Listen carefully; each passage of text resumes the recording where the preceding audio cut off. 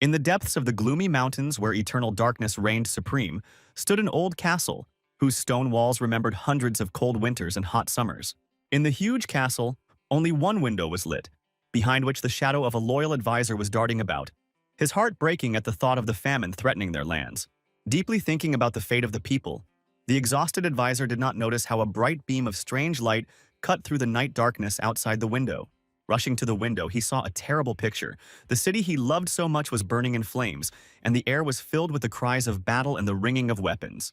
Among the attackers, the advisor recognized the emperor's warriors by their black and gold flags, and a bitter realization pierced him. The cruel ruler had begun his revenge. The advisor always harbored a hatred for the emperor in his soul, but even he could not imagine that the ruler would dare to make such a treacherous attack on his subjects. Bright flashes of magic lit up the night sky as the imperial mages attacked the castle, and the duke stood silently on the tower, as if accepting his fate. The duke knew that the fire magic would soon reach him, and all he could do was wait for the flaming ball to cut the thread of his life in this cold world. The fatal blow overtook both the duke and his loyal advisor, whose last cry was drowned out by the roar of the collapsing walls of the ancient castle. Thus fell the beautiful land of Bran, which many considered only a small dot on the map of a vast empire. But for its inhabitants, it was a whole world. The nightmare was interrupted by a sharp awakening. The young man, who had once been the duke's devoted servant, woke up with a cry of horror on his lips. Fate played a strange joke on him. Instead of the peace he deserved, he received a new life in the body of his master, 20 years before the fateful night. The whole day after the amazing rebirth in the body of Duke Aaron flew by in an instant, leaving behind only a fog in the head and trembling in the hands. The new owner of the body could neither eat, nor drink, nor even speak. His mind was too shaken by this incredible turn of fate. He spent the second day in anger, cursing the cruel emperor, whose hands were stained with the blood of the innocent inhabitants of beautiful Bran. On the third day, the heavy thoughts retreated, replaced by a firm determination. Since fate had given him a second chance, he would use it to save everyone. The thirst for knowledge pushed him forward. He searched old books for any mention of Duke Bran, hoping to find the key to saving his people. For several days he did not tear himself away from his books until persistent hunger reminded him of simple human needs. Bitter thoughts tormented his soul. In his past life, he helped the hungry, but the real Duke thought only about his whims and pleasures. He was caught at a simple breakfast by his younger sister Cheryl, who scolded her brother for his strange behavior and reminded him of her attempts to reach out to him. His quick mind helped him find a simple explanation. He said that he wanted to share the bread to make it easier to eat, and this calmed his worried sister. When Cheryl's excitement subsided, he gently asked if she was free today, because he really needed the support of a loved one. Soon the brother and sister met a tall warrior whose armor gleamed dully in the light of the morning sun. Knight Rommel could not hide his surprise. For the first time in a long time, the Duke himself decided to talk to him. Honesty was always important to Aaron, so he told the knight directly about the Emperor's plans to attack their lands.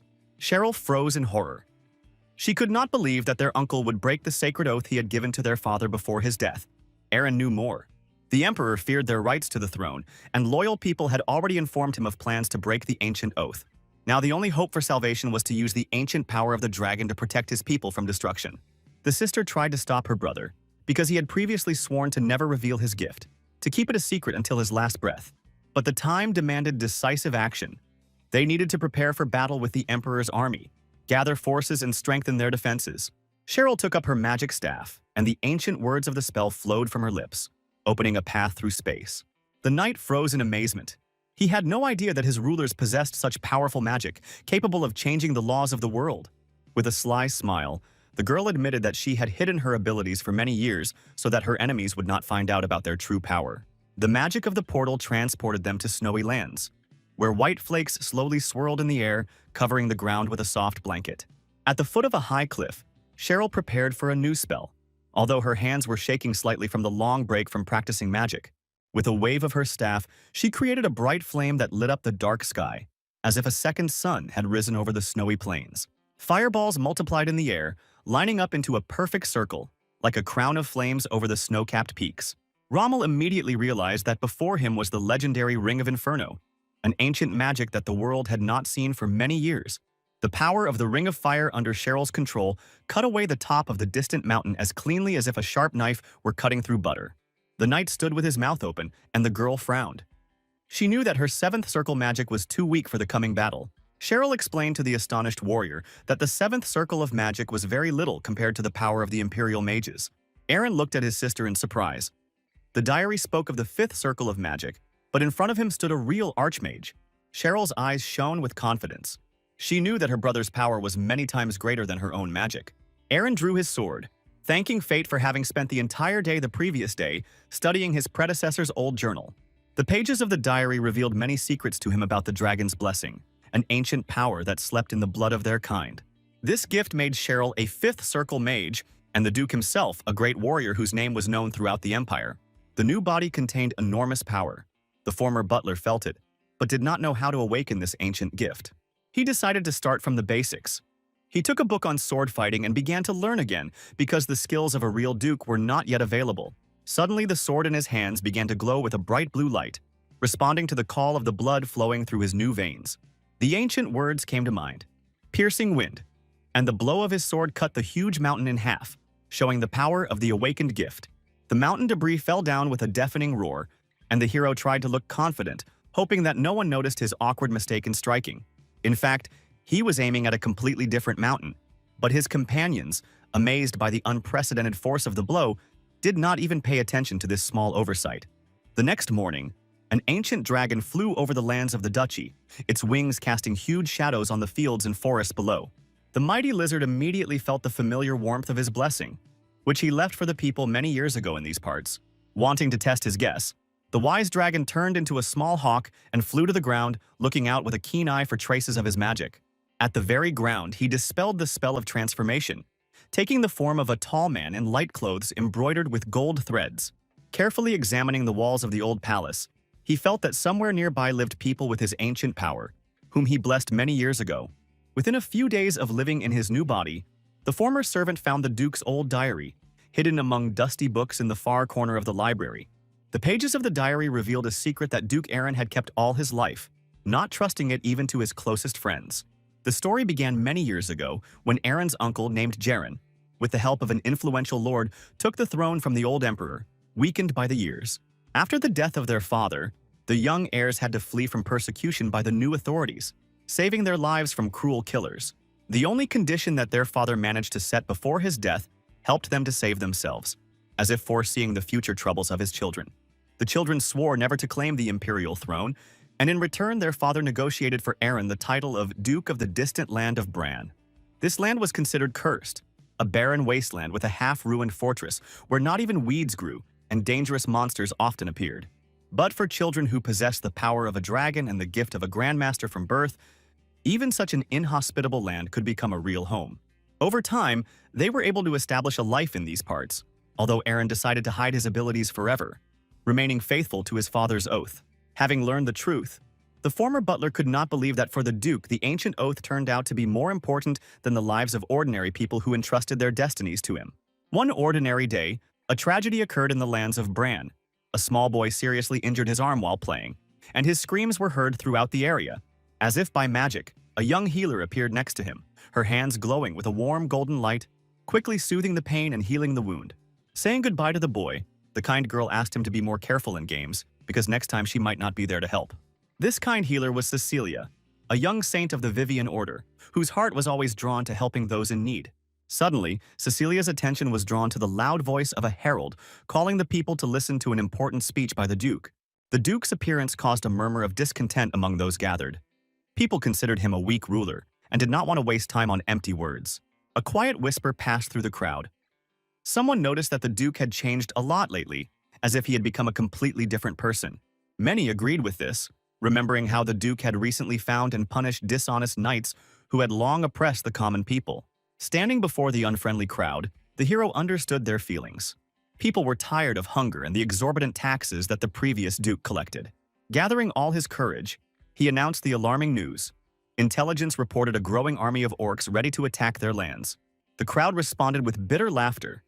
They had heard such threats many times, but the former Duke had never tried to protect his people. Seeing the people's mistrust, the Duke passionately called on them to unite against a common enemy, so that together they could get rid of the eternal fear of the orcs. His fiery words silenced the crowd, who looked in amazement at their ruler, who had awakened an unprecedented determination. Having plucked up his courage, the Duke announced a new approach to defending the lands. They would no longer hide behind walls but would go into battle themselves. Eren firmly stated that he was tired of watching his people suffer from orc raids while the monsters lived off the wealth they had stolen from the humans. The words that monsters live richer than them touched every resident to the quick, awakening long-forgotten pride in their hearts. Seeing the fire in the people's eyes, the Duke called on them to unite to defeat the orcs and finally build a decent life for their families. Not far from the place of performance stood that same dragon in human form, carefully watching his blessed heir. Later, a dispute broke out in the castle between the Duke and the treasurer. The ruler urgently needed money for armor for the warriors. Their loud squabble was interrupted by a knock on the door, and both angrily shouted at the intruder to get out, not wanting to interrupt an important conversation. It turned out that Knight Rammel had come with important news. A messenger had arrived from Duke Raynon with a special message. A stately man named Kainos appeared on the threshold, handed over a letter and said that he had come at the personal request of Duke Raynon. The hero pretended to be surprised, although he immediately recognized Kainos. In his past life, this man became famous as a great military strategist. Quickly breaking the seal, the Duke began to read the message, in which an old friend offered help in difficult times.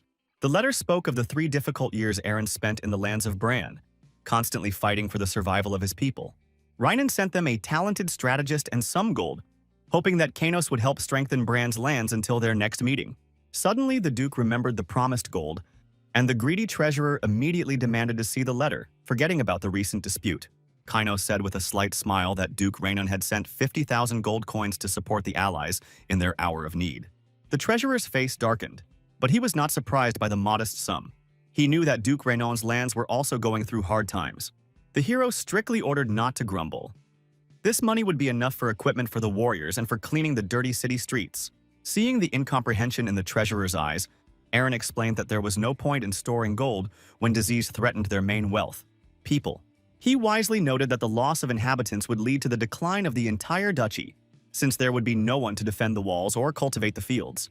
The dragon, who was watching this, understood the shortcomings of the young ruler's plan, but was glad of his concern for the people, a rare quality among the nobility. The treasurer, with a displeased look, allowed the Duke to spend the money as he saw fit, clearly not agreeing with such extravagance. Leaving the room, the old man slammed the door loudly, showing his attitude towards the decisions of the new ruler. The Duke only smiled. The appearance of the experienced strategist Kainos saved him from long hours of studying military treatises. Despite his friend's recommendation, Eren was in no hurry to make Kainos chief strategist, fearing the people's discontent with such a quick appointment. He suggested that the strategist prove his abilities in a campaign against the orcs in order to earn the trust of not only the ruler, but also the common people.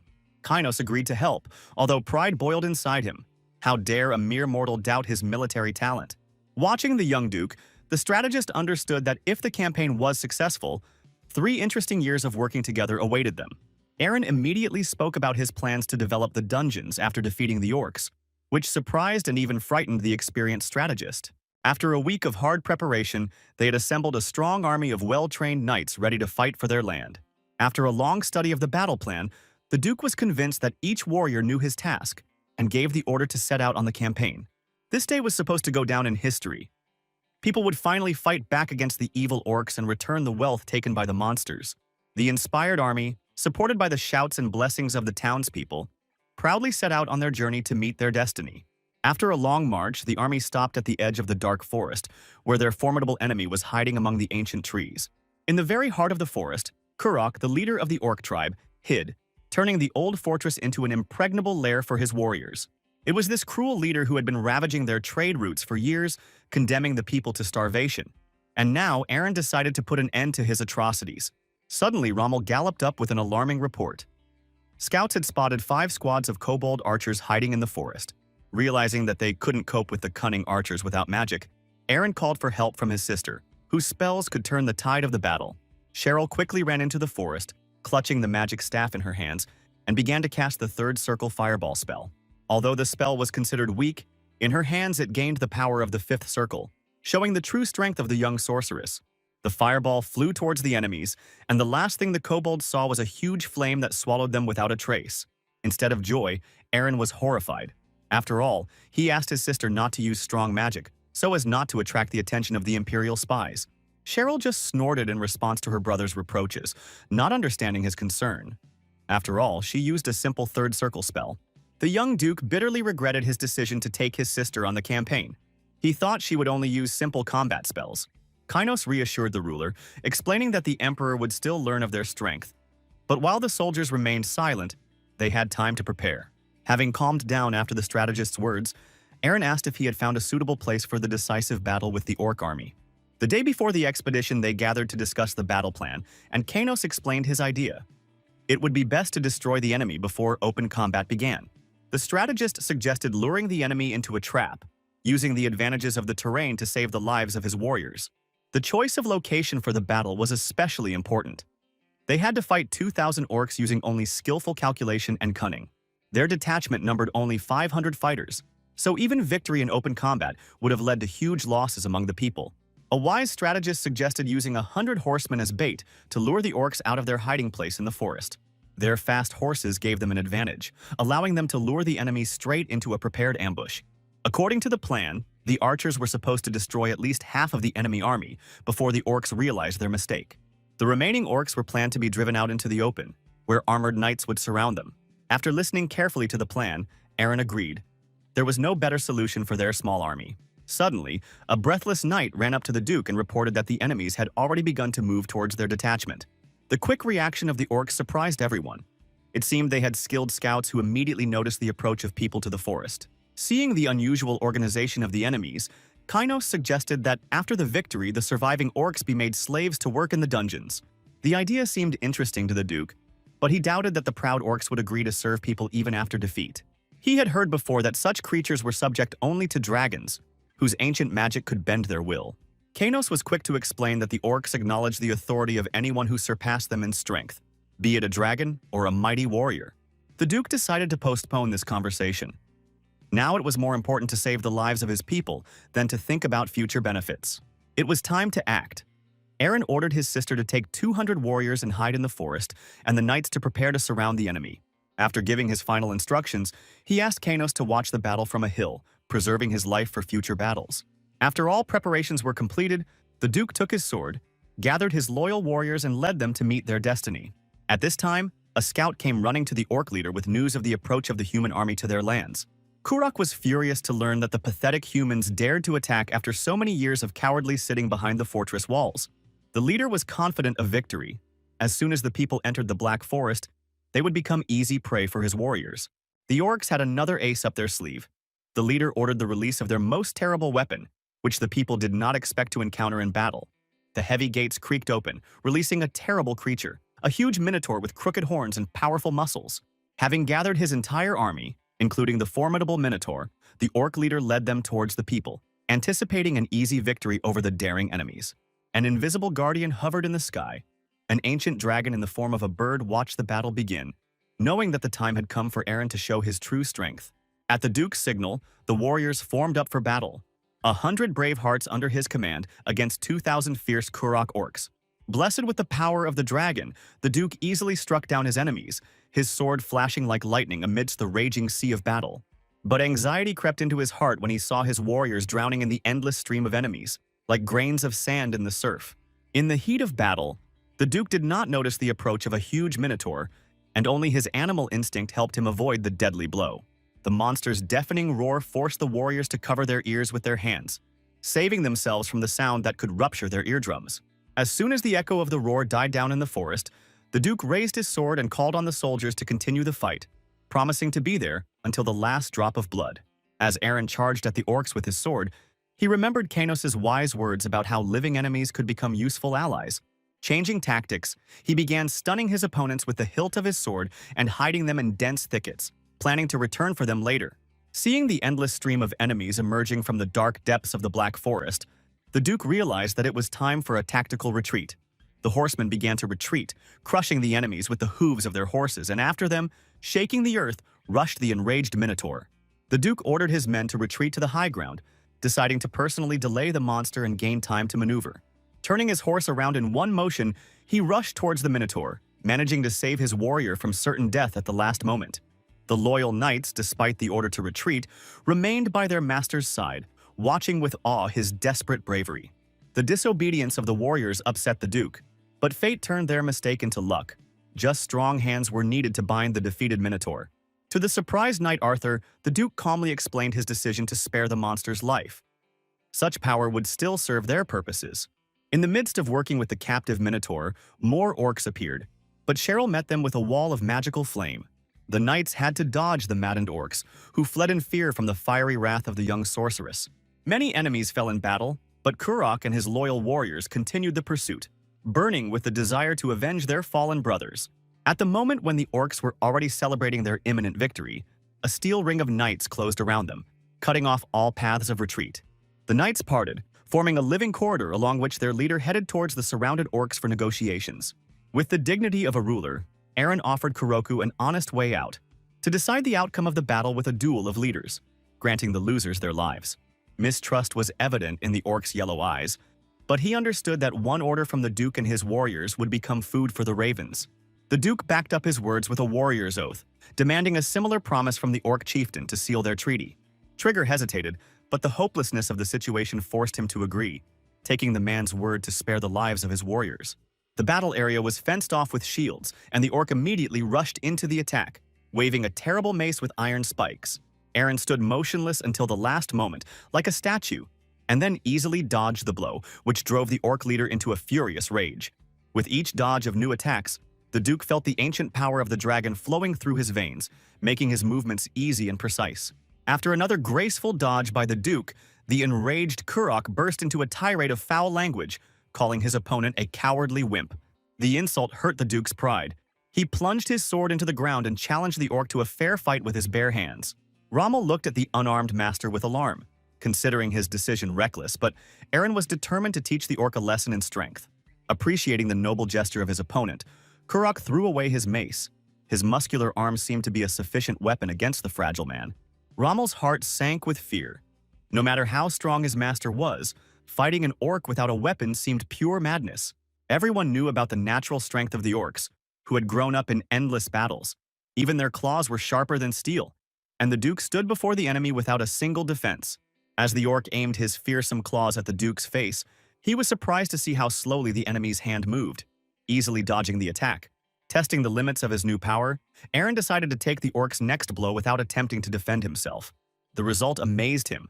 The orc's powerful blow, capable of piercing armor, seemed like only a light push for his blessed body. Seeing their master take blows, the loyal knights began to worry not only about his life, but also about their own fate in case of defeat. The first successful strike caused jubilation among the orcs. They were already imagining how they would turn the arrogant humans into their slaves. Eren calmly asked his enemies to moderate their delight, after which his body seemed to dissolve into thin air, appearing next to the stricken orc. Appearing above the enemy, the Duke announced that fate had turned against the orcs. Now they would have to serve the people. A light blow threw the leader back a few steps, and he, rising, accused the man of witchcraft. Such power could not belong to a mortal. In response, Eren continued his attack, showing the true power of his gift until the proud orc begged for mercy. After the victory, the Duke led the bound leader to the orc fortress, where the fate of the entire tribe was to be decided. In the captured fortress, he declared his will. The orcs would spare their lives, but would work for the good of the lands of Bran. Showing mercy, he allowed them to hunt in the forests and promised to share food for good work, but warned that everyone would be executed for the slightest disobedience. The orcs' distrustful looks expressed doubt in the man's words, accustomed to seeing people only as enemies. Annoyed by their doubts, Eren pointed to the beaten chieftain, promising the same fate to anyone who dared challenge his authority. Finally realizing the gravity of the situation, the orcs bowed their heads, acknowledging the authority of the unusually strong man. The Duke decided to consolidate his victory by taking all the orcs' supplies. This would help fulfill the promise made to the starving people of Bran. Late at night, the victorious detachment returned to the fortress, leading behind them convoys with captured food supplies. When the joyful cries of those greeting them died down, Eren instructed his faithful Rommel to take care of the affairs of the captured orcs.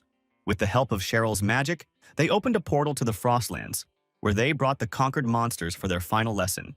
Here Eren showed the orcs the full power of his gift, and they finally realized that before them stood a man blessed by the dragon himself. The shocked orcs fell to their knees, swearing eternal fealty to the Duke, whose strength surpassed their most terrible legends. The Duke ordered them to raise their heads and remember the lesson. The mountain, cut by his power, would become a reminder of the punishment for betrayal. The next morning, Kurok gave the Duke a sacred oath. His people would keep the secret of the ruler's power and suppress any attempt at rebellion. Aaron sternly reminded the chieftain of his threat to exterminate their entire race for disobedience, and the orc hastily retreated, struck by the determination in the man's eyes. His place was taken by an inspired Kanos, who did not hide his admiration for how skillfully the Duke had subdued the wild orcs. The Duke explained that the orcs mistook him for a dragon, which made the task much easier. Now their submission was based on sacred fear. The advisor's face darkened. He recalled the well-known vengefulness of dragons towards those who dare to appropriate their greatness. Aaron reassured Kynos by explaining that he had never called himself a dragon. The orcs had concluded that themselves after seeing his strength. The tension eased from the advisor and he laughed, imagining how scared the orcs were, mistaking the man for an ancient, powerful creature. The butler kept silent about his thoughts, although he understood that his strength was indeed comparable to that of a dragon. It was better to keep this secret. Instead of long conversations, he asked Kynos to prepare for a meeting where he would tell everyone about the new status of the orcs.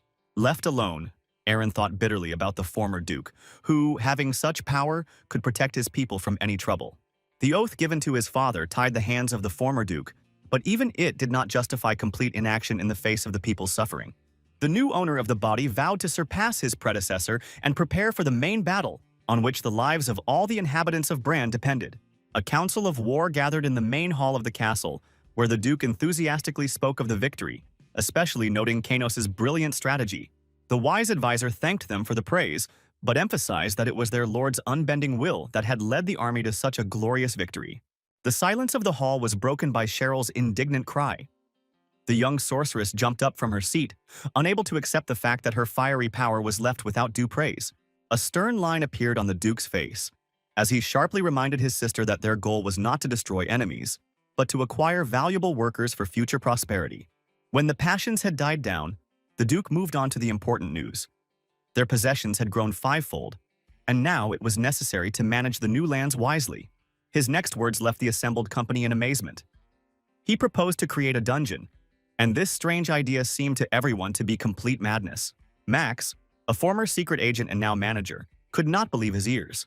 The Duke wanted to turn the underground caves into bait for adventurers. Instead of explaining, Aaron turned to Kanos, asking if a detailed plan was ready to present to the council. Despite being overwhelmed by recent events, the wise advisor had already prepared all the necessary documents. From the folds of his clothing, Kynos pulled out a large scroll, which, when unrolled, took up almost the entire table, striking in its size. A detailed diagram of the future underground complex was spread out on the parchment, and everyone present leaned over the table, studying every line of the drawing. After reviewing the plan, the Duke praised Kanos' work, but pointed out the absence of an important element: a system for attracting adventurers. It was even more important to think of a way to make special contracts with the heroes when they found themselves in a hopeless situation inside the dungeon. Max jumped up in righteous anger, reminding the Duke of his noble origins and the possible damage to the honor of their family. Aaron just shrugged, reminding everyone that even the most ancient lineage wouldn't save them from starvation in hard times. The tense silence was broken by Kanos' loud laughter, who feigned remorse as he admitted that he had not thought of such a clever plan. The experienced advisor appreciated the gentleman's ability to think outside the box and promised to add elements of subtle manipulation to the project.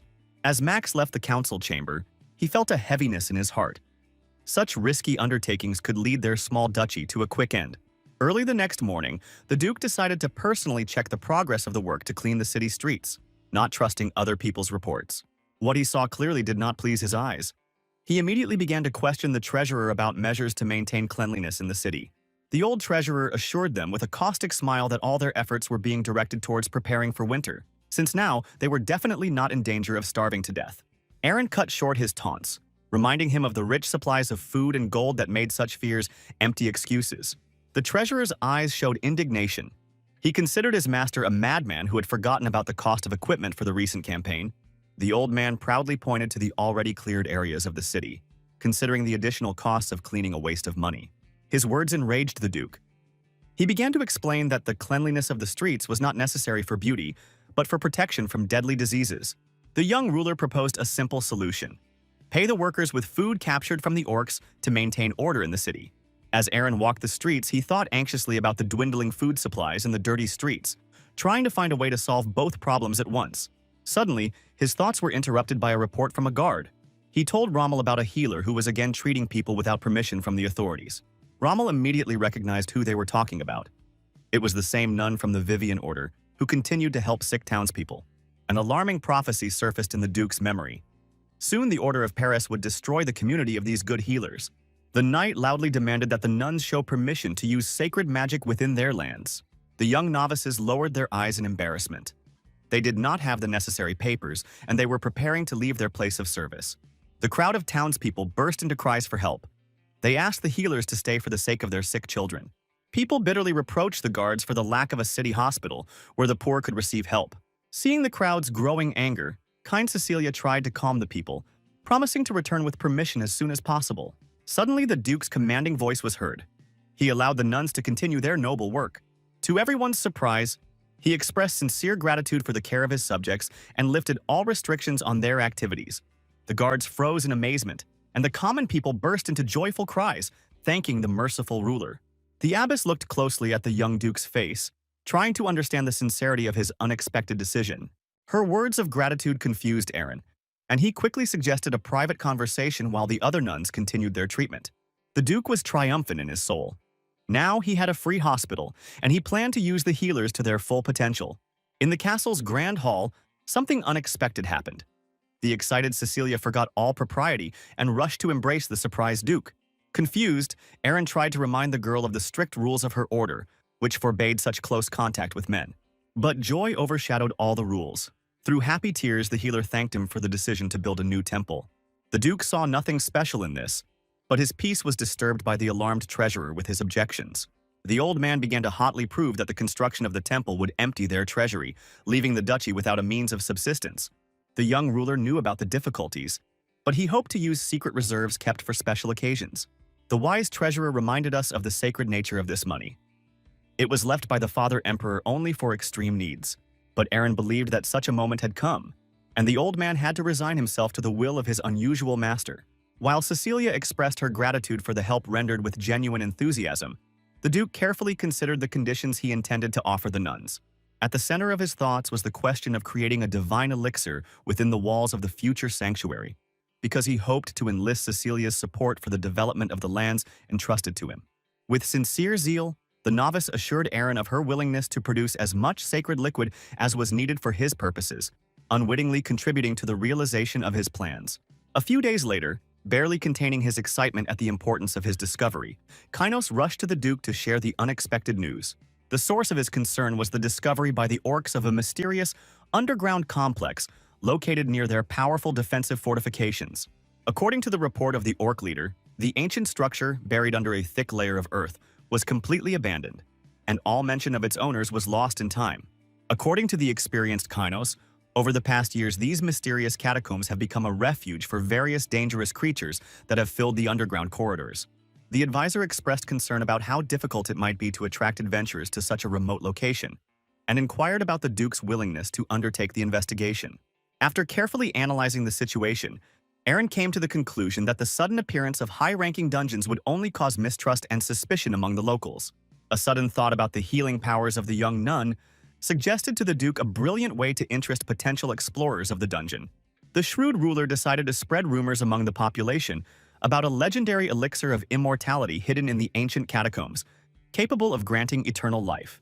Kynos looked at his master with undisguised surprise, doubting that anyone would believe in the existence of such a treasure in the abandoned dungeons. However, the Duke, confident in the impeccability of his plan, suggested that the advisor personally verify how effective the cunning plan he had conceived would be. Having reached the territory of the newly built temple, where the nuns tirelessly cared for the suffering, the powerful dragon froze in amazement at the divine radiance emanating from them.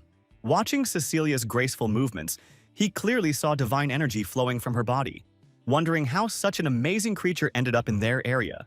Noticing the approaching visitors, the young nun rushed towards the Duke with undisguised joy, and the puzzled dragon could not understand the blindness of those around her to her divine aura.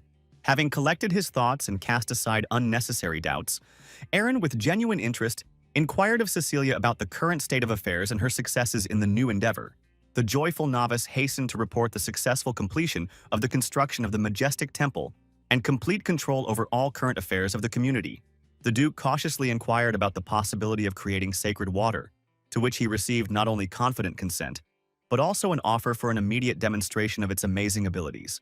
Approaching the majestic statue of the goddess Vivian, the young novice offered a sincere prayer for the gift of divine power to perform the long-awaited miracle. The huge vat of ordinary water suddenly glowed with a bright golden light, and the shocked Kainos realized the incredible power of the girl who inherited divine blood. At the suggestion of the dragon, it was decided to test the miraculous properties of the water on the most seriously ill of those present, so that the effect would be as visible as possible to everyone. The old man, exhausted by his illnesses, reluctantly agreed to the experiment, although deep down he doubted the healing properties of the most ordinary-looking water. However, as soon as he took the first sip of the sacred liquid, his body was instantly filled with unprecedented energy, and the excruciating pain in his joints completely disappeared. Looking at his transformed reflection, the amazed old man could not believe his eyes. His body seemed to have grown 5 years younger, surpassing the effect of all known medicines. Delighted by the sincere praise and gratitude, Cecilia again approached the Duke, who, hiding the excitement that had overcome him, was already making further plans. A daring plan matured in his head to fill the dungeon with holy water and spread rumors about the source of eternal life, for which it was necessary to keep the unusually gifted novice close by. When all the details of the plan finally came together into a coherent picture, the Duke immediately called Kainos to discuss important organizational issues. Aaron was interested in the difficulty of spreading credible rumors among the population about the existence of an elixir of immortality in the recently discovered catacombs. The experienced dragon confirmed the uniqueness of such powerful holy water, noting that even the observed rejuvenation effect is guaranteed to cause an unprecedented stir. Encouraged by his advisor's support, Aaron realized with satisfaction that the main preparations for the implementation of his plan were almost complete. Just when the Duke was about to personally set off to explore the dungeon, he was stopped by an excited Cecilia, who wanted to introduce him to a special guest. The novice intended to introduce him to the renowned captain of the Holy Knights of Bavian, whose appearance in their lands seemed like an incredible stroke of luck. The Duke felt somewhat embarrassed to admit his complete ignorance of the existence of the legendary Order of Holy Knights. This renowned order gained fame thanks to its unrivaled art of defense. Its members, filling their bodies with divine power, created an impregnable formation. Due to the tragic events that befell the order, only one captain remained alive, a powerful warrior whose arrival was expected any minute. Just as Aaron was about to ask Cecilia more about the mysterious captain, the silence was broken by a commanding female voice that echoed throughout the area. The same legendary leader of the Holy Knights appeared before them, and immediately demanded that the red-haired youth stay away from their holy maiden. Bianca explained her unexpected appearance solely by the desire of their holy virgin to build a new temple in these lands, worthy of the great goddess Vivian.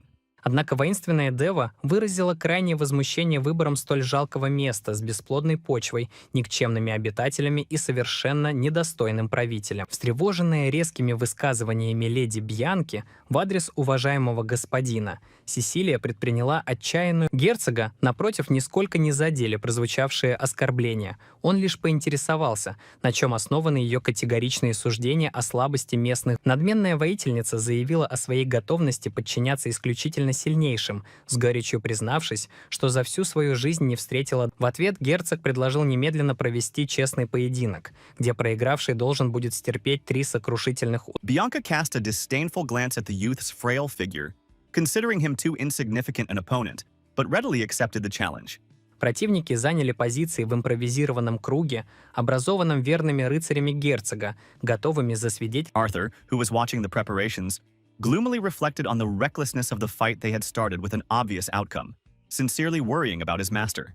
Его соратник попытался приободрить товарища, напомнив о памятной победе господина над могучим орком без оружия, но Артур продолжал. Не имея возможности предотвратить неминуемое столкновение, верные рыцари могли лишь затаить дыхание и надеяться. Before the fight began, the Duke, having carefully examined the ground in search of a suitable weapon, picked up an inconspicuous dry branch, causing bewilderment among the spectators. Бьянка пришла в неописуемую ярость от того, что какой-то простолюдин осмелился противостоять святому рыцарю. Решив продемонстрировать всю мощь своего положения, воительница страстно воззвала к богине Вивиан. моля даровать силу сокрушить дерзкого противника. Аарон с искренним недоумением наблюдал за противницей, которая почему-то медлила с атакой, словно испытывая необъяснимый страх перед Разгневанная святая воительница наконец решилась и стремительно устремилась в атаку на невозмутимого герцога, намереваясь завершить бой. Герцог, мастерски владея ситуацией, использовал простую ветку для создания мощного заклинания разрезающего ветра, которое Бьянка попыталась блокировать. However, the crushing power of the magical blow was so great that the sacred shield was instantly covered with a web of cracks, and the girl herself trembled with fear. Realizing that one blow was enough to bring the arrogant Bianca to her senses, the Duke nevertheless decided to finish the job, following the terms of the duel. He continued to methodically attack his opponent with the enchanted branch until her once impregnable shield shattered into tiny pieces, littering the battle arena. Bianca's obvious defeat reminded everyone present of the terms of the duel. The Duke, without hesitation, lashed the defeated warrior 3 times on the thighs. After carrying out the deserved punishment, he strictly forbade her to make offensive speeches on his land in the future, asserting his authority. The Duke expected to see bitter tears of humiliation, but to his amazement, such treatment seemed to please the wayward warrior very much. Noticing the unusual state of her faithful friend, the embarrassed Cecilia hurried to her, explaining to the Duke her passionate passion for romantic novels. While the nuns were taking the embarrassed girl away, the Duke ordered the warriors to be gathered to clear the dungeon. Having assessed the assembled detachment, the Duke was alarmed to realize their extreme small number, since the diversion of the main forces to guard the borders left him with only 100 warriors at his disposal. The insightful Kainos explained the situation. According to the established laws on military service, every 10th inhabitant of their 5,000 population was subject to conscription. The formation of a truly impressive army required a significant increase in population. But even natural growth was held back by an acute shortage of food. After deeply considering the situation, Aaron decided to focus his efforts on improving living conditions to attract new settlers and ensure their well-being.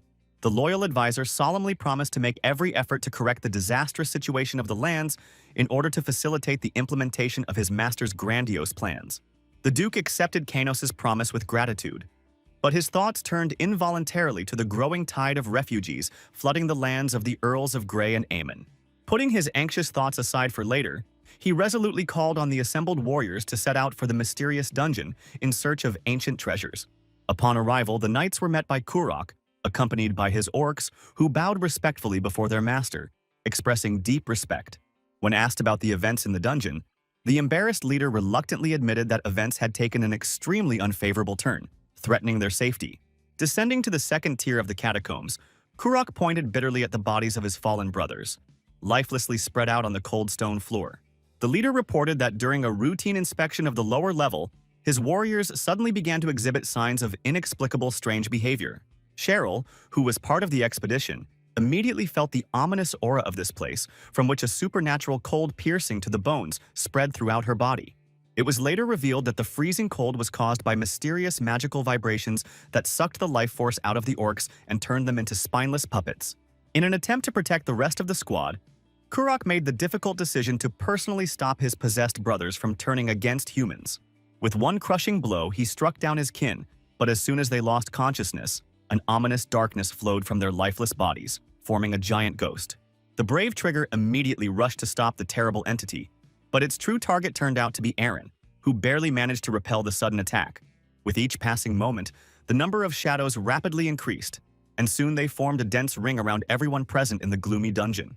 Cheryl fought desperately with the otherworldly creatures, knowing full well that if she didn't defeat these ghosts now, they would haunt her in her nightmares. While Aaron skillfully protected the girl with his enchanted sword, she concentrated on calling upon the cleansing power of flame magic to destroy the sinister spirits. After the first wave of ghosts was successfully destroyed, Rommel and the leader continued to fight unsuccessfully against the shadows, which were invulnerable to conventional weapons. The advisor, hiding behind a massive boulder, shouted loudly to his comrades that only magical influence could harm the ghosts, and hand-to-hand combat was useless. Instantly assessing the gravity of the situation, Cheryl began to weave a complex spell again, seeking to aid her brave allies in the unequal battle. Her powerful magic enveloped the warriors' weapons in sacred flame, giving them the ability to effectively strike down incorporeal opponents in a brutal fight.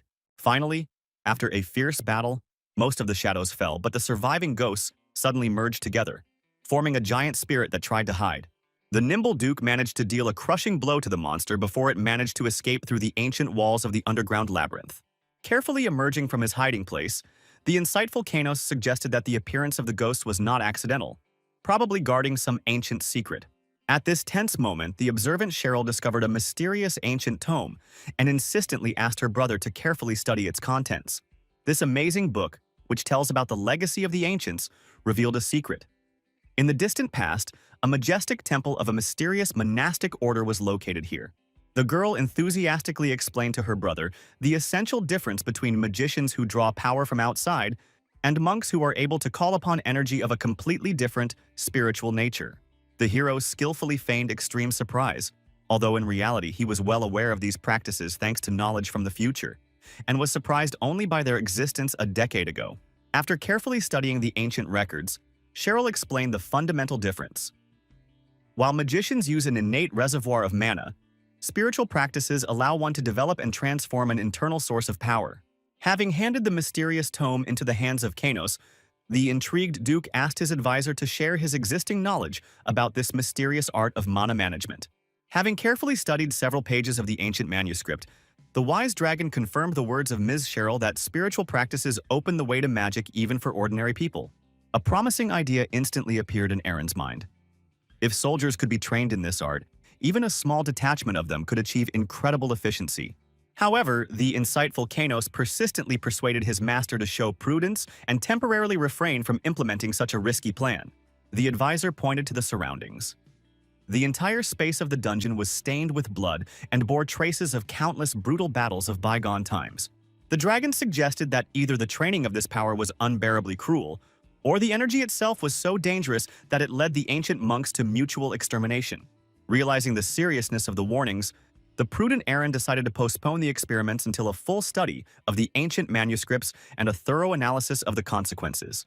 After a long exploration, the hero and his companions finally reached the third level of the mysterious underground labyrinth. After defeating the local monsters, they discovered a massive chest filled with gold, and Aaron wisely decided to split the treasure equally between himself and the future seekers. The enterprising Kanos asked the master to allow him to dispose of the second half of the treasures, arguing that the dungeon was too simple. The seasoned advisor was well aware of the difficulty of creating truly dangerous challenges for seasoned adventurers in the current environment. The far-sighted dragon planned to use the gold he had mined to significantly improve the dungeon, already having several promising ideas in his head. After some time, having skillfully managed the accumulated treasures, the skilled Kanos turned a simple dungeon into a real labyrinth of riddles and traps. Not satisfied with the obstacles created, the mighty dragon decided to summon an entire army of the living dead into these ancient walls with his dark magic. After the completion of the complex ritual, ghostly skeletons, sinister spirits, and other creatures of darkness began to emerge from the frozen ground. The next stage of his work was to improve the holy water with a special spell designed to enhance its miraculous properties. After carefully examining the resulting elixir, Kanos was convinced that the potion was capable of prolonging the lives of mortals for a whole year, which was ideal for their plan. The last task facing the dragon was to find adventurers greedy enough to risk everything for the sake of untold treasures. It took some time for the widespread rumors to reach the right ears, and the first groups of brave adventurers began to arrive in the reviving city. By the time the first adventurers arrived, the city had noticeably changed, clearly demonstrating the thorough preparation of the local authorities for the influx of guests. The city guards showed off their new armor, obviously purchased with funds obtained from the mysterious dungeon. The travelers' attention was particularly drawn to the recently restored tavern, which was undoubtedly equipped specifically for arriving adventurers. The shrewd adventuress quickly realized that the local duke was counting on the generous spending of travelers on food and drink at the new establishment. The group of adventurers, seeing nothing wrong with such spending, enthusiastically headed inside the hospitable tavern. Having crossed the threshold of the establishment, the seasoned adventurer was surprised to recognize his old acquaintance, who had managed not only to build a wonderful tavern, but also to equip a hotel. The owner of the establishment readily shared that the construction was financed by the local government, but he had no doubt that the investment would quickly pay off thanks to the influx of treasure hunters. Wanting to take advantage of his old friend's knowledge, the experienced adventurer decided to ask Gerald about all the known details of the mysterious dungeon. The talkative innkeeper told of the rumors circulating regarding the legendary elixir of life, emphasizing that pioneers usually receive the richest loot. Satisfied with the information received, the traveler thanked Gerald for the valuable information and asked him to prepare dinner and lodging for the group. During this same period of time, the inquisitive Aaron devoted his free hours to studying ancient techniques for developing spiritual power. Despite his hard training, he could not yet fully tap into the potential of the dragon's blessing and was aware of the risks of ancient practices, but he sought to gain his own spiritual power. After long periods of meditation and extreme concentration, the Duke began to feel clear progress, feeling his inner strength awaken and grow stronger.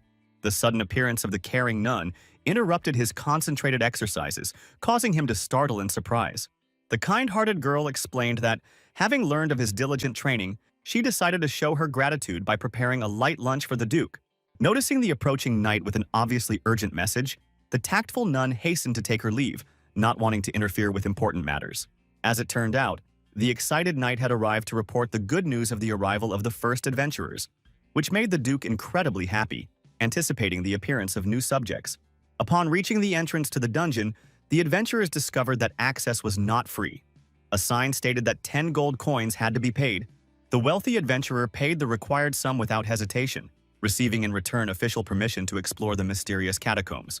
The companion who followed her was stopped by vigilant guards due to the lack of the initial deposit required to enter the dungeon. The initial assumption of a one-time contribution of 10 gold pieces for the entire group turned out to be wrong. Each adventurer had to contribute the specified amount, which caused a wave of indignation. The resourceful guard quoted the Duke's wise words that earning 10 gold pieces was always possible, while the legendary elixir could run out at any moment. After weighing the pros and cons, the leader of the group decided that 10 gold pieces was a small price to pay for the chance to gain eternal life, and generously paid the entrance fee for all his companions. At the next merchant, the travelers found a special holy water, which the enterprising seller offered for a gold coin per bottle. The persistent merchant convinced the travelers of the vital necessity of his goods to fight the underground creatures, although the group already had a supply of holy water. The astute businessman immediately identified the origin of their supplies from the Church of Paris, explaining to the inexperienced adventurers the superiority of vivant holy water. Realizing the potential danger of unjustified savings, the prudent leader decided to purchase additional bottles of enhanced holy water. Having barely completed one deal, the travelers were faced with an offer to study magical equipment, and despite growing irritation from endless spending, they agreed. Not far from the entrance, the travelers noticed a remarkable sign stating the cost of emergency evacuation: 100 gold pieces per person. A local sorcerer demonstrated a special magical artifact designed to save the lives of adventurers for a set fee. A notable condition was the absence of advance payment. Gold was required only in the case of actual use of the saving artifact. The rational adventurer made the wise decision to take the artifact, counting on a multiple return on all costs upon discovering the source of eternal life. The first steps of the brave explorers into the depths of the dungeon were closely watched by an insightful advisor and a young duke. Quickly assessing the situation, the ruler realized that the tests were not difficult enough for experienced adventurers and instructed the orc leader to increase the intensity of the adventure. Having reached the second level of the dungeon, the confident adventurers successfully dealt with the ghosts and monsters that inhabited it.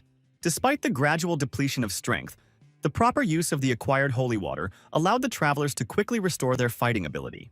Having broken through to the third level, the squad encountered a new threat, rapidly attacking ghostly creatures of an unknown nature. Relying on previous experience, the adventurers immediately used holy water against the rushing ghosts, confident in its effectiveness. The sudden discovery shocked the group. Behind the ghostly masks were skillfully disguised orcs, immune to the effects of holy water. The tragic death of one of his comrades revealed a bitter truth to the commander. They were faced with hybrid creatures vulnerable only to conventional weapons. Realizing the hopelessness of the situation, the adventurers fled, and the orcs, ending their masquerade, threw off their elaborate costumes. While fleeing pursuit, the group found themselves in a sinister labyrinth where even more dangerous creatures of the underworld could lurk. Having assessed the grave condition of his wounded comrade, the commander made the difficult decision to leave him in a relatively safe place while he was unconscious. As they moved forward, the exhausted adventurers were caught off guard by treacherous traps, which they barely managed to avoid. The loud mechanism of the traps that had been triggered served as a signal for a squad of orcs, who immediately resumed their pursuit of the hapless treasure hunters. The grueling flight exhausted the strength of some members of the group, but the selfless commander did not abandon her fallen comrades, helping them to rise. Having reached the next turn, the exhausted adventurers resorted to ice magic to create a temporary barrier between themselves and their pursuers. Barely catching their breath, the group was suddenly attacked by hidden skeletal archers, who rained down a deadly hail of arrows on them. The group's resourceful mage quickly dispelled the bone shooters with a powerful continuous glow spell. However, during the spell, she accidentally activated a cunning trap. The ceiling began to descend, and the water gushing out of the walls carried the unlucky seekers straight to the orcs. Having woken up after the unfortunate incident, the surviving members of the group were amazed to find themselves at the treasured source of eternal life. The fleeting joy of achieving the goal quickly gave way to horror. Before them appeared the formidable guardian of the source, a mighty minotaur. Realizing the inevitability of defeat, the desperate adventurer activated the life-saving evacuation artifact, not sparing 100 gold coins to save his life. Despite the crushing might of the minotaur, the timely intervention of the valiant knights saved the last survivor, putting the monster to flight. The noble defenders supported the shocked adventurer, comforting him with the successful discovery of the legendary source. Revived, the adventurer filled a large bottle with water shining with a blue light, after which he hurried to leave the ominous dungeon. In a remote corner of the dungeon, the devoted Kurok consoled the grieving minotaur, who was forced to take the knight's blow to maintain their heroic image. Having reached the surface, the exhausted travelers noticed 3 nuns, leisurely strolling near the entrance to the dungeon. The pious maidens offered the wounded adventurers healing in exchange for signing a special contract. The terms of the contract set a fee of 300 gold pieces for each person's treatment, guaranteeing survival but removing responsibility for any possible side effects. A special clause stipulated a monthly increase in the amount of the debt by 50% in case of delay, and failure to pay meant 10 years of slavery to Duke Aaron. Realizing the enormous amount of money required, the man hesitated, but the persistent nuns urged him on, pointing out the fading lives of his comrades. Seeing no other way out, the unfortunate adventurer tearfully signed the fatal contract, condemning himself to many years of enslaved existence. The pleased Duke accepted an impressive chest of gold coins from his advisor, rejoicing not only at the wealth but also at the acquisition of useful slaves. The success of the enterprise depended entirely on the advisor's trust in the Duke's decisions, for which the ruler felt sincere gratitude. The experienced old man looked with amazement at the chest overflowing with gold, recognizing the unexpected wisdom of his once frivolous master. Having assessed the profitability of the enterprise, the far-sighted Duke decided to monopolize the dungeons, beginning the exploration of new territories. Thanks to the impressive income from this risky business, the Duke significantly raised the standard of living of the population of his lands. The remaining funds were used to build a city of adventurers, which after winter construction work received the proud name of Aten. Looking over his new creation from a height, the Duke acknowledged the success of the construction, but acutely felt the lack of population. The painful thoughts about attracting new residents did not find a solution, because even settling the city with orcs would cause panic among the people. An unexpected message delivered by carrier pigeon brought joyful news of the discovery of a rich gold vein on the border of the lands of the Earls Grey and Aemon. Further study of the find threatened to provoke a serious territorial conflict between neighboring lands. However, this prospect did not frighten the enterprising ruler. He saw the situation as an excellent opportunity to attract new subjects. Hearing of these plans, the alarmed Rommel considered his master a madman ready to unleash a territorial war. Unperturbed, Aaron explained his position. The gold-bearing lands had originally belonged to him, and he did not intend to put up with other people's claims. The experienced Rommel tried to bring the gentleman to his senses, reminding him of the long-standing division of these territories between the 2 counties. The determined Duke was determined to restore historical justice, seeing the current situation as an ideal opportunity. The alarmed advisor pointed to the 5-fold numerical superiority of the combined armies of the counties, predicting inevitable defeat. For Aaron, this issue became a matter of honor. The Duke's once loyal vassals gradually disobeyed, ignoring legitimate authority. The astute Cheryl shared the desire to protect honor, but was wary of attracting unwanted attention from the imperial court. The confident Duke reassured his comrades, emphasizing the legitimacy of his claims and the emperor's likely satisfaction with his possible defeat. Unexpectedly, the decisive old man Kane intervened in the discussion, authoritatively ordering that troops be prepared to punish the impudent usurpers. A surprised Aaron quickly realized the true reason for Kane's ardor. The old advisor was eager to acquire rich gold mines to replenish the treasury. In the midst of the discussion, an agitated knight, Arthur, arrived with an alarming intelligence report about the concentration of troops of the Earls of Grey and Aemon near the gold vein. Realizing the inevitability of a clash, the determined Duke ordered Rommel to immediately assemble the knightly order for the upcoming battle. At the same time, a fierce dispute flared up near the gold-bearing lands between the counts, who were unable to divide the rich find in the disputed territory. The tense atmosphere was heightened by the appearance of Duke Bran, approaching their camp accompanied by an impressive retinue. The powerful Duke immediately demanded the release of his rightful possessions, citing imperial laws on the rights to unexplored lands. The outraged counts protested furiously, recalling the long-standing ownership of these lands and the unprecedented nature of such interference. Confident in his rightness, the Duke reminded the obstinate vassals of their duty to obey the laws of the Emperor and ordered the troops to prepare for battle. The timely appearance of the wise Kainos made a constructive proposal to resolve the dispute in the traditional way, an honest war. The diplomatic advisor reminded that the counts themselves were preparing for military confrontation, and therefore should not object to such a decision. Aaron offered them to join forces, and in exchange the Duke would mobilize 1,000 men who would fight against their 2,000-strong army, and if Aaron won, they would give him their counties. The counts, realizing that this was a rather tempting offer and an obviously unprofitable fight, asked the Duke to give them just a few minutes to think about the situation. After much deliberation, the counts came to a disappointing conclusion. According to imperial laws, the land did indeed belong to the Duke, and an appeal to the Emperor would only confirm their wrongness. One of the counts proposed a radical solution: to eliminate the annoying Duke and divide among themselves all the income from the military campaign and gold mines. The tempting prospect of seizing not only gold mines but also silver deposits seemed to both rulers an excellent opportunity for enrichment. The advisor, who had been closely observing the secret negotiations, doubted the count's consent, given their long hesitation before the military conflict. However, the shrewd Duke was absolutely sure of their consent, knowing the insatiable greed of these rulers and spreading rumors about the incredible scale of the gold deposit. It later turned out that this tempting rumor was deliberately spread by the cunning Aaron to provoke the counts into military action. The Duke confessed to the stunned advisor that the true target was the county territory, and the mythical gold mine served only as a legal basis for declaring war.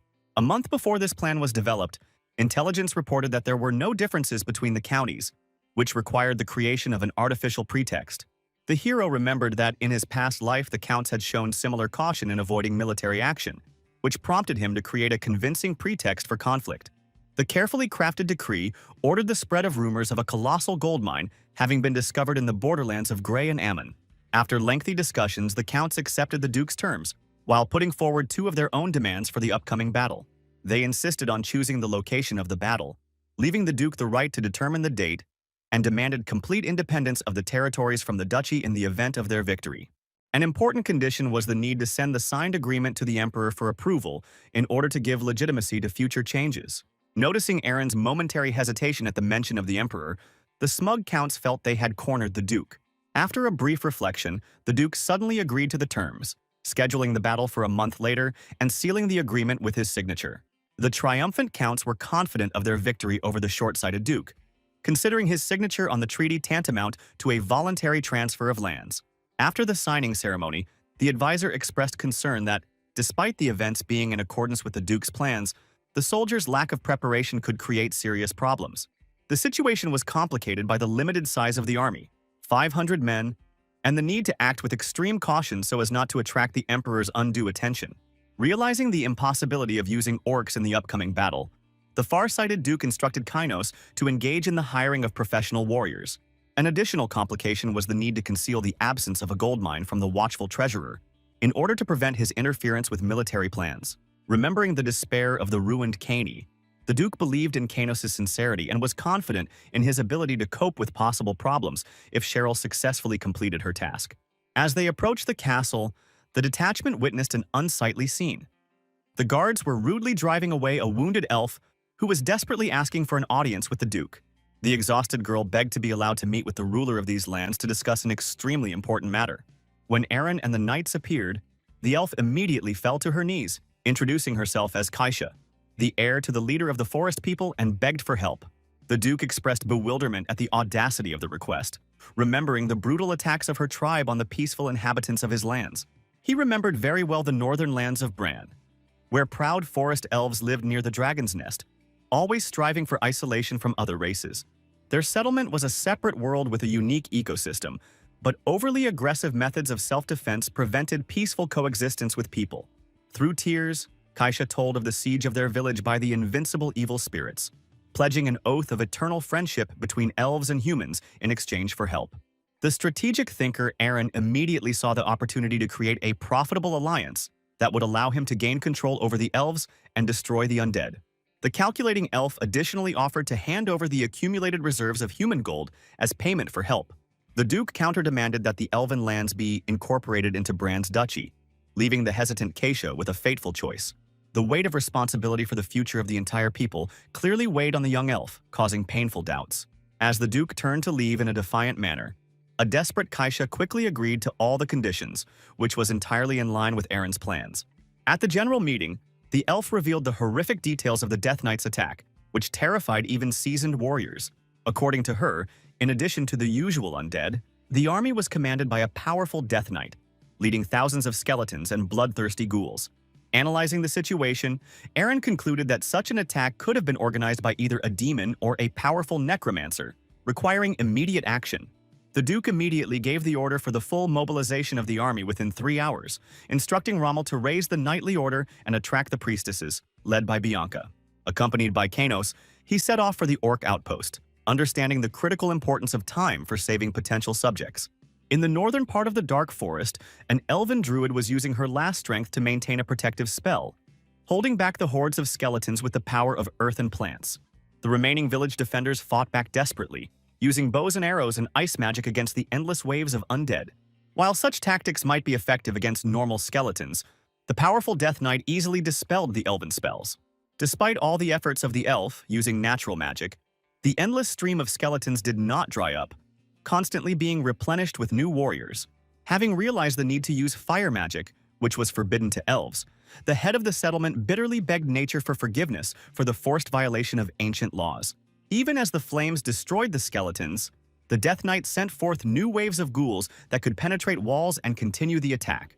At a critical moment when defeat seemed inevitable, a sudden magical rain fell upon the undead army, destroying their bodies. The shocked Death Knight saw a majestic dragon in the sky, which became the source of unexpected salvation.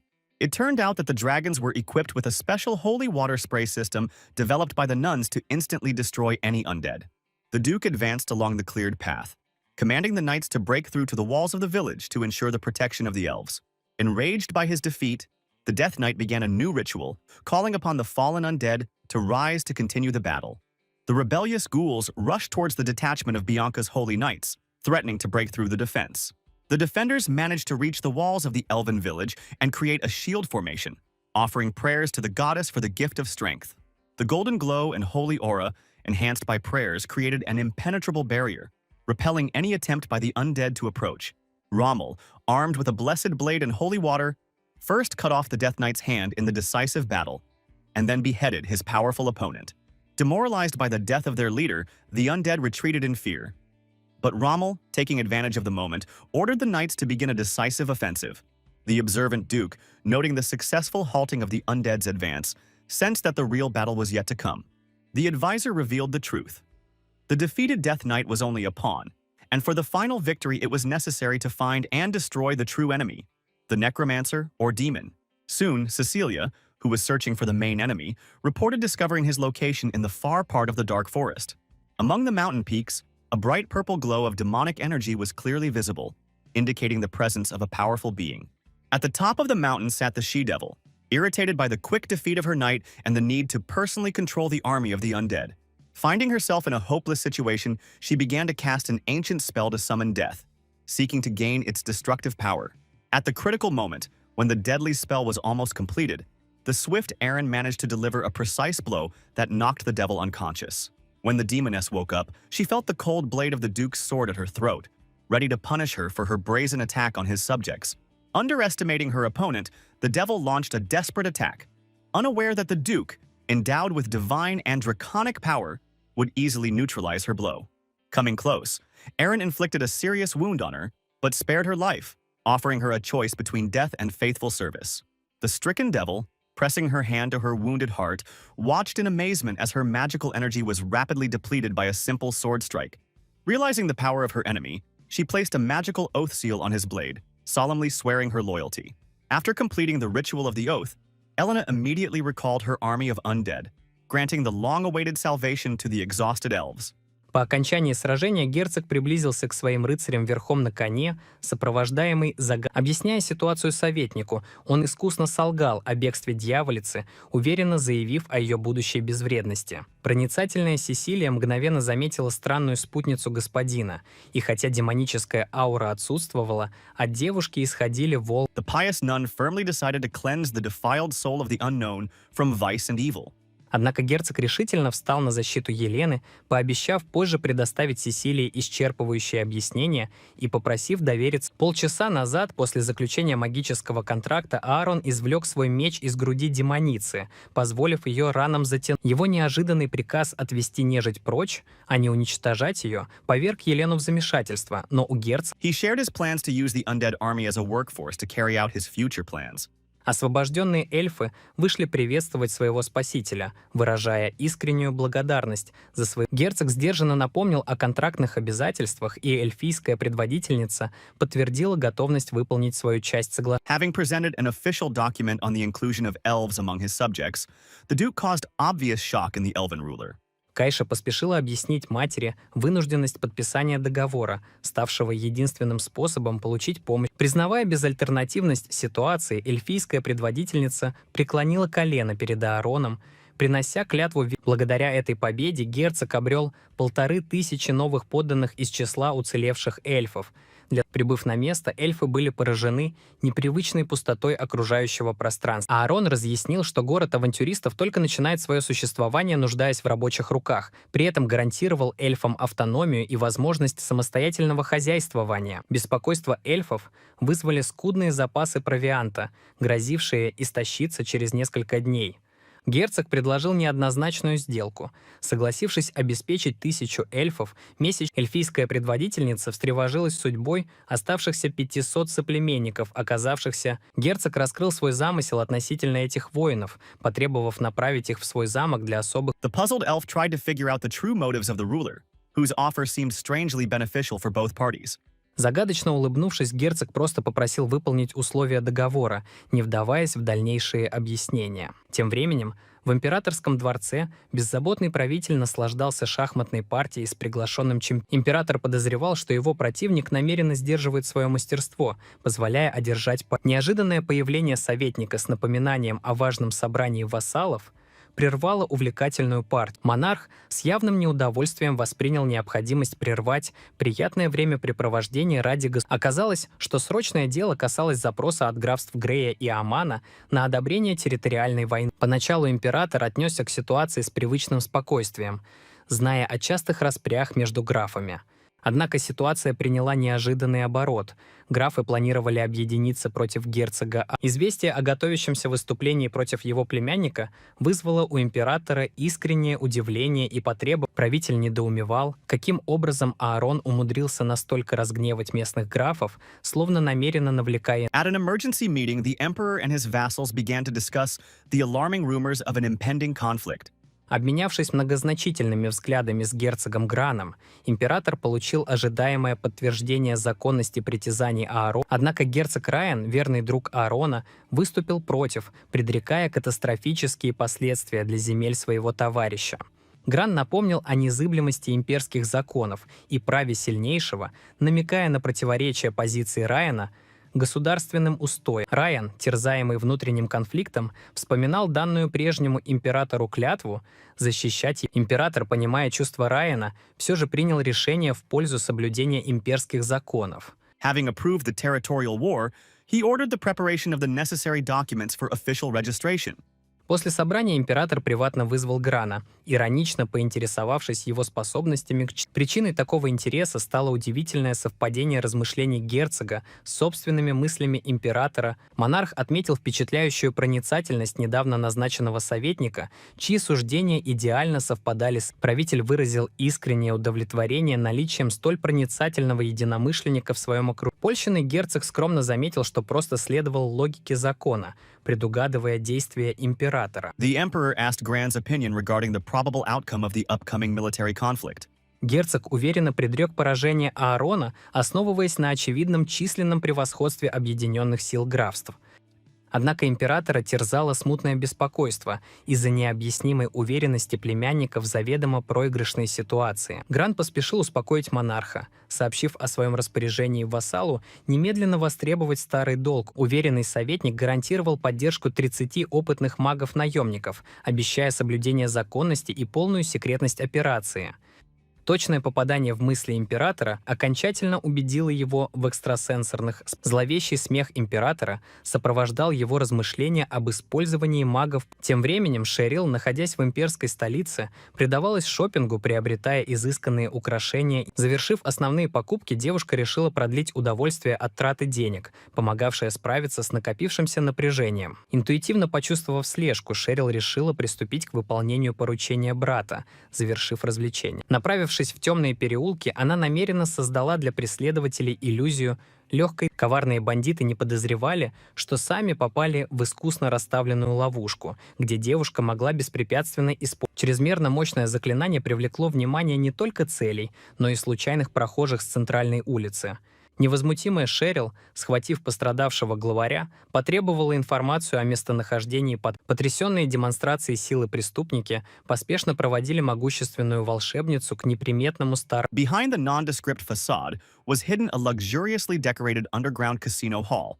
Быстрый осмотр помещения показал, что местная публика делала исключительно крупные ставки, даже по столичным. Особый интерес вызвала информационная доска, освещающая главное событие — войну в землях Брана, принимающая ставки на победу герцога, и появление владельца казино, представителя элитной группы по монетизации имперских событий, сопровождалось всеобщим оживлением. Торжественную речь владельца прервал невоспитанный посетитель, требующий ускорить прием ставок и оскорбляющий карлика. Распорядитель незамедлительно приказал охране вывести грубияна и запретить ему дальнейший доступ в заведение. Восстановив порядок, ведущий галантно объяснил свои действия заботой о драгоценном времени благородной публики. Завсегдатаи казино восторженно приветствовали Люмпи, выражая искреннее одобрение его действия. The announcement of the start of accepting bets on the outcome of the war caused a flurry of offers from 100 to 100,000 gold. Всеобщее внимание привлекла таинственная девушка, поставившая 3 миллиона на победу герцога. Обеспокоенный Люмпи напомнил о правилах немедленной оплаты, сомневаясь в платежеспособности. Невозмутимая Шерил элегантно парировала, намекая на очевидность наличия средств у посетительницы элитного заведения. Предъявленный договор от одной из 3 крупнейших торговых групп империи мгновенно развеял все сомнения власти. Завершив дело, девушка телепортировалась домой, где ее ожидал встревоженный старший брат. Обеспокоенный важностью миссии Аарон нетерпеливо поинтересовался результатами. Довольная Шерил подтвердила успешное выполнение плана, поинтересовавшись разговором с Кайном о залоге земель торговой группе. Герцог признался, что еще не обсудил этот деликатный вопрос, будучи занятым обустройством новых подданных. Хитрая улыбка сопровождала его замечание о том, что проще просить прощения у Кайна, чем его предварить. Известие об отсутствии золотой жилы и залоге земель повергло Кайна в состояние ужаса. Узнав о 3-миллионной сумме залога, убеленный сединами советник разрыдался, вспоминая обещание прежнему императору, которое оказалось невыполнимым из-за действий. Попытки молодого герцога объяснить существование тщательно продуманного плана натолкнулись на категорический отказ Кайна. Даже выслушав убеленный сединами советник был абсолютно уверен, что единственный план его легкомысленного подопечного заключался в бесславной смерти. Осознав невозможность конструктивного диалога в текущих условиях, Аарон настойчиво предложил Кайну лично сопровождать его для детальной демонстрации всех аспектов разработанной стратегии. Через магический портал, созданный Шерил, герцог впечатляюще продемонстрировал свою невероятную силу, одним ударом разрубив массивную гору, чтобы убедить старого советника. Единственным условием, выдвинутым Аароном в обмен на демонстрацию своих сверхъестественных способностей, было безоговорочное доверие. Потрясенный увиденным проявлением могущества, прозревший старик незамедлительно предложил обратиться в группу Мория для получения необходимого финансирования. Спустя несколько дней в герцогство прибыл амбициозный глава группы Мория, который, осматривая владения, уже мысленно представлял эти земли. Несмотря на аристократическое происхождение, нынешний владелец торговой ассоциации Мория руководствовался печально известным принципом кровавой монеты. Внушительное состояние семейства Моря формировалось на протяжении многих поколений благодаря искусному управлению земельными проектами. 30 лет назад судьбоносный указ отца Аарона, запрещающий свободную продажу земель, привел к сокрушительному падению. Проявив невероятную стойкость, глава семейства основал в столице процветающий нелегальный кредитный бизнес, ориентированный преимущественно. В народе ходили зловещие слухи о том, что появление денег Моря неизменно сопровождалось кровопролитием, поскольку глава семейства не гнушался радикальными методами. Благодаря безжалостной деловой стратегии торговая группа Моря сумела войти в тройку крупнейших финансовых организаций континента, демонстрируя впечатляющий рост влияния. Помощник Моря прозорливо отметил, что невозможность прямого приобретения земель компенсируется неизбежной неплатежеспособностью герцога, что позволит получить территории. Мария, предвкушая сладкую месть, намеревался преподать жестокий урок финансовой грамотности неразумному сыну своего заклятого врага, наглядно демонстрируя зловещую репутацию кровавого. The arriving creditors were surprised by Aaron's genuine joy, who greeted the guests with exaggerated cordiality and inquired about the details of their journey.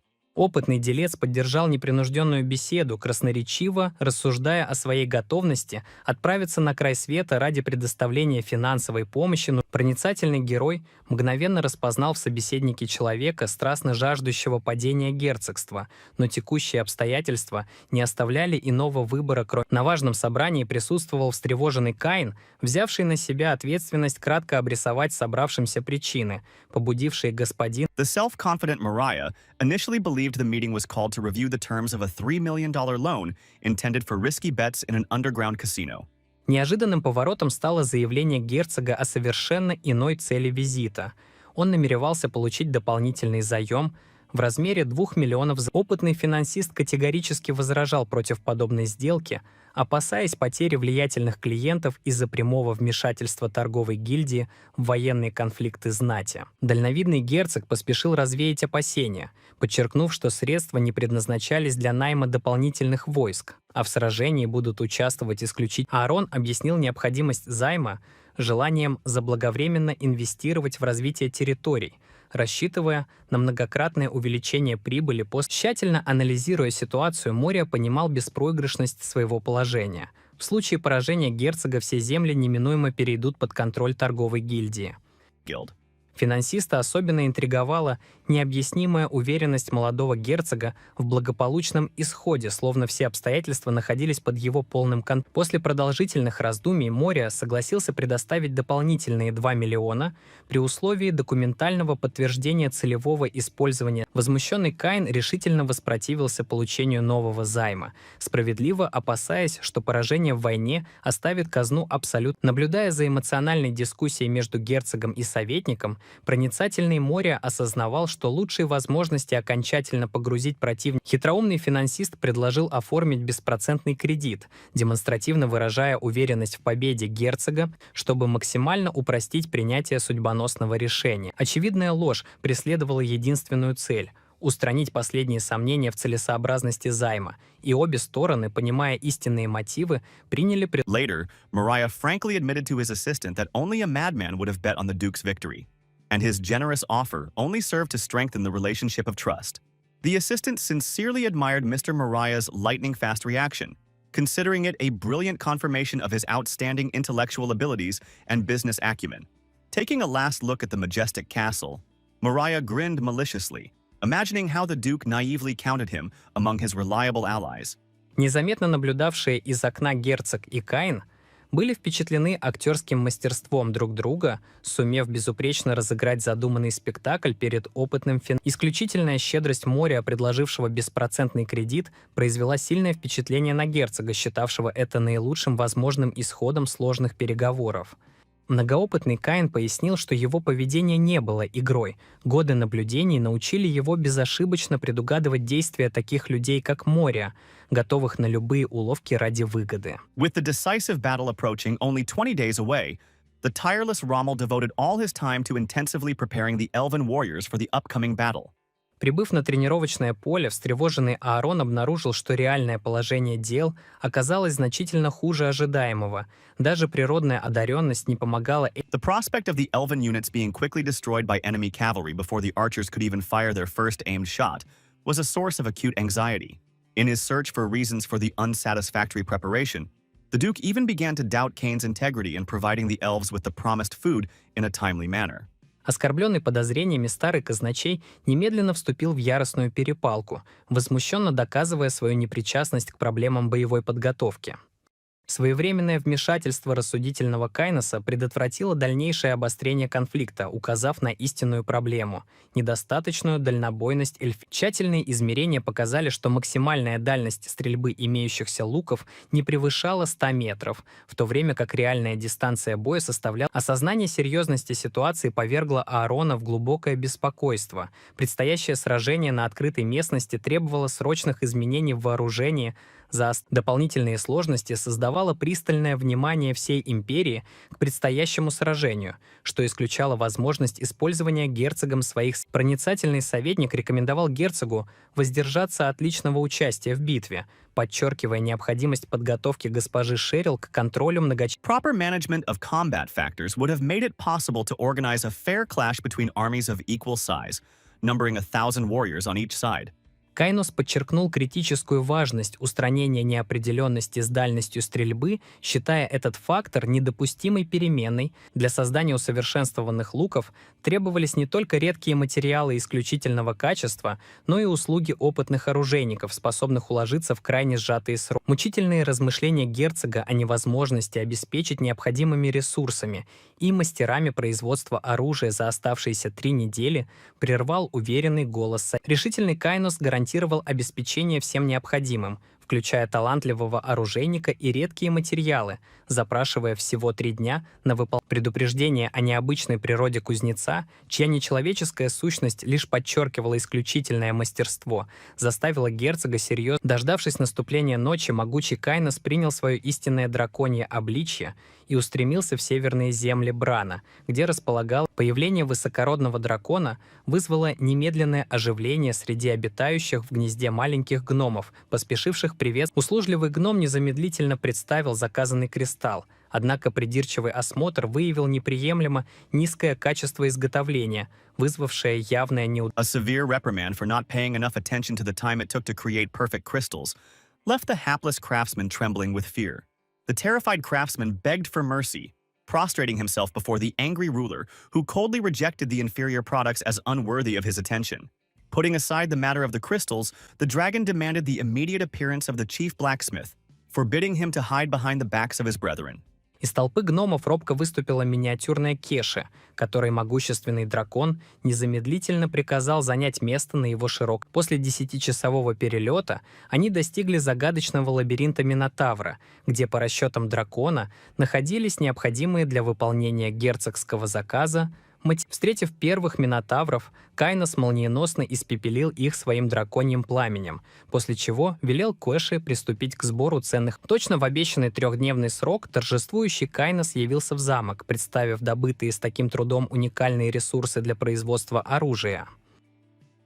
Герцог с нескрываемым удивлением рассматривал внушительные рога, не понимая их предназначения в производстве столь необходимого. Терпеливый дракон разъяснил преимущество использования рогов в создании эластичных луков увеличенной дальнобойности. Отметив их, внимательно изучая необычные рога, проницательный герцог высказал обоснованные сомнения в их принадлежности обычным быкам. Смущенный дракон поспешил выдвинуть малоубедительную версию о приобретении рогов у странствующего торговца, якобы собиравшегося из. Продолжая рассматривать подозрительно крупные рога, герцог неожиданно переключил внимание на молчаливую девушку-дварфа, легендарного кузнеца. Решительная Кеши, наконец покинув свое место, бесцеремонно поинтересовалась готовностью простого смертного отблагодарить ее за оказываемую помощь преданным. Воинственная гномка выразила искреннее возмущение дерзостью человека, осмелившегося столь надменно общаться с могущественным. После серьезной воспитательной беседы смущенный Кайнос вновь представил юную мастерицу герцогу, принося искренние извинения за недостаточное знакомство дварфа с человеческим этикетом. The unperturbed Duke treated the situation with philosophical calm, acknowledging that Kesha's non-human origins did not matter as long as she demonstrated unrivaled skill. В знак уважения к искусству дворфийского мастера Аарон опустился на одно колено, торжественно принося клятву служения от имени герцога этих земель и прося взамен ее без... С приближением решающего сражения, до которого оставалось около 2 недель, производство нового оружия началось под полным контролем требовательной Кеши в специально оборудованном. Перфекционизм дворфийской мастерицы в сочетании с растущей усталостью человеческих работников неизбежно приводил к регулярным конфликтам в процессе создания. Мудрые разъяснительные беседы Аарона помогли наладить производственный процесс, когда каждый работник осознал важность своего вклада в достижение общей великой цели. Несмотря на первоначальные разногласия и многочисленные технические сложности, слаженная работа позволила наладить эффективное производство. За 3 дня до начала военных действий обеспокоенный советник прогуливался по будущему полю битвы, размышляя о сложности победы без использования сил. An unexpected fall into the mud gave the resourceful dragon a brilliant idea that could radically change the outcome of the upcoming battle in their favor. Inspired by a sudden insight, Kainos hurried to the palace to see Keshi, exhausted by endless work and barely able to stand on her feet from fatigue. The half-asleep girl incoherently begged for mercy, which only increased the dragon's irritation, who demanded that she immediately collect her equipment and follow him on urgent business. As the long-awaited day of battle approached, the mighty earls lined up their impressive armies in battle formation, preparing for the decisive battle for power and wealth. In the luxurious commander's tents, the self-confident counts discussed the bets they had made on their own victory with undisguised pleasure, anticipating not only the seizure of lands, but also a solid profit. The size of their bets amounted to 500,000 gold each, although they would have liked to risk a larger sum. But the fear of borrowing from the infamous Mariah kept them from excessive gambling. The ambitious counts anticipated how, after the inevitable victory, even such influential financiers as Mariah would curry favor with the owners of the legendary gold mine. The counts were growing uneasy at the absence of the Duke and his army at the appointed time, which they presumptuously interpreted as a sign of his realization of the hopelessness of his situation. The unexpected appearance of Aaron at the head of an army, reinforced by impressive siege towers, forced the self-confident counts to change their initial opinion of the enemy. In the center of the field, the Emperor's official representative materialized, responsible for announcing the final orders and monitoring compliance with the rules of the upcoming battle. Representatives of the opposing sides solemnly headed to the center of the field to officially announce the terms of the upcoming territorial conflict. When they met, the haughty counts could not resist making sarcastic jokes about the Duke's wooden towers, contemptuously calling them useless trash cluttering up the battlefield. The Duke calmly responded to the Count's insult with a witty remark about how surprising it was to see such attentiveness in a man who could barely see because he was so fat. According to the rules of the tournament, in case of victory, the Duke received all the lands and the gold mine of the Counts, and in case of defeat, he had to give up his territories to his opponents. After all participants confirmed the rules of the battle, the manager sent each warrior to the designated position to prepare for the decisive battle for the lands. Before leaving, the wise Aaron advised the earls to watch their heads more closely during the battle, leaving them to ponder the meaning of these mysterious words. The great battle began with the launch of a magical glowing ball, which flew high into the sky and exploded into bright sparks over the field where the warriors had gathered. Aaron's 1,000 loyal soldiers entered into an unequal battle against the 2,000-strong army of the Counts, beginning a historic battle for power over the rich lands. Having learned of the presence of an imperial spy among the judges of the battle, the Duke ordered Rommel to strictly follow the planned plan without hope of help from his friends. The archers carried out the commander's order and fired the first test shot from old bows, which, as expected, did not cause any harm to the enemy positions. The Counts openly laughed at the apparent stupidity of the Duke, who decided to confront their huge army with such small forces and weak weapons. Confident of victory, the Count promised each of his knights an additional reward of 5,000 gold coins for a quick victory in the upcoming battle. Inspired by the promise of a rich reward, the Count's soldiers immediately dropped their heavy protective shields and prepared for a quick attack on the enemy positions. Having waited for the right moment, the experienced Rommel ordered his archers to get out new, specially prepared bows to deliver the main blow. After the first volley from the new weapon, the enemy realized that they had fallen into a trap, but their stubborn commander continued to demand that the soldiers maintain battle formation. The time had come to use the siege towers, and the knights stationed there set in motion complex mechanisms for a decisive attack on the enemy positions. At the most critical moment of the battle, a huge metal net fell on the attacking horsemen, which could not be torn apart by hands or cut with swords. While the trapped horsemen tried to escape the net, Rommel brought his archers into good positions to accurately shoot at the helpless enemies. Watching the death of enemy soldiers, the wise Rommel sadly noted that the enemy had not listened to the Duke's advice to save their heads in battle. After the terrible defeat, a loud quarrel began between the counts, during which one of them demanded to explain who gave the order to drop the protective shields. The counts were forced to send infantry to help the trapped horsemen, who found themselves under constant fire from enemy archers. Quickly assessing the situation, the brave Rommel jumped on his horse and ordered the knights to destroy the approaching reinforcements before they reached the towers.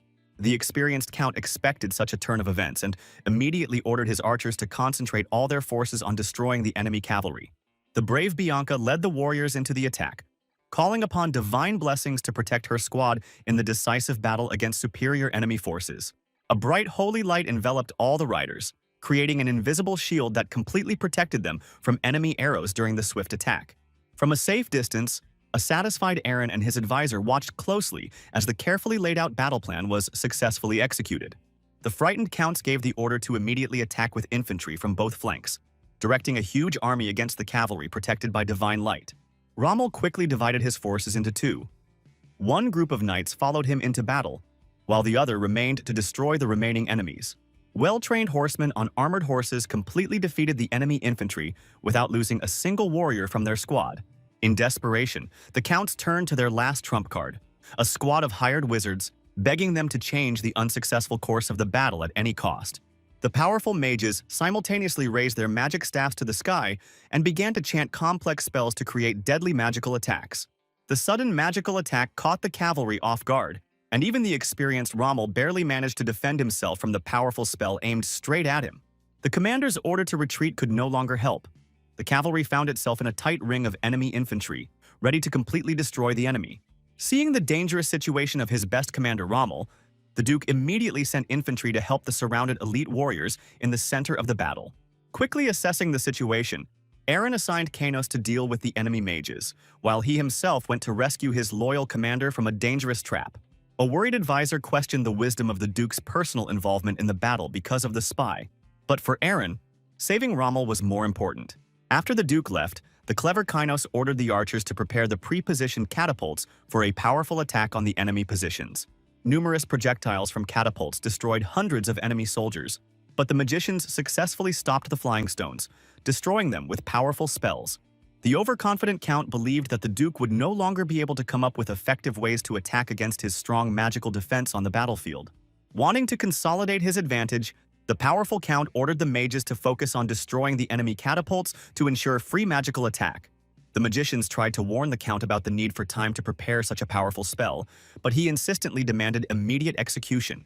The attentive Kainos noted with disdain the greed of the counts, who, even with twice as many soldiers, still hired expensive magicians to ensure victory. The situation turned out to be much more complicated than the wise dragon had expected, especially after the Duke's unexpected decision to participate in the dangerous battle himself. The experienced eye of the advisor noticed something strange in the Duke's emerging figure, from which only pure magical power emanated without the usual warmth of life. The clever dragon immediately understood the deception. He saw a perfect illusion created by the talented Mrs. Cheryl, so good that even he did not immediately notice the substitution. The real Eren, dressed as a common soldier, moved quickly towards the center of the battle, surprising the observant Kainos with his boldness. Despite the great distance, which made recognition almost impossible, the cautious hero still put on the helmet he had found before rushing to the aid of the commander. After a new volley of catapults, the clever Kainos noticed that the enemy mages were not only repelling the flying projectiles, but were also preparing a counterattack on the siege engines. Finding himself in a difficult situation, the resourceful dragon ordered the archers to shoot from the longest distance, while simultaneously preparing a cunning magical plan. As the catapults launched the stones, Kainos secretly used magic to speed up their flight, but an observant Imperial spy noticed the use of magic. The enemy mages desperately tried to stop the stones flying at the counts, but their combined strength proved too weak against the might of the ancient dragon. The projectiles, enhanced by dragon magic, not only avoided destruction but also became faster, defeating the entire group of hired wizards with one powerful blow.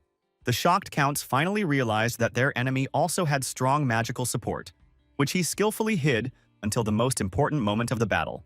Realizing the danger, the count ordered the archers to stop long-range combat and engage in close combat, and ordered the mages to fully concentrate on destroying the catapults. The worried magicians tried to explain to their master that they could not immediately carry out the order, as they needed rest and time to prepare a powerful spell. The desperate count cruelly reminded the doubting mages of their great reward, which they could lose if they failed to complete the task. Threatened with losing their reward, the mages joined forces, creating water shields around the flying projectiles and trying to divert them away from the battlefield. The clever Kainos looked with disdain at the weak attempts of his enemies to resist his plan, being fully confident in the superiority of his tactics over their simple tricks. Under the command of the powerful dragon, the archers began to use fire arrows, further enhanced by his flight magic for better results.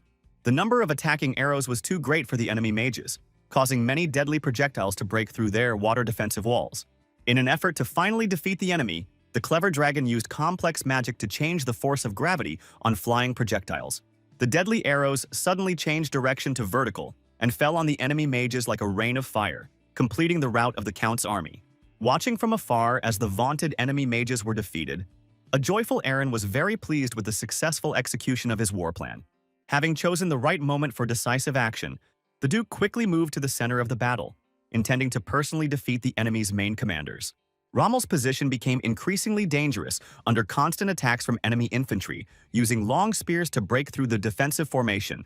Despite the difficult situation, the brave commander continued to hold his positions, firmly believing that the promised help would arrive in time. After another victory over the attacking enemy, a determined Rommel called on the knights to fight to the end, gaining important time for the approaching help. A group of highly trained knights took up the best fighting positions, creating the most effective defense against superior enemy forces. Seeing the dangerous position of the cavalry captain, the attentive Bianca divided the army. Some of the horsemen remained to finish off the enemies, and the holy knights followed her. Covered by large shields, the invincible holy knights confidently broke through the enemy ranks, trying to help the surrounded cavalry commander. The enemy quickly responded to the appearance of the elite squad, putting up a wall of spears, capable of, if not stopping the knights protected by the power of God, then killing their horses. Quickly noticing the advantage of the dense formation of enemies, the clever Bianca used a bright divine light that blinded the opponents and hindered their actions. While the blinded enemies tried to recover, an inspired Bianca led her holy knights into a decisive attack without serious resistance. Pleased with Bianca's success, the attentive Eren quietly approached the enemy infantry commander, who continued to give orders to the soldiers. Waiting for the right moment, the Duke killed the important enemy with one swift blow, doing it so skillfully that no one around suspected anything. The dying commander recognized the murderer as the Duke himself, but his life was fading too quickly, and he did not have time to warn his comrades of the danger. After successfully killing his first target, the tireless Eren moved into the thick of the battle to strip the remaining enemy units of their leaders. The Duke's actions resulted in the death of 2 more infantry commanders, causing great confusion and fear among the leaderless soldiers. To increase panic in the enemy army, the resourceful Eren shouted loudly about the death of the commanders and ordered a retreat, imitating the voice of an enemy officer. The sudden intervention of the archer commander, who urged the frightened soldiers to continue the fight no matter what, could have ruined the Duke's entire plan. Realizing the need to eliminate the missed commander, a determined Eren prepared to repeat his deadly move on a new victim. The unexpected resistance of 3 vigilant infantrymen who managed to protect their commander from the Duke's blow greatly complicated the task. The commander's satisfied grin showed his confidence in catching the traitor, who underestimated the attentiveness of the commander's personal guard. Eren's calm smile foreshadowed a quick end. Having quickly defeated 3 defenders, the Duke inexorably approached the doomed commander. The tension reached its peak when Eren turned around and saw 3 spears flying at Rommel's head, realizing that he would not have time to save his friend. Bianca, who appeared in time with the Holy Knights, instantly surrounded the captain and the remaining cavalry with a defensive formation, saving the life of the faithful commander. The seasoned knights quickly took advantage of the deaths of the enemy commanders, attacking the confused enemy and their trapped reinforcements. The last powerful attack, supported by the fire of catapults and continuous volleys of archers, completed the rout of the enemy, who had lost their fighting spirit. The great battle ended in a complete victory for Duke Eren over the overconfident alliance of counts, demonstrating the superiority of clever strategy over a large army. After the victory, the pleased Duke approached the Count and asked why he had not listened to his advice to protect his head during the battle. The enraged Count attempted to attack the Duke with a sword, believing that he had unfairly used magic to win the battle. The Duke's knights quickly stopped the Count, after which Eren himself decided to execute him for trying to discredit an honest victory in battle. As the Duke raised his sword to strike, An observer from the emperor intervened, begging him not to kill the important governor of the imperial lands.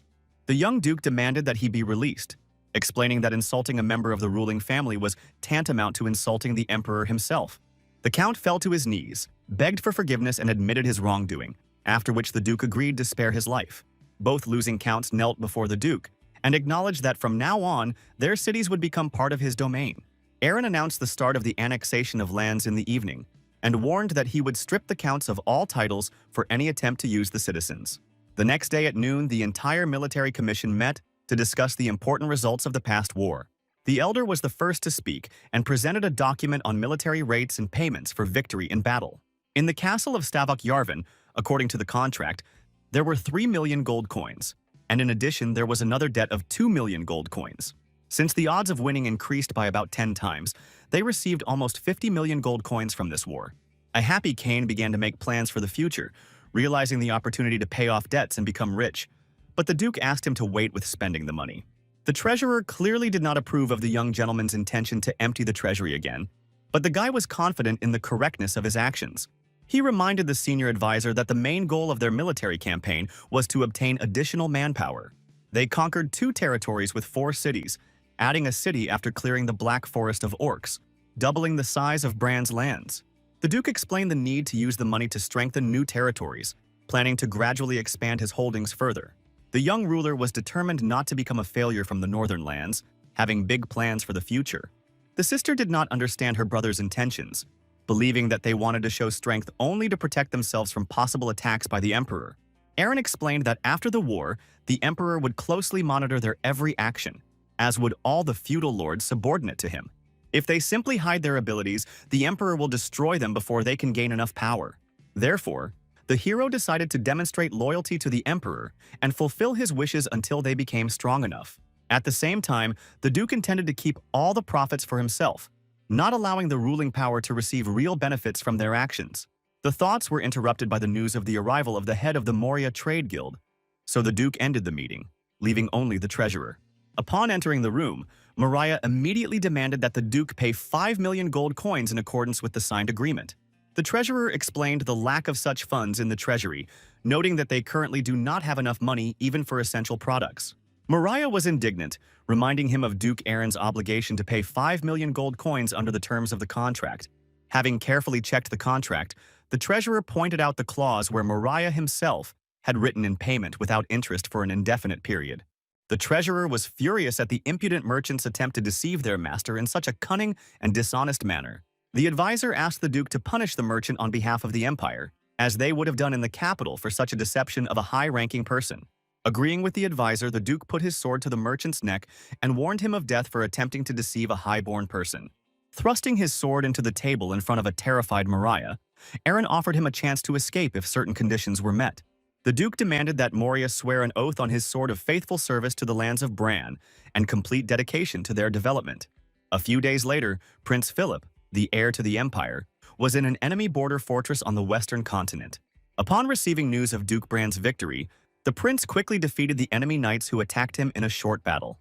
After raising his flag over the fortress, the prince decided to return home, interested in important changes in his native empire. Sometime later, Philip returned to the empire for an important meeting with his father the emperor to discuss the events. The emperor was displeased with the return of his son, who learned of the victory of the only distant relative of the imperial family.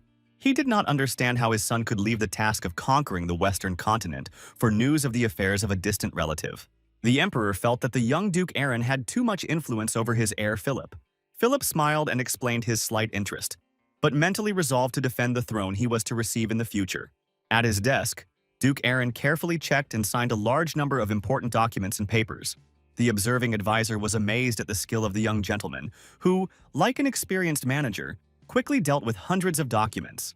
The advisor did not know the previous gentleman, who, although he had not done such work for a long time, easily dealt with paperwork in his new body.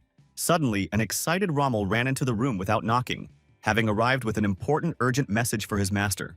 It turned out that while they did not suspect anything, large-scale popular uprisings began on the lands of the Earls of Grey and Aemon.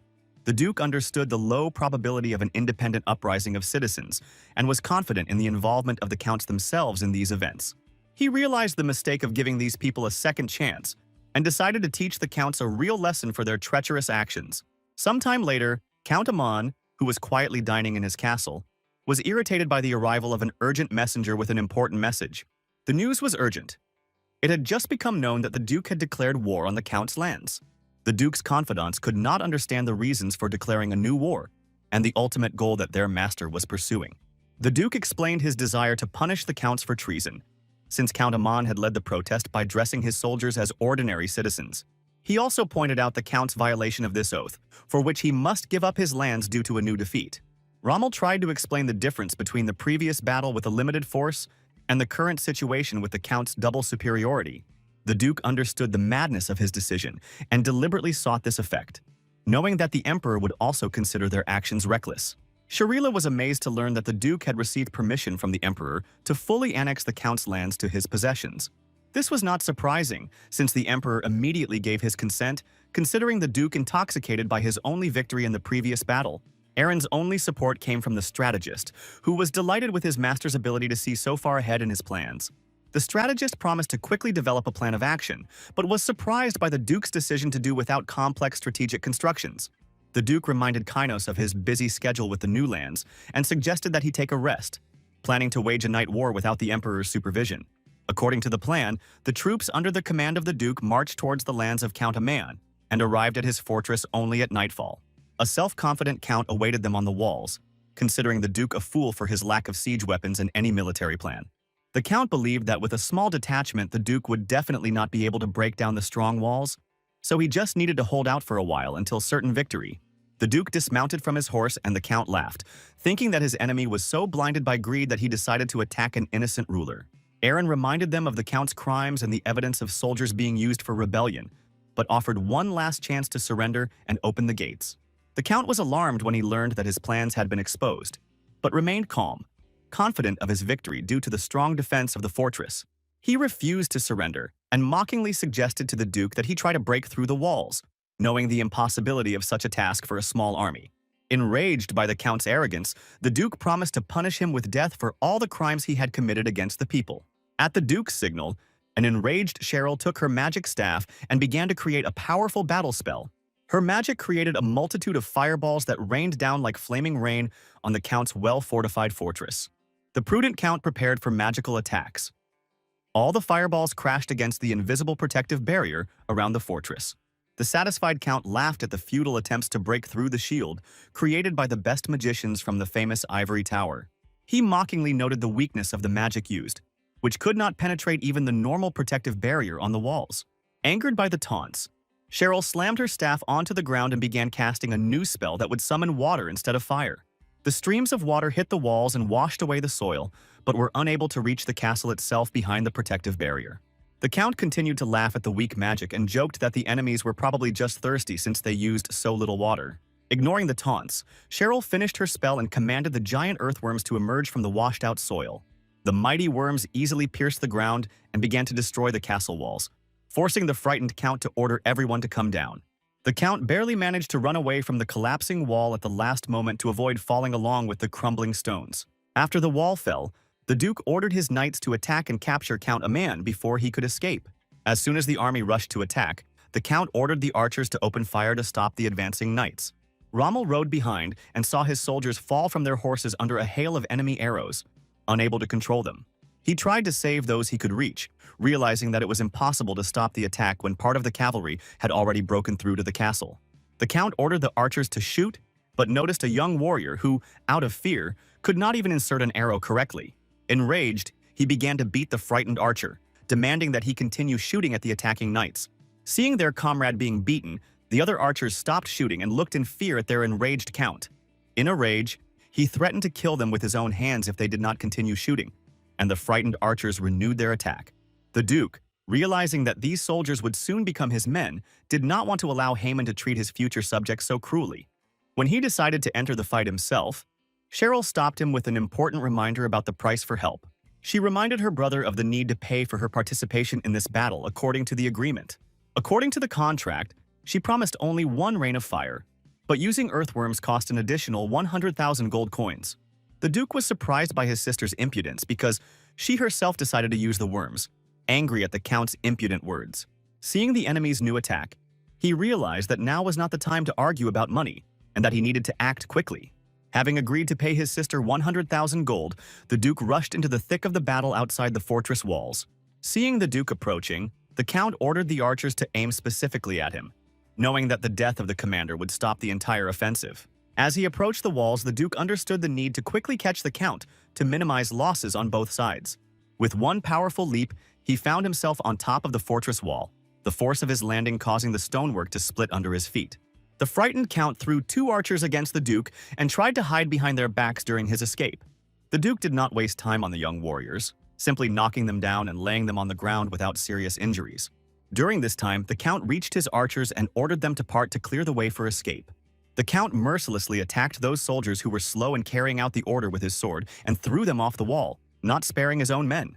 The cruelty of the ruler, hiding behind the backs of his subjects and killing his soldiers, finally angered the young Duke. The frightened Count did not listen to anything around him and simply ran, trying to save his life from pursuit. It was too late for him to understand the Duke's power.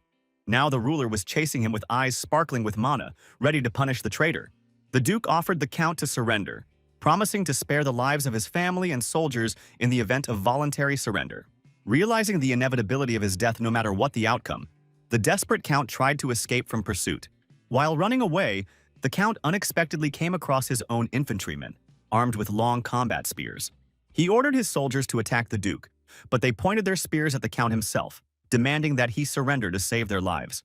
Seeing the rebellion of his own soldiers, the Count realized the hopelessness of the situation and began to beg the Duke for mercy. He swore eternal loyalty and promised to become the Duke's devoted vassal in exchange for his life. Instead of answering his prayers, the Duke cut off the traitor's head with one blow of his sword, ending his reign. The Duke explained to everyone that he did not need vassals who did not hear the voice of their people and did not care about their subjects. After the execution, he climbed the fortress wall and announced to his knights the death of Count Aman and their complete victory. Having won, Aaron annexed all the lands of the Count except for a small fortress, and Earl Grey himself surrendered half of his possessions. So Aaron restored the Duchy of Bran and began planning to seize new lands to strengthen himself before the upcoming battle with the Emperor. The Emperor was dissatisfied with Aaron's new victory, since Duke Gran assured him that 2 victories were impossible with such a small army. Duke Gran explained that this time, Aaron was helped by a mysterious sorceress with significant magical powers. Although she was as strong as several mages together, the rebellion of one Duke could not seriously threaten the entire empire. Gran explained that the main danger was not the Duke's influence but his unknown true plans. He was concerned about Aaron's unclear goals and his future intentions after his victories. The restoration of the Duchy of Bran seemed inevitable, but the question remained of Aaron's loyalty to the Empire or his possible rebellion. The Emperor remembered Aaron's oath to focus on his lands, warning of the consequences of breaking his word. Gran didn't understand how to act after the restoration of the duchy, because the Empire would have no legal reason to interfere with Aaron. The Emperor recalled the old decree on the right of vassals to wage war, which was still in force in the Empire. This law came into being during Jiran's rise to power, when he needed the support of noble families. It was this ancient law that greatly limited the Emperor's options in the current difficult situation. At this point, Philip spoke up, asking his father to allow him to help sort out the difficult situation. He offered to personally visit the Duchy of Bran to find out Aaron's intentions and assess the situation in his lands. The Emperor ordered his son to go to the duchy under the pretext of congratulating him on the victory over the Counts. Philip readily accepted the assignment, wanting to see for himself how Aaron had grown and changed over the years. At this time, the inhabitants of the duchy were reading a new decree issued by their ruler about important changes. People rejoiced at the reduction of the tax rate from 60 to 30% after the victory in the war. Having learned that the rumors of wealth after the victory were true, grateful residents began to glorify the wise ruler. The Duke was pleased with the people's support, but had to leave to resolve urgent and important state affairs. The accompanying strategist noted the success of the Duke's policy of strengthening power among the common people. The Duke considered this policy the best way to govern a large territory, although he was concerned about the state of the treasury. He also inquired about the progress of an important project and the timing of the opening of the second underground structure. The advisor reported the successful reconstruction of the tower and the placement of the Dark Knights on the top floor thanks to Elena. Pleased with Elena's good behavior, the Duke asked how the advisor knew about her demonic nature. The strategist explained his ability to reveal all the secrets of the project and the presence of an assistant to work with demons. The conversation was interrupted by a breathless Cheryl, who came running with important news about the approach of important guests. She excitedly reported the visit of Prince Philip with a delegation to congratulate Aaron on his victory. The Duke tried to remember Philip, realizing from Cheryl's reaction his past acquaintance with him, unknown to the butler. Cheryl reminded her brother of cousin Philip, who had defeated little Aaron many years ago. The butler realized that the crown prince himself was coming, but Cheryl warned him not to call him that in public. Alarmed, Kynos understood the true purpose of the prince's visit. Not congratulations, but a desire to control the Duke. Realizing the seriousness of the situation, the Duke understood the danger of any mistake in meeting with the prince for the future of the duchy. Looking around, he sought a way to show the lands in decline so that the prince would leave quickly, without suspecting the growing power. Seeing workers with boards outside the city walls, the Duke came up with a cunning plan to meet the important guest. 2 days later, Philip reached the Duchy of Bran and was surprised by the extraordinary height of the fortress walls around the city. The knight explained that Bran's lands had long suffered from monster attacks, so the locals chose defense as their main strategy. Philip decided that Aaron was spending his money wisely, because despite his great wealth after the victory, he was behaving like a wise ruler. Approaching the walls, the knights raised the flag, announcing the arrival of the pride of the empire, Crown Prince Philip. After the gates opened, the prince was met by a lined-up army, in the center of which stood the Duke and his sister on one knee. Aaron didn't have time to look up before the prince silently appeared right in front of him, showing off his extraordinary speed. It became clear that the prince possessed great strength and was unpredictable, and he himself noted Aaron's constant, attentive gaze. Philip extended his hand in greeting and complimented the growing beauty of Cheryl, noting her changes. The girl responded to the praise with displeasure, for which the angry Duke scolded her for disrespecting the heir to the throne. Philip smiled at the funny scene and asked to leave formalities behind, suggesting that they communicate as in the old days. Before Aaron could agree, cries for mercy were heard from afar, interrupting their conversation. On the wall, they saw the Duke's knight, who was harshly scolding the workers, demanding that they work harder to preserve their lives. Rommel hit Arthur hard in the chest, sending him flying off the wall, causing the others to work twice as hard. Continuing to shout, Rommel demanded that everyone work hard while it was light, promising to punish the lazy in the name of the goddess. Rommel turned to the angry Duke, who scolded him for his unworthy behavior on the day of the Crown Prince's visit. The frightened commander quickly descended and fell to his knees, begging the Duke for forgiveness for his grave offense. The Duke began to beat the kneeling man, punishing him for his closeness to the prince and for spoiling the mood of the distinguished guest. He was suddenly stopped by Saint Cecilia, who was surprised by the Duke's cruel treatment of the apostle on his sacred mission. The Duke immediately fell to his knees, asking the saint's forgiveness for his unworthy behavior. Philip noticed the monastic habit of the Vivian Church and smiled at the unexpected influence of the cult on the Duke. The prince was surprised how simple nuns dared to humiliate the Duke himself, the ruler of these lands. The knight explained the death of imperial citizens in a religious war with the Holy Order because of heresy. Rumor has it that the people died at the hands of the Nevers, opponents of the empire, who accused them of heresy against the true faith.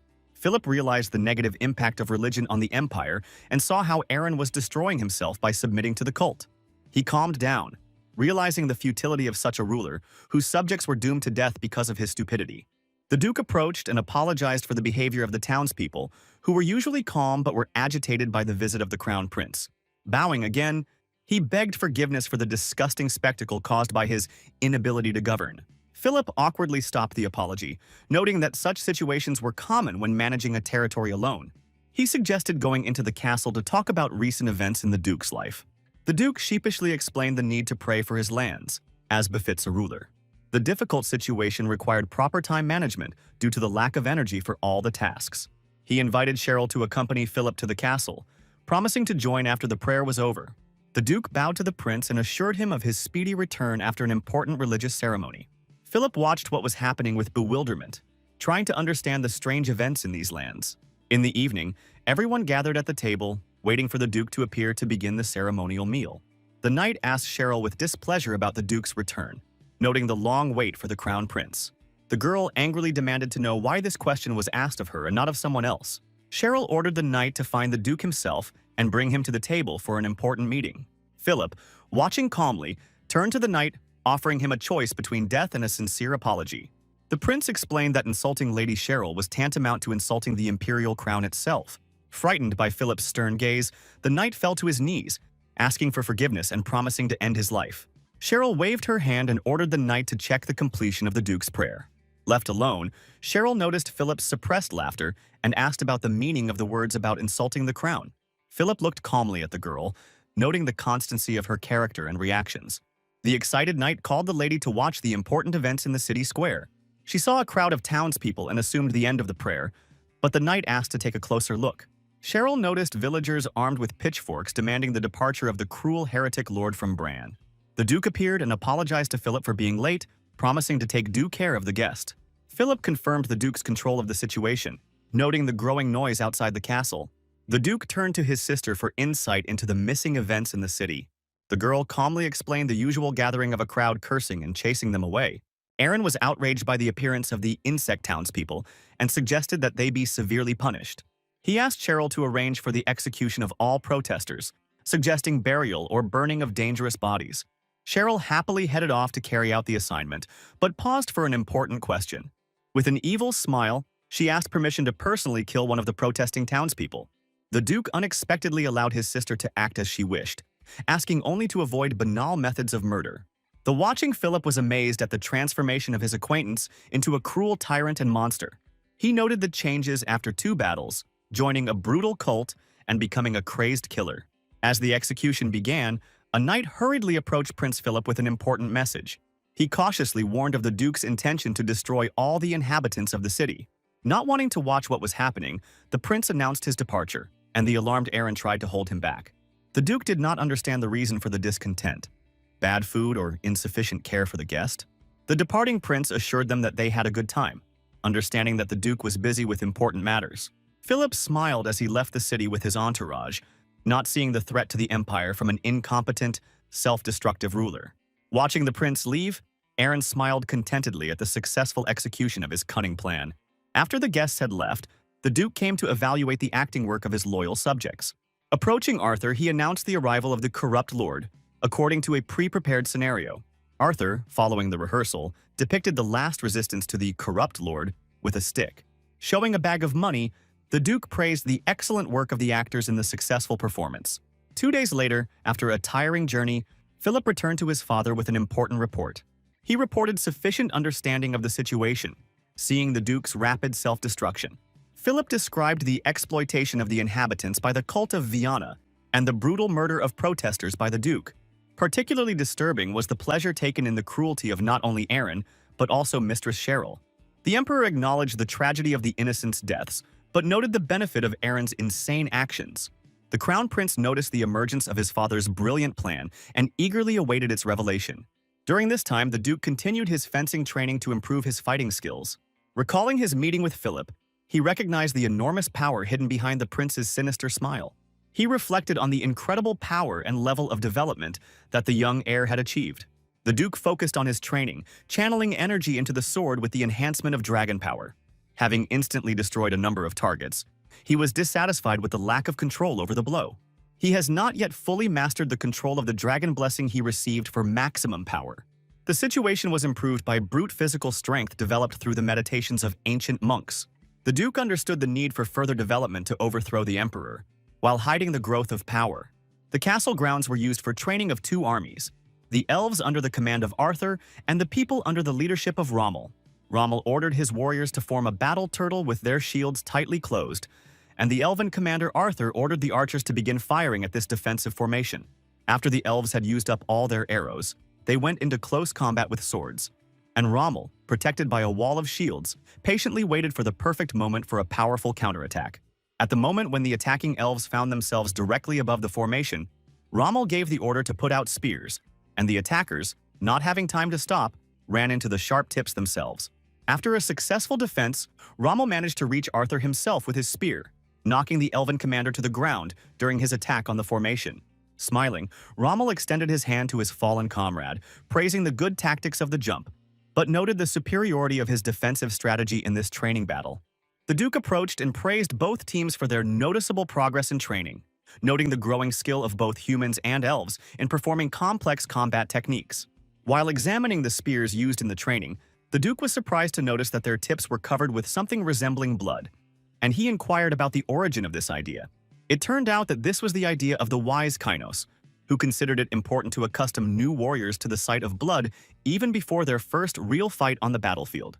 While discussing further plans for training, an urgent messenger arrived to the Duke with the alarming news that the sacred state of Paris had declared a general mobilization. With a sad smile, the Duke noted that he would miss Paris if they really decided to start a knowingly losing war against a powerful empire. The situation turned out to be much more serious than initially expected. The troops of the sacred state of Paris were not moving towards the borders of the empire, but were heading straight towards the lands of the duchy. Administrator Max reported a serious numerical superiority of the enemy. 20,000 enemies, including the elite knights of Paris, were attacking against their 10,000 warriors. The Duke tried to understand the reasons for the sudden declaration of war and wondered why the emperor did not intervene in a situation where a foreign army was invading the territory of the empire.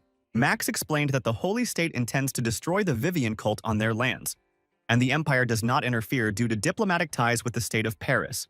After carefully considering the situation, the insightful Kanos came to the conclusion that the Holy State was acting on the secret instructions of the empire itself against the duchy.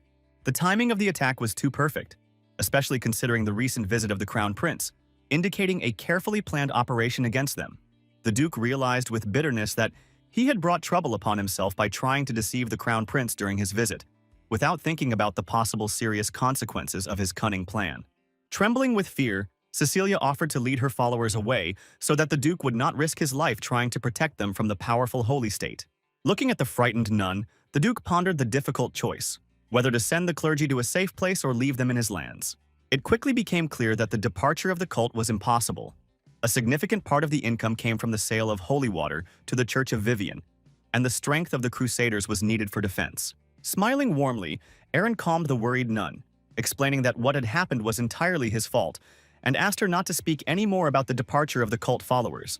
Hearing the Duke's words of support, Cecilia accepted with great joy and gratitude his decision to defend their faith from the attack of the Holy State.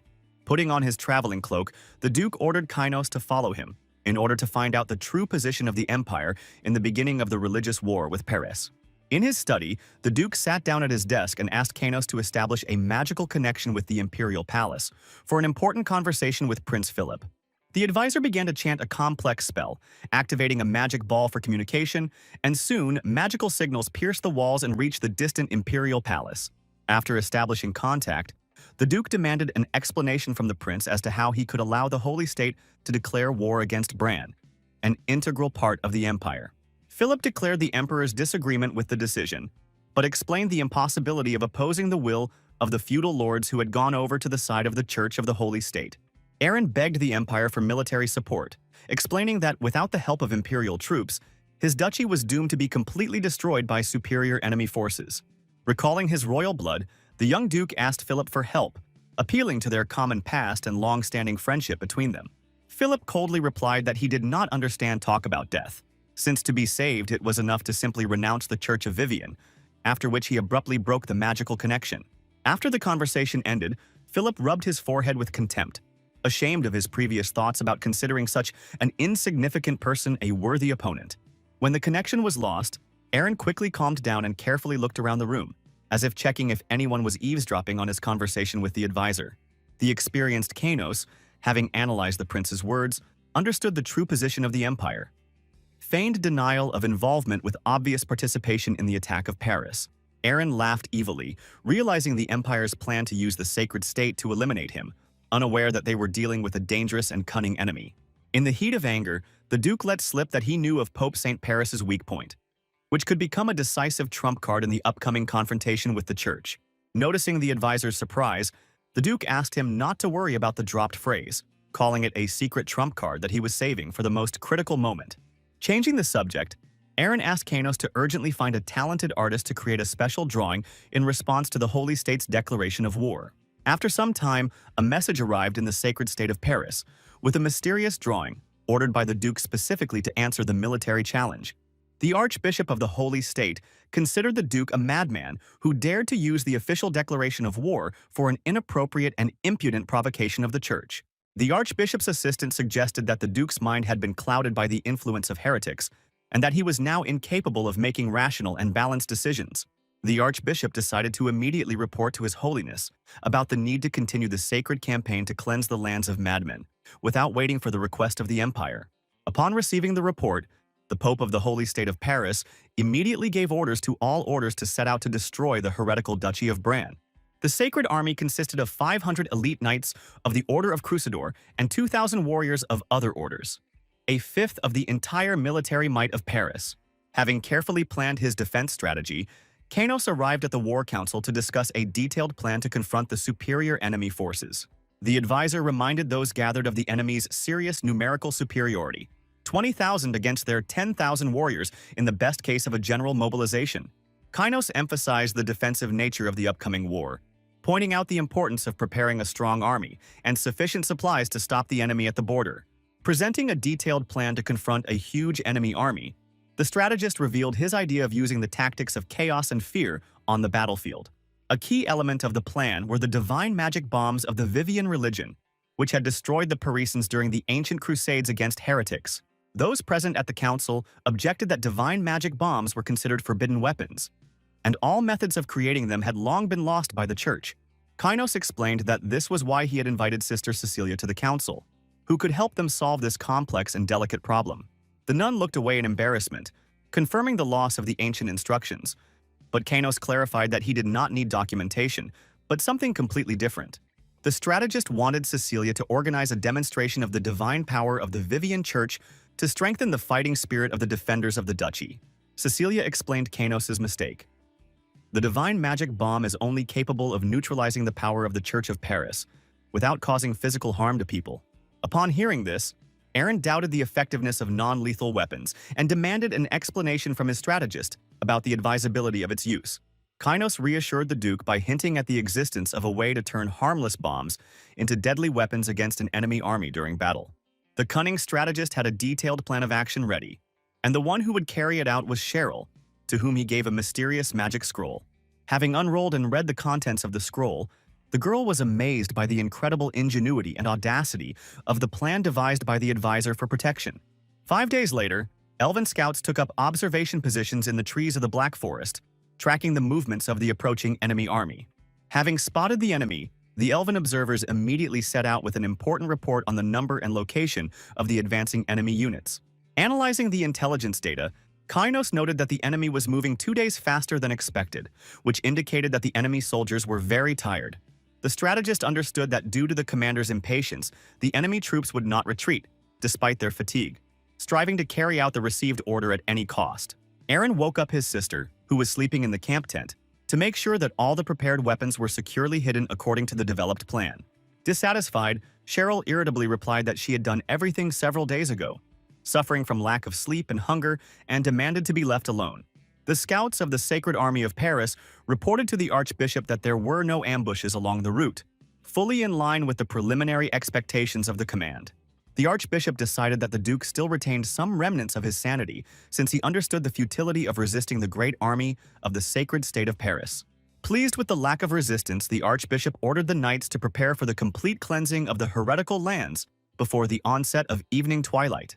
Watching the enemy's actions from the heights, Aaron realized the Archbishop's provocative tactics, trying to force him into a thoughtless murder. Having ordered his troops to take up previously prepared positions, the Duke watched as armed warriors emerged from camouflaged field tents. The Archbishop, who led the Sacred Army, already dreamed of the glory of a victor, imagining his future promotion to cardinal and even the Pope himself. Suddenly the ground shook, and before the Archbishop could give the order to hold formation, he saw a familiar purple glow in the air. Horrified by the revelation of divine magic bombs that could not be defended against, the Archbishop realized the seriousness of the threat to his army. As Aaron gazed at the beautiful yet deadly spectacle, he realized that the decisive moment had come to put his carefully crafted military plan into action. A few days ago, Kainos explained to a shocked Cheryl that the instructions given contained a method for creating special magical mines for defense. Unlike divine magic bombs, these magic mines were specifically designed to inflict fatal damage on enemy troops. The strategist's plan combined the terrifying effect of divine bombs, reminding the enemy of past wars, with the unexpected explosive power of magical mines. The surviving soldier tried to run to the Archbishop with a report about the change in the effect of the divine bombs, which had become deadly dangerous for people. A magical trap that suddenly activated under the soldier's feet brought him a quick but painful death, interrupting his attempt to warn his commander of the danger. The Archbishop's mind flashed back to the divine magic bombs that in the past had only neutralized divine power but had never killed people. Realizing that the enemy had created a new deadly weapon, the Archbishop realized that the enemy was trying to sow chaos in the ranks of his army in order to completely destroy the troops. The Archbishop ordered the surviving warriors to maintain formation and continue the attack, unaware of the appearance of Duke Aaron right behind him. The Duke introduced himself loudly and announced the beginning of sacred retribution in the name of the goddess Vivian against the invaders who had invaded his lands. In a rage, the Archbishop raised the sacred scepter, intending to bring down upon the insolent Duke all the divine power of the great patron of Paris.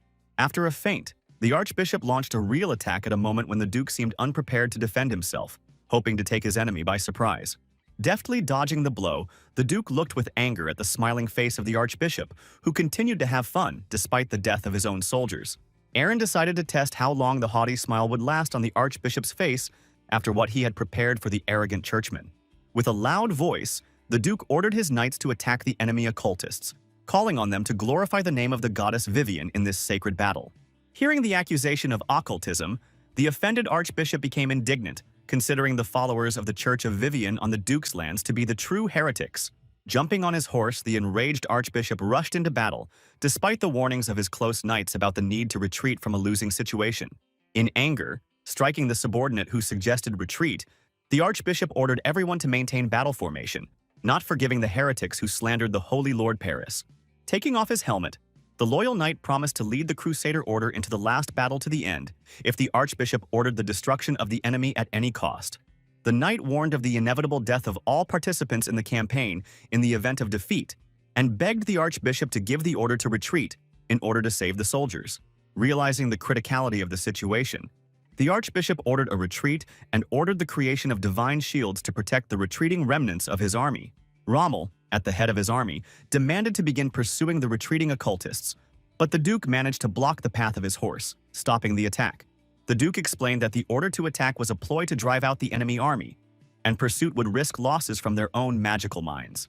Aaron announced his intention to pursue the enemy alone, planning to bypass the forest and cut off the enemy army's retreat into their territory. Watching the departing cavalry, the Duke apologized to the knight for the deception with the mines, most of which had already been detonated in previous battles. The Duke decided to act alone, not wanting to show his soldiers what he was going to do with the remnants of the enemy army. Looking at the charred bodies of his enemies, Aaron acknowledged the brilliant success of Kainos' strategy, which perfectly embodied the concept of chaos and fear on the battlefield. To enhance the effect, the Duke decided to supplement the plan with his mental abilities and the powerful blessing of the ancient dragon. The piercing wind attack he created was so powerful that it cut through and swept away the bodies of all enemy warriors in its path. The Duke noted the imperfection of the strike, but acknowledged the improvement in control over the dragon's blessing due to the use of mental power. Confident in his abilities, Aaron continued to pursue the remaining enemy units, seeking to complete their complete destruction. Kainos, who had been watching Aaron's actions closely, proudly acknowledged the young Duke's significant increase in strength and skill. The advisor recalled Aaron's first display of strength in cutting an iceberg, and his realization that he needed extensive training to gain control. Only through persistent training could the Duke hope to completely subjugate the enormous power of the dragon's blessing within him to his will. Fighting monsters and territorial wars helped the Duke develop control over his power, gradually taming the power of the dragon's blessing. The meeting with the prince made Aaron realize that simply expanding his territory was not enough to successfully resist the imperial power. In an effort to increase his power, the Duke began to master new aspects of strength and greatly accelerated his spiritual training program. Today's fight showed for the first time small but noticeable results of the Duke's long training in controlling his growing strength. The Duke was supported by his younger sister Cheryl, who continuously attacked the enemy with powerful fireballs from the sky. The experienced Archbishop successfully dodged the enemy's deadly fire attacks falling from the sky. The enemy did not expect to meet a mage of such power, capable of maintaining a continuous rain of fire to destroy his army. The Duke's knights arrived in time and joined the attack, seeking to increase the enemy's losses in this decisive battle. One of the enemy knights created a protective barrier, blocking the path of the pursuers, and asked the Archbishop to quickly lead the remnants of the army away. After the protective barrier fell, the army continued to pursue the enemy, who was trying to leave the dangerous canyon. The Duke suddenly appeared and stopped his warriors, ordering them to stop further pursuit of the retreating enemy. Beyond the canyon, they could lose their powers, so the Duke decided to end the pursuit at this point. Initially expecting to catch up with the enemy at such a distance, the Duke was forced to admit the obstacle of the protective power of the god Paris. Eren was surprised by one knight's ability to stop their attack with a divine barrier that reflected Cheryl's magic and all sword strikes. The Duke tried to break through the barrier with the energy of his sword. But as expected, even this power was powerless against the divine protection. The next attempt using pure physical force also failed. The metal of the sword simply bounced off the barrier. To everyone's surprise, a simple punch completely destroyed the divine defense, proving unexpectedly effective against the barrier. After the defense fell, the Duke ordered the enemies to be captured. But one of the warriors, preferring death to captivity, pointed a dagger at his own heart. The Duke managed to stop the suicide, suggesting that he not rush into a decision, hinting at a long future together as a prisoner. As a result of the battle, Archbishop Abel lost 10,000 warriors to magical mines, losing half of his impressive army. The Archbishop led the remaining demoralized soldiers to the border castle of Blanche to regroup and recuperate. Eren, without losing a single soldier, led 5,000 warriors across the border, beginning his march to the capital of the Holy State. At this moment, the Pope received an urgent report from the Archbishop about the results of his military mission against the heretical duchy. The Pope, shocked by the defeat, was told by his assistants that the Duke had used a previously unknown deadly magical weapon. Dad noted the absence of Vivian's divine magic bombs this time, considering all other details of the battle unimportant. Confident in the invincibility of divine protection, the Pope ordered another 50,000 soldiers to be sent against the Duke, considering all weapons except magic bombs to be powerless.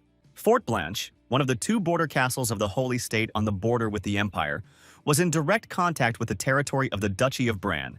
In times of peace, this strategic fort served as an important stronghold for the spread of religious teachings among neighboring lands. During military operations, the fort became a key outpost and strategic base for the advancement of the army of the Holy State into the eastern territories. The military leaders planned to push back Eren's troops besieging the fort and send 50,000 reinforcements to completely clear the territory of the duchy.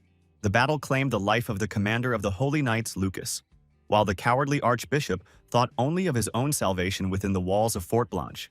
The archbishop took the news from the Pope about the formation of a new army as a divine sign and swore before the statue of Paris to avenge himself and the deceased Lucas. There were only 5 days left before the arrival of numerous reinforcements from the Holy State, which created a serious time constraint. Having learned of the advance of enemy troops, Eren began to prepare for decisive action to capture the strategically important fort. The Duke used every possible assault method, trying to capture Fort Blanche before enemy reinforcements arrived. But time was quickly slipping through his fingers. Despite constant attacks from arrows and various siege weapons, the Church's powerful divine barrier remained completely impenetrable to any attempts. The Duke did not understand the reason why his normal assault methods, and even his enhanced sword aura, were ineffective against this unusual enemy defense system. The experienced Kainos was not surprised by such protection, expecting such power from a trusted servant of the god of protection, known for his legendary skill of the Hand of Paris. Realizing the gravity of the situation, the Duke saw how arrows bounced helplessly off the barrier, and the rare attacks that broke through were instantly intercepted by the defenders. In search of a solution, Eren turned to Kainos for information on the possibility of using a divine magic bomb against the impenetrable defense. It turned out that Cecilia did not possess the secret of making bombs, and their production required too much time, which was not available before the arrival of enemy forces. Cheryl was resting after the grueling task of creating magical mines in the previous battle, and it would take several days of rest to restore her spent mana. The situation was becoming critical. Without the ability to use divine bombs or Cheryl's magic, they saw no way to overcome the fort's impenetrable defenses. Kainos advised to wait until Ms. Cheryl's strength was restored, considering this the only reasonable solution in the current difficult situation.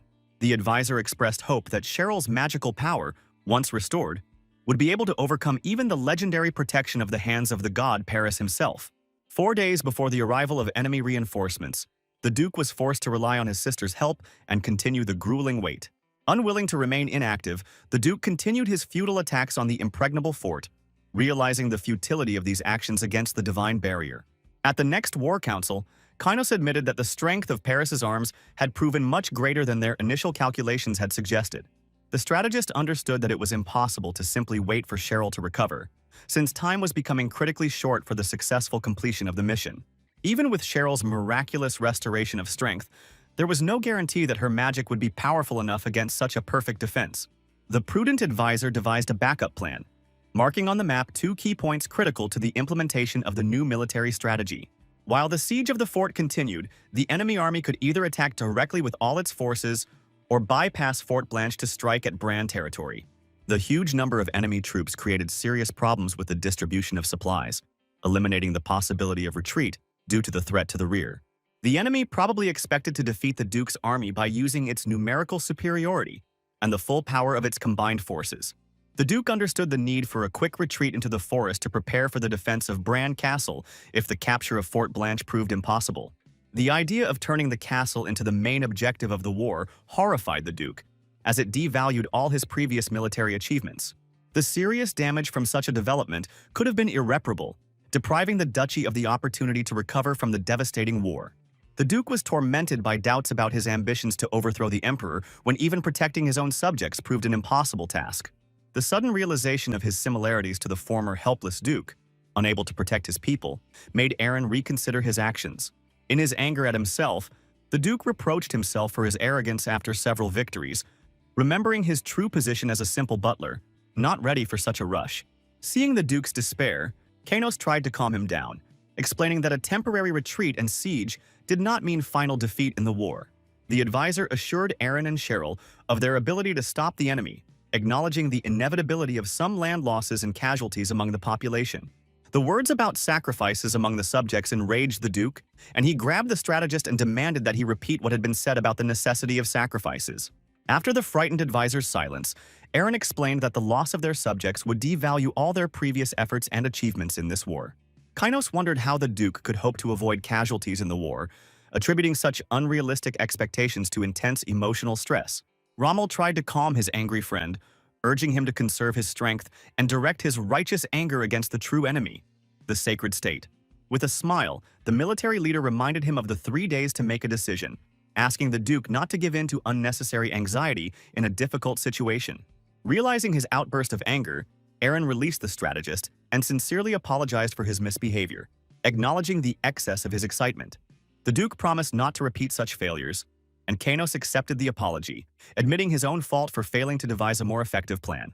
The strategist assured the Duke of his intention to make every effort to find a way to capture the impregnable castle of Blanche before the enemy arrived. Their serious conversation was interrupted by Cheryl, who demanded 200,000 gold, noticing the gloomy faces of those gathered and their obvious helplessness without her help. The girl asked her brother about trying to use bursts of energy, but he explained the futility of sword aura attacks against a powerful defensive barrier. Cheryl irritably suggested that the sword's aura was not strong enough to destroy the barrier, reproaching her brother for losing his former power and being unable to cope. She scolded the Duke for rashly starting a war without confidence in the protection of the warriors, reminding him of the responsibility for victory after the decision was made. After the girl left, a puzzled Rommel asked the meaning of her demand for 200,000 gold coins for the upcoming work.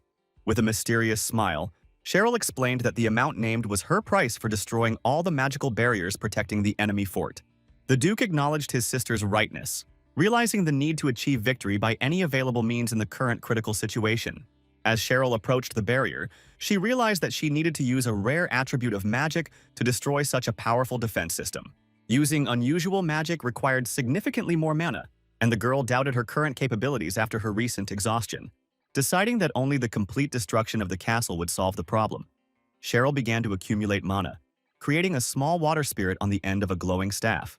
An attempt to increase the size of the water spirit ended in failure due to mana instability, forcing the girl to admit the need for additional rest. Cheryl felt awkward about not being able to follow through on her promise after her boastful statement to her brother and the other military leaders.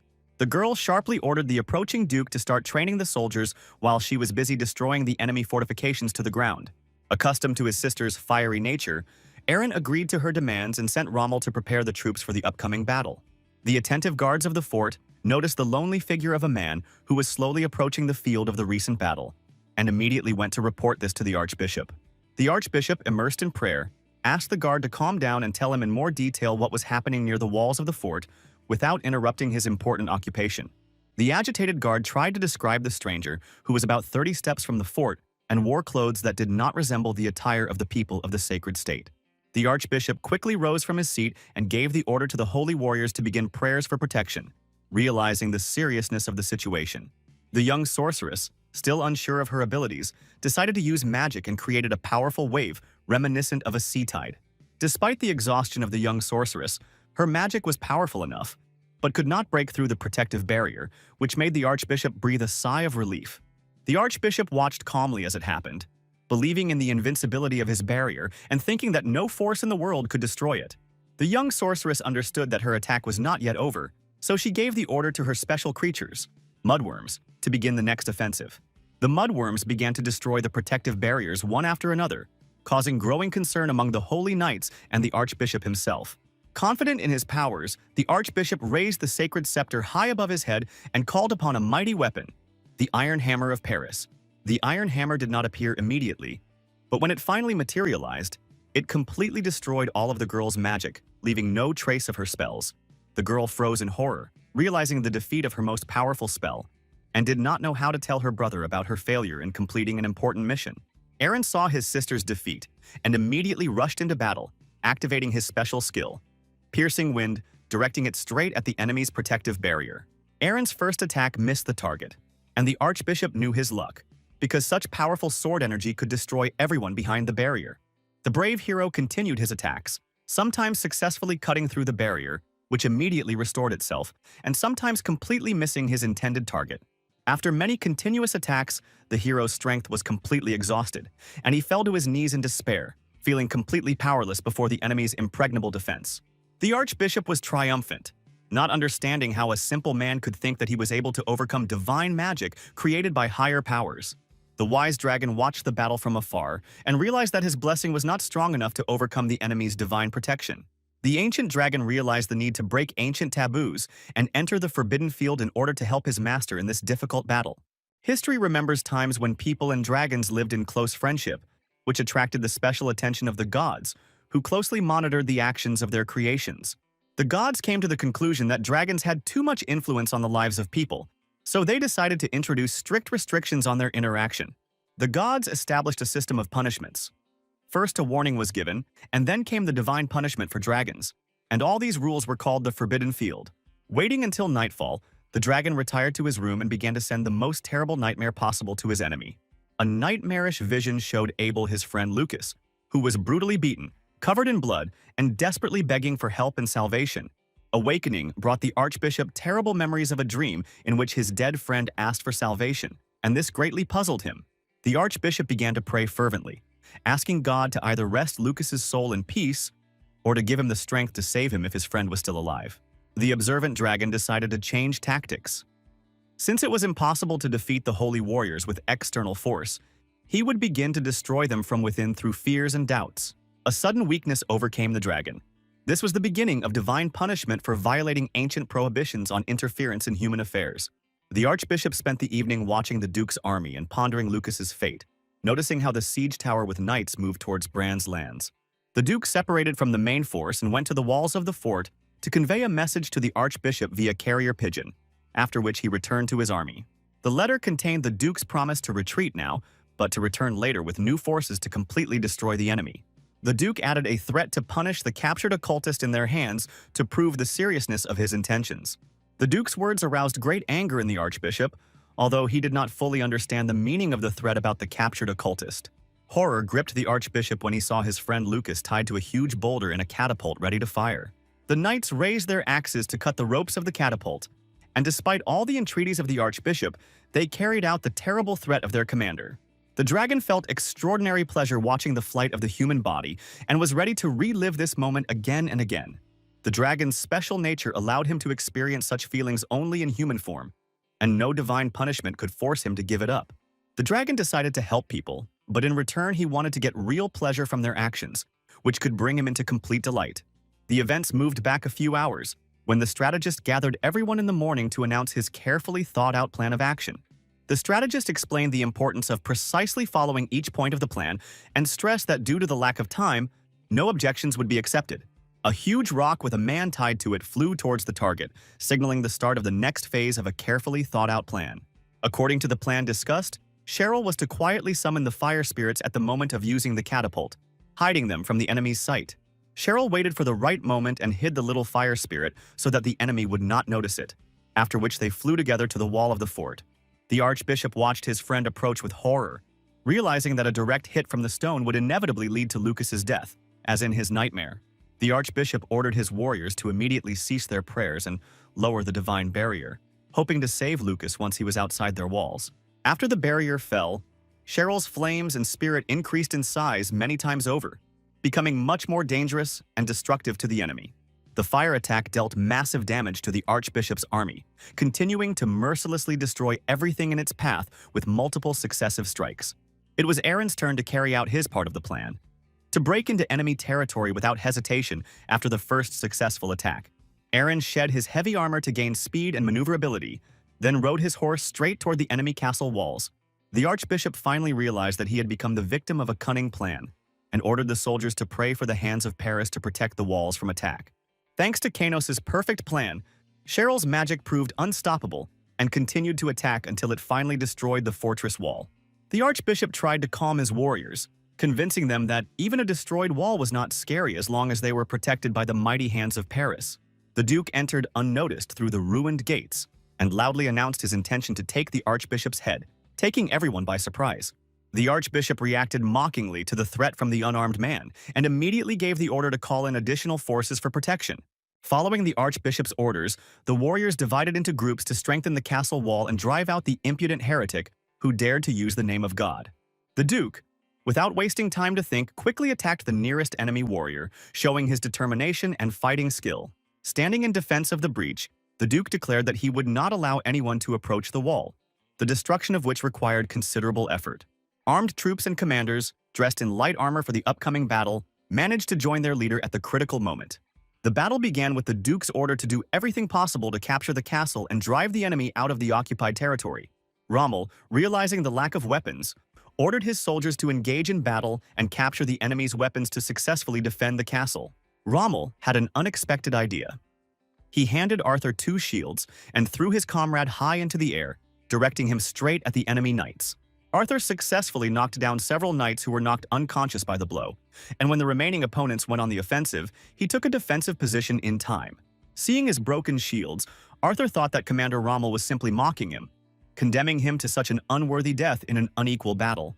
Rommel quickly came to the rescue and knocked down one enemy, and Bianca dealt with the second, accurately hitting his head with her sharp spear. Arthur, enchanted by the courage of his savior, rushed towards her, while Rommel noticed the approach of a new dangerous attack. A huge hammer fell upon the warriors, and Rommel barely managed to save his friend from certain death, pushing him away at the last moment. The enraged duke decided to deal with the archbishop personally in order to make the task of his army easier in this difficult battle. The duke was preparing to jump onto the high wall, but a sudden premonition of danger forced him to dodge the invisible threat at the last moment. The Holy Army surrounded the young warrior, pressing him against the wall and cutting off all paths of retreat or advancement.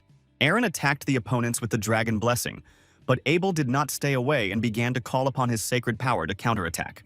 The Duke had to show particular dexterity, simultaneously defending himself from air attacks and dodging blows from ground opponents.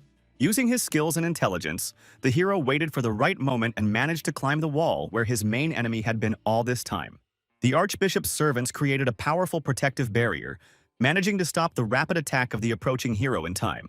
The hero's attempt to break through the barrier using mental power was unsuccessful, and his weapon broke after the failed attack. Archbishop Abel, looking at the confused hero, solemnly declared that he would pay for such insolence with his own life. The threat of reprisals extended to all of the hero's subordinates, and this really scared him, because he understood the lack of trump cards for victory without restoring his strength. According to the strategist's plan, the main goal was to capture the Blanche Castle before enemy reinforcements arrived and strengthen their defensive positions there. The success of the plan depended on the rapid elimination of the enemy leader, but in practice, this task turned out to be much more difficult than even the experienced hero had expected. The Duke, who had a sudden idea, shouted to Rommel, who was fighting below, to throw him any weapon he could get. Having received the mace, the hero filled it with enough mental power and resolutely headed towards Paris's magical hand. The powerful attack not only destroyed the magic hand, but also destroyed the section of the wall where the holy knights who created it stood. As the hero approached the enemy, he reflected that although humans could not defeat divine power, he wondered if that rule applied to those who used it. The Duke was especially outraged by the fact that the Archbishop equated himself with God, although he only borrowed his powers, which seemed a real insult. The archbishop had to retreat for a new attack, but the hero was too fast and, dodging the blows, furiously rushed at the enemy.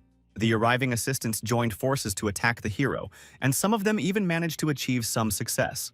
After several missed blows, the hero noticed an interesting pattern. Neither he could break through the energy barrier, nor could Paris's hands overcome his mental powers. Directing the attack into the ground, the Duke found that he could easily deal with the enemy's small attacks, successfully parrying and stopping each blow. Suddenly, the hero noticed that the archbishop had put a special mark on him, and raising his head, he saw a huge magical attack approaching. The legs were bound by magic, and it was impossible to dodge the attack, so the only possible way out was to try to destroy the approaching attack. The subjects watching the battle from below believed in the strength of their Duke, but they knew that even he could not compare to the power of the divine attack. All that was left for the loyal subjects was to watch silently as their Duke tried to resist what seemed to be an inevitable fate. Despite the small chances of winning, the hero was unable to destroy the attack, but managed to redirect it back to the enemy using the same magical logic. The hero immediately attacked the shocked archbishop, declaring that his god had definitely betrayed him, since the invincible Abel was defeated. The archbishop was seized with uncontrollable terror, and he screamed in fear of a man whose incredible strength he could not comprehend with his mind. Preparing to strike again, the hero explained that he was a man risen from the dead, and unlike Abel, he had never claimed to be invincible. Following Kainos' plan, the Duke successfully defeated Abel, the chief defender of Blanche's castle, in a decisive duel. Despite the limited time, the hero managed to create a reliable line of defense before the arrival of reinforcements from the Holy Empire's troops. In the evening, everyone gathered around a rich, festive table to celebrate a significant victory and discuss further strategic plans. The Duke asked Kainos hesitantly if they should remain in the captured Castle Blanche while the enemy mobilized part of his huge army. The wise dragon explained the need to remain in the castle, as the enemy would try by any means to distract their attention from this strategic position. The dragon shared a plan that could prevent enemy action, but warned of the serious natural risks associated with its implementation. The plan was to intercept enemy troops by placing detachments in strategically important points in advance, before the enemy army was divided. Rommel, aware of the enemy's five-fold numerical superiority, considered the interception tactic to be the only reasonable solution in the current situation. Aaron understood the need to act quickly while he and his sister were in the captured castle, but he doubted the possibility of successfully completing the task. Kainos unexpectedly suggested excluding the hero from this plan, claiming that this would bring them much closer to victory in the war. Kainos confidently promised to end all military operations in just 1 week, even without the participation of the main character in the operation. That evening, in his room, Aaron reflected on the dubiousness of the plan, but decided to trust Kainos' unerring intuition, as he had done before. The tired guy was about to rest a little and recuperate when an unexpected knock on the door disrupted his plans to rest. Rommel warned in advance about the possible presence of remnants of the Holy Army in the castle, and asked the Duke to exercise special caution. Aaron quickly calmed down, reasoning that the enemy soldiers would attack without warning, so he calmly allowed the late guest to enter. The late guest turned out to be a young nun who came to the Duke despite the late hour in her home clothes. The embarrassed girl apologized for the late visit and told him about an important request. But the hero awkwardly suggested postponing the conversation until the morning. Sitting on the edge of the bed, the nun explained the urgency of her visit by saying that she had received a call from Lord Vivian himself. The hero looked at the girl carefully, thinking about the meaning of her words, and Cecilia explained that the Lord was calling them both. The Duke was confused, wondering at the reality of Vivian's existence and the reasons for his sudden appeal to them. Cecilia explained that the Order of Vivian originated in ancient ruins on the mountain ridge behind Chateau Blanche, in these sacred lands. The capture of the castle by the Order of Paris prevented Cecilia from approaching the sacred ruins, despite Lord Vivian's constant urgings. Thanks to the Duke's victory, the long-awaited chance to reach the sacred ruins appeared, for which the girl expressed sincere gratitude. The Duke reminded him of his unfinished military mission, but Cecilia, embracing him, asked if he would refuse the divine request. Not wanting to upset the girl, the Duke promised to visit the chosen place after the end of the war if Blanche's castle remained under their control. Cecilia, touched by the Duke's promise to fulfill her request, decided that it was now her turn to return the favor. As she left, the girl asked if the gentleman knew about Lord Vivian's true nature, showing genuine interest in his knowledge. Seeing the confusion in the man's eyes, the embarrassed girl explained that Lord Vivian was the one and only deity of love. In the dead of night, in the military camp of the reinforcements of the Holy State, a sudden and frightening confusion began among the soldiers. Archbishop Landa, commander of the reinforcements of the Holy State, slept peacefully in his bed, unaware of the impending danger. Loud cries of fire woke the archbishop. Frightened horses rushed about in panic, and helpless soldiers died in the fiery trap. Quickly dressing himself, the archbishop demanded a report and learned that the fire had started near important food carts. Cheryl sent out her powerful fire spirit, which mercilessly burned everything that came in its destructive path. Seeing the fiery spirit, the frightened people mistook it for a demon and tried to extinguish it with water. But the angry spirit turned its rage against them. Archbishop Landa realized with horror the complete destruction of all food supplies, realizing the catastrophic consequences for the army. Under cover of darkness, the well-prepared army of holy warriors and the Duke's soldiers, under the command of Rommel, began a decisive offensive. The soldiers clearly divided the combat tasks among themselves and methodically destroyed the enemy, acting as a single well-oiled machine. The archbishop watched the chaos and could not believe the audacity of Duke Aaron, who dared to do such a thing to the servants of God Paris. The experienced Kanos watched the battle, realizing that even the most well-thought-out counterattack strategy was useless without reliable and loyal warriors. Deprived of food, the enemy would inevitably begin to lose strength, and now they needed to hold out for only a week to have a real chance of victory. An attentive observer could notice that both the wise Kynos and the experienced archbishop made one important strategic mistake. The dragon believed that the destruction of enemy food supplies would significantly slow down the enemy's offensive actions. No one foresaw that this blow to supplies would only kindle the flame of faith in the enemy, giving them unexpected strength to resist. Inspired by faith, the warriors were able to overcome hunger and continue the battle to fulfill the sacred will of their deity Paris. The opposing orders encountered Aaron's forces well ahead of schedule, disrupting the original battle plan. Archbishop Landa's strategy, based on the superiority of the troops, turned out to be insufficiently effective in the current situation. Unexpected news shocked the command. The castle of Aventa was captured, and all supply routes to the sacred warriors of Paris were completely blocked. The archbishop was at a loss, unable to understand how the enemy could seize new territory if all their forces were in the castle of Blanche. It turned out that the Duke had successfully led a secret operation to capture the new city even before the main reinforcements of the Holy State arrived. The brilliant strategist Kynos divided his military forces into two specialized units with different combat missions. The first detachment was to hold off enemy reinforcements, while the second was given the important task of capturing Aventa Castle with its strategic reserves. Despite the successful destruction of enemy supplies, the interception unit was unable to completely stop the enemy's advance toward its intended target. The bloody battles resulted in huge losses among soldiers, significantly weakening the fighting potential of both opposing sides. The exhausted interception squad, despite heavy losses, still managed to stop the further advance of the warriors of the Sacred State. Aaron's Special Operations Squad crossed the mountain range and successfully captured the strategically important Aventa Castle. Archbishop Landa, finding himself in a desperate situation, decided to continue the attack on the Blanche Castle and urgently requested additional resources. The prudent Kanos had calculated the possibility of such a development in advance and successfully prevented the enemy from receiving help. The archbishop, seeing the suffering of the soldiers dying of hunger, made the difficult decision to surrender to the enemy in exchange for life-saving food. Duke Gran rushed to the emperor with important news, unaware of his true intentions in the current situation. When the servants tried to prevent the meeting, the duke reported Aaron's capture of two strategically important castles, Blanche and Aventa. The enraged emperor could not believe that his powerful army of Paris could not cope with a relatively weak enemy. The experienced ruler felt that the news he received was not limited to information about his army's military defeats. The emperor's premonition turned out to be correct. The pope officially approached him with a request to intervene in the protracted conflict. Duke Gran explained that the pope, not wanting to surrender to the heretics, asked the emperor to use his power to end the bloody war. The emperor was furious, remembering the agreement with the pope to neutralize Duke Aaron, which ended in a shameful defeat. Upon hearing the news of the emperor's intervention, an enraged Aaron realized that all his carefully laid plans were in jeopardy. The wise Kanos considered this turn of events favorable, understanding the impossibility of continuing the war due to huge losses. Kanos, although he considered the situation a defeat, understood the danger of conflict with the emperor and offered to benefit from the upcoming negotiations. A week later, important rulers gathered in the spacious conference room of Aventa Castle to conduct complex peace negotiations.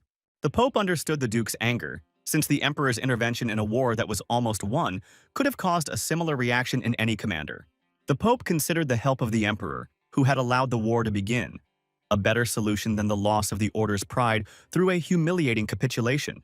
The Holy Pope solemnly declared Lord Paris's mercy to the hero, claiming that it was the deity who had ordered the end of the military confrontation. The Pope confidently stated that continuing to cleanse the lands would certainly lead them to final victory over the enemy. The Duke looked with mockery at the Pope, who, realizing the impossibility of continuing the struggle, tried to maintain the appearance of victory. The Duke asked his advisor ironically if he had ever met such a boastful fool on the battlefield. The archbishops were horrified by the Duke's insolent treatment of the Pope of the Holy State, whom they revered equally with the king of an entire nation. The hero mockingly noted that the archbishop, who had recently surrendered for food, had taken courage, and explained to the Pope his ignorance of the real state of affairs. The Duke pointed out the hypocrisy of talk of mercy, recalling that it was they, and not Paris, who had shown mercy to the starving heretics. The Duke commanded that empty talk be stopped, and that demands be listened to carefully if the Pope wanted his captured warriors returned. The Pope remained remarkably calm and even smiled, convinced of the truth of the rumors about the young Duke's warlike character. The Duke made a bold demand to hand over to them the capital of the sacred state of Regal, to which the Pope reproached him for excessive presumption. An angry Aaron ordered that all the captives be sent to forced labor or sold at the slave market if they disobeyed. The tense negotiations were interrupted by the appearance of the emperor and his entourage, whose face expressed obvious dissatisfaction with what was happening. Emperor Jeron, while containing his hostility, noted how his nephew had matured since their last important meeting. The Duke and his loyal subjects immediately bowed deeply, paying the emperor the honors due. The emperor ordered the Duke to raise his head, and at that moment an armed knight rushed towards him but only destroyed the table. The emperor explained his reluctance to sit at the tables by security considerations and the need for a full view of what was happening around him. The Duke tried to flatter the emperor by noting the similarity of their thinking in matters of security and observation of the surrounding environment. Having completed all the necessary preparations, the participants in the negotiations gathered together to discuss important state issues. The emperor looked at Lord Paris's representative with obvious displeasure and demanded an explanation for the loud argument he had heard on the way to the hall. The Pope briefly outlined the essence of the conflict, reporting the Duke's demand to hand over the capital of the Holy State as war compensation. The Duke countered by clarifying that he was only criticizing the Pope's violation of his own rules regarding starting a family and having descendants. Noticing the reaction of those present, the Duke realized that the time had come to begin serious negotiations for deserved compensation. Watching the Pope, the Duke foresaw the spread of compromising rumors that would force him to leave his high post. The Duke planned for the next Pope to be the deliberately left alive Archbishop Landa, carefully preparing the ground for change. The Emperor watched Lord Paris's representative closely, noticing the obvious fear that some carefully hidden secret would be exposed. Realizing the unfavorable nature of the current position, the Emperor sought to minimize possible losses from the upcoming negotiations. The Emperor proposed to put aside the delicate matter and concentrate on discussing the compensation the Duke wished to receive. The Duke spoke as the representative of the Empire, declaring the harm of a religion controlled by a manipulator who spread influence among the citizens. The Duke proposed moving the Order of Paris to the western part of the continent to reduce their influence on the population of the Empire. The indignant Pope jumped up from his seat, demanding an explanation from the Duke regarding his excessive demands. The Emperor called on the Pope to remain calm and pointed out to the Duke the excessiveness of his demands in the current situation. The Duke was aware of the enormity of his demands, but hoped for the Emperor's support in defending imperial honor. The Emperor, understanding the Duke's desire to protect the country, demanded that the Pope confirm or deny the accusations made. The agitated Pope rose from his seat and began to deny all the accusations, citing the incompatibility of family life with his rank. The Duke, with a sly smile, asked the Pope about his reaction to the possible enslavement of his granddaughter after her discovery. The Pope firmly rejected the possibility of searching for a non-existent person and turning her into a slave, trying to keep his secret. Confident in his knowledge, the Duke ordered Rommel to send men to search for the Pope's granddaughter at the winter villa of Alpes. Rommel reported that the operation to find the girl was almost complete, awaiting only the final order for action. The visibly nervous Pope demanded that the search be stopped, to which the Duke ironically reminded him that he had no descendants. The Emperor tried to smooth over the situation by suggesting that the Duke might have made a mistake, given the Pope's services to the Church. The Pope hastily agreed with the Emperor's assumption, continuing to insist on the absence of any family ties. The Duke slyly inquired about the possibility of turning the found girl into a slave, continuing to put pressure on the nervous Pope. The Pope finally admitted to the existence of the family, justifying himself with past mistakes before taking holy orders. Thanks to the intervention of the emperor, the final negotiation satisfied only part of Aaron's initial demands.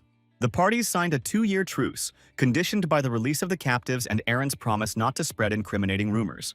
Aaron received the castle of Blanche, the territory of the Vivian Order, and compensation of 5,000 gold coins, officially recognizing him as the winner.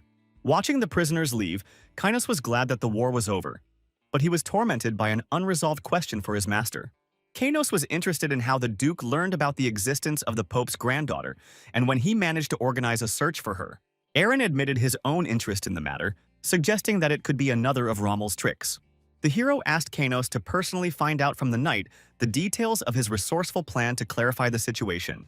Upon returning to the Holy Land, the Pope immediately went to the port city of Alpes to meet his granddaughter. When meeting with his granddaughter, the concerned Pope asked her about possible threats and suspicious contacts. Upon learning of the lack of any contact with his granddaughter, the Pope realized the Duke's deception and vowed that Lord Paris would punish the deceiver. Aaron, unaware of the Pope's wrath, prepared to travel with Cecilia to the promised holy place. Cecilia confidently stated that there was no need for an escort for a simple climb into the mountains. Cecilia tasked Lady Bianca with finding the oppressed followers of Vivian in the castle to restore their church. An unexpected addition to the journey was Kynos, invited by Lord Vivian himself, which Cecilia kept silent about. By evening, the travelers reached an ancient temple, separated from the outside world by a deep cliff in the snow-capped mountains. The Duke noted the impossibility of overcoming the cliff without wings, and the difficulty of creating a crossing due to strong winds. Cecilia explained the special nature of the temple's access, inaccessible even to flying creatures, requiring a different approach. Cecilia knelt down and began to pray to the Lord, asking him to open the way for them to enter the sacred temple. A mystical road appeared over the cliff, and joyful Cecilia invited her companions to follow her. Inside the spacious temple, the Duke noticed a strange emptiness and abandonment, despite the impressive size of the building. An unexpected discovery was the presence of a little girl kneeling and praying at the sacred water. Cecilia greeted Lord Vivian respectfully, apologizing for the long lack of contact between them. The girl took off her robe and reproached Cecilia with displeasure for being too slow, hinting at her long wait. The little goddess agreed to forgive Cecilia for the delay, considering the people she had brought with her. The Duke looked at the approaching child goddess with surprise, amazed at the absence of the usual magical aura. Kynos knelt before Lord Vivian, asking for an explanation of the reason for their gathering together in the temple. Lord Vivian chided Kynos for his undragon-like impatience, insisting on her right to choose the time of revelations. The goddess approached the Duke and asked him to close his eyes, after which they instantly disappeared from the temple without a trace. Finding herself on the mountain in front of the temple, the girl calmed the frightened Duke and asked him about his guesses regarding the reason for the call. Vivian began a philosophical discourse on the cyclical nature of life, comparing it to a stone located nearby on a mountain. The goddess demonstratively dropped a huge stone, which destroyed the temple in half, presumably killing the people inside. The Duke was horrified by the thought of the possible death of Kynos and Cecilia under the rubble of the destroyed temple. The enraged Duke lashed out at Vivian for her divine games with human lives. The young goddess calmly pointed to the huge stone that now stood at the very top of the mountain, and with this simple gesture made it clear to the Duke that the ancient temple remained intact and that their lives were not in danger. This heavy stone on the top of the mountain was a special sign for the butler Gale. The goddess used it as a symbol of the new life she gave to man by transferring his soul through time and space. The confused man finally realized the whole truth about his miraculous salvation and understood why it was in the body of the Duke that he began his new life, for which he was sincerely grateful to the wise Vivian. The little goddess patiently explained to the confused guest that his appearance in a new body was not accidental, because each person is destined for a special destiny, and she asked him to live this life to the fullest. The frightened and confused man could not calm down, because he wanted to immediately find out the true reason for his appearance here and understand where the real owner of this body was now. The wise goddess advised the traveler to continue his life's journey without fear and doubt, promising that one day he would definitely meet the real Duke, although he would be completely different. When the allotted time for conversation came to an end, the goddess used her divine power and directed the Duke towards the cliff, managing to notice his last attentive glance before falling. Waking up from a deep oblivion, the Duke was surprised to find himself not within the walls of the ancient temple, but outside, where an alarmed nun was trying to bring him to his senses with her caring actions. After waking up, the Duke looked around in confusion, trying to figure out his location because he clearly remembered the moment of the fall. But now they were right in front of the entrance to the majestic temple. The excited Duke began to ask about the mysterious goddess, But the attentive Cecilia gently explained that they were not destined to meet her yet, because the time for this meeting had not yet come. The man was absolutely sure that they had indeed entered an ancient temple, and met there an amazing girl who looked like an exact copy of the beautiful Cecilia. Trying to tell others about his unusual experiences, the hero encountered Cecilia's firm conviction that they had remained outside the temple all this time, and he had simply lost consciousness. Calm Cecilia suggested that everything they had seen could have just been a vision, and since the Great Lord did not wish to see them yet, they would be better off returning home and trying to come to the temple another time. Climbing onto his trusty horse, the worried Kainos could not understand why the rest of the people did not remember at all the amazing events that happened to them within the walls of the ancient temple. The angry Vivian began to sternly scold the impudent dragon for his unauthorized interference in the affairs of mere mortals, and decided to come up with a fair punishment for his misdeed. Using her divine power, she restricted the dragon's magical power in his chest, greatly weakening his abilities and preventing him from using any magic in his human form. The goddess warned her servant that any attempt to violate the established prohibition would bring him such suffering that he himself would prefer a quick and easy death. The mighty Kainos was greatly upset that his simple desire to have fun in the lands of men had led to such serious consequences, and now his life was in danger. Looking at the thoughtful Duke, the dragon admitted that all his adventures were worth it, because thanks to his bold actions he received many incredible impressions. In the majestic capital, life went on as usual, and ordinary citizens had long since stopped paying attention to the poor beggars who begged for alms every day on the noisy streets. The unexpected appearance of the Duke of Renan's luxurious carriage attracted the attention of curious citizens, disrupting the usual flow of daily life in the bustling capital. The contented Duke, comfortably seated in his carriage, rejoiced at Aaron's victory over the holy state. But he was troubled by the thought of the Emperor's close attention to their actions. The sudden stop caused the carriage to rock violently, forcing the alarmed Duke to leave his comfortable seat to find out the reason for the unexpected delay on the way. In front of the luxurious carriage stood an unfamiliar man, who confidently declared to the surprised travelers that he was Duke Aaron himself, returned from oblivion. The mysterious stranger held himself very seriously and confidently, silently waiting for the moment when the real Duke would deign to listen to his amazing story. Despite obvious doubts, the Duke decided to listen to the strange man, although he could hardly believe in the possibility of resurrection after death at the hands of the Emperor 20 years ago. Realizing the improbability of his story, Aaron specifically went to find Renan, a distant relative of the crown and a loyal servant of the former emperor, hoping to find understanding. The Duke, who had lost his former appearance, chose Renan as his only interlocutor, realizing that any other person would immediately notice his striking difference from the former Duke.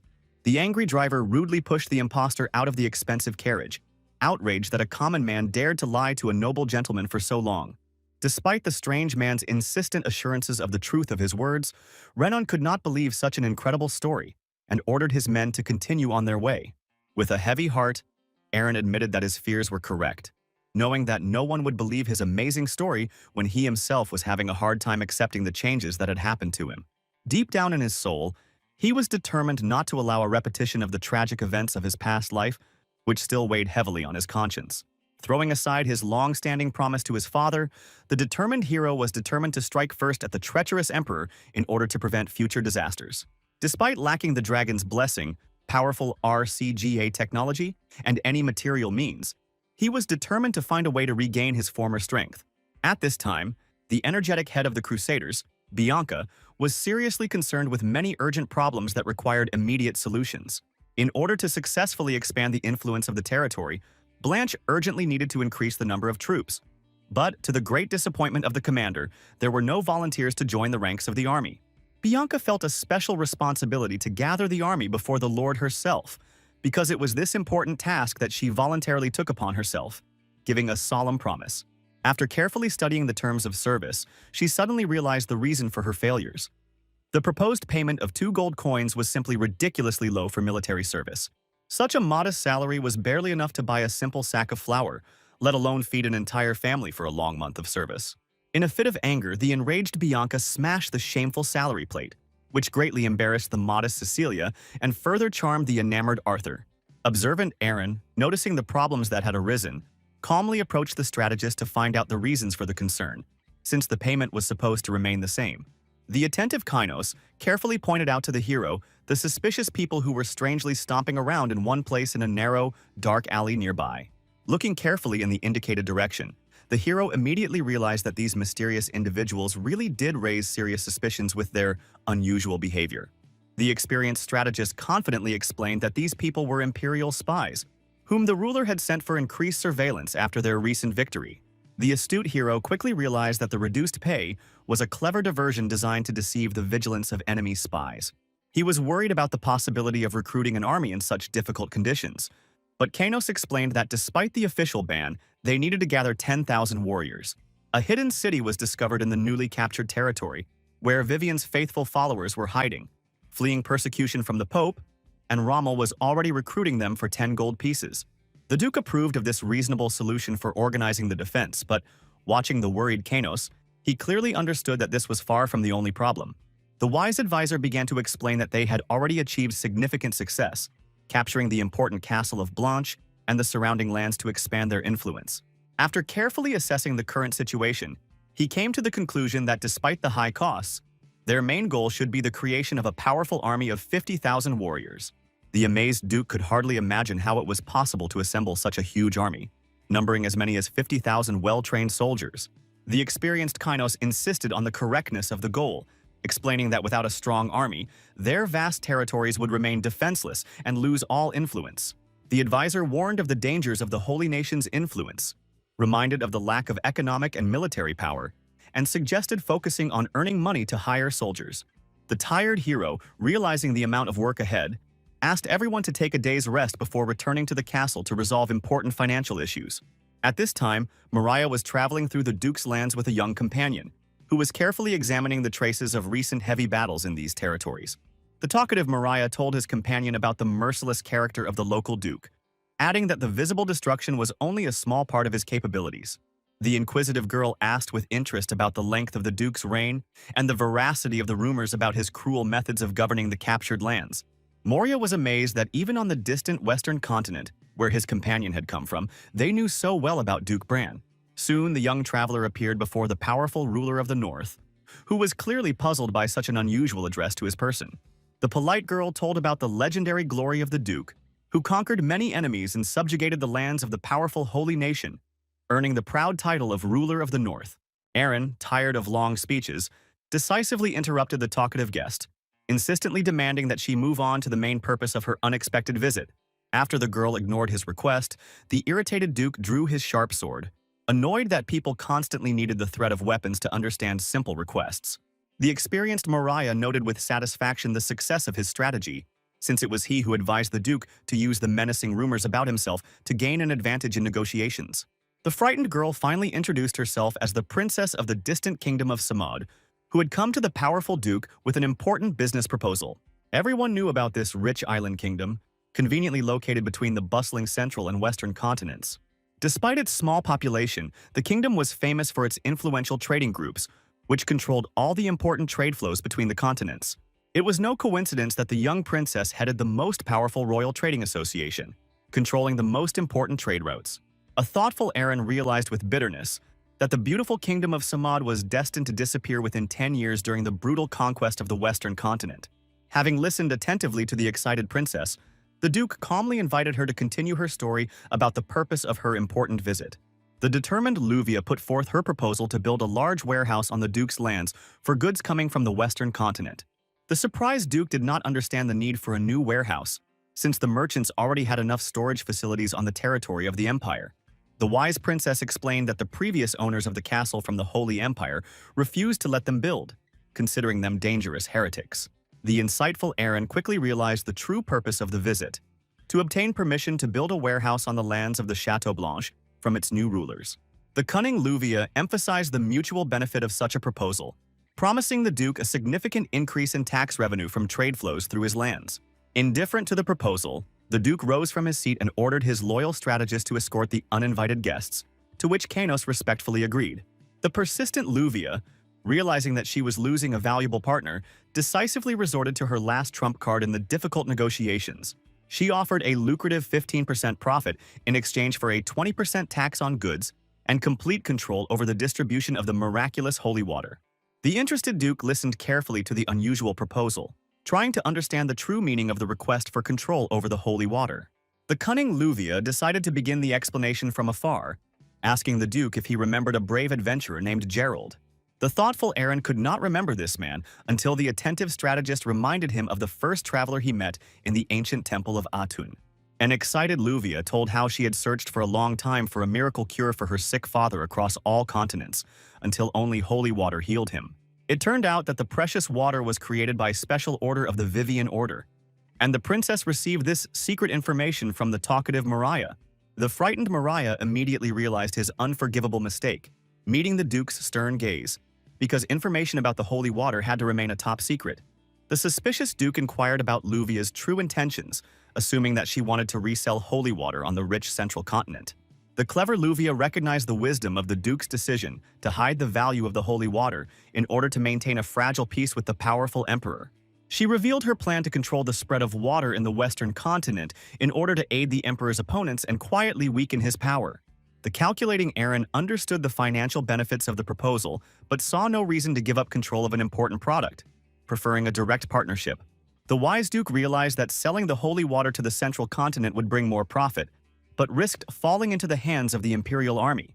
Watching Luvia closely, he appreciated her brilliant sales skills and her amazing ability to accurately determine the desires of her customers. With a heavy heart, he thought about the sad fate of this beautiful country, which was destined to turn into lifeless ruins.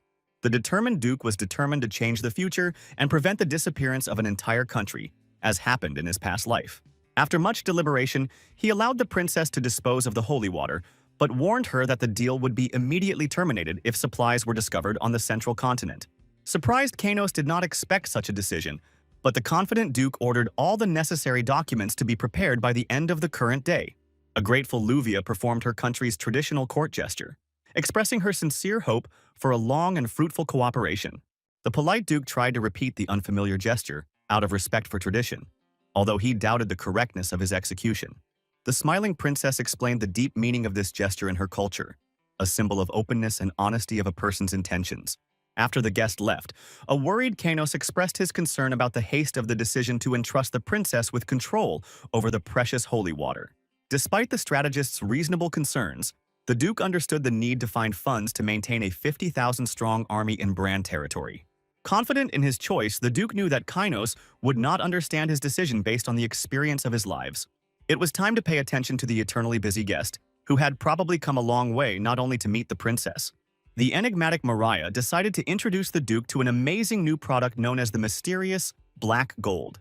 Taking out a small bag, he poured black pepper into his palm and invited the Duke to appreciate the unusual aroma of the mysterious spice. The unfamiliar smell made the Duke sneeze, and he could not understand why this simple spice was called precious black gold. The experienced merchant explained with a smile that such a reaction is completely normal for a first acquaintance, but the true value of the spice can be appreciated in finished dishes. The perceptive Duke and Kynos quickly deciphered Mariah's true intentions to find the source of the valuable black gold on the mysterious dark continent. The amazing black continent remained a mysterious land, known only from ancient books, although valuable spice was usually brought from the eastern continent.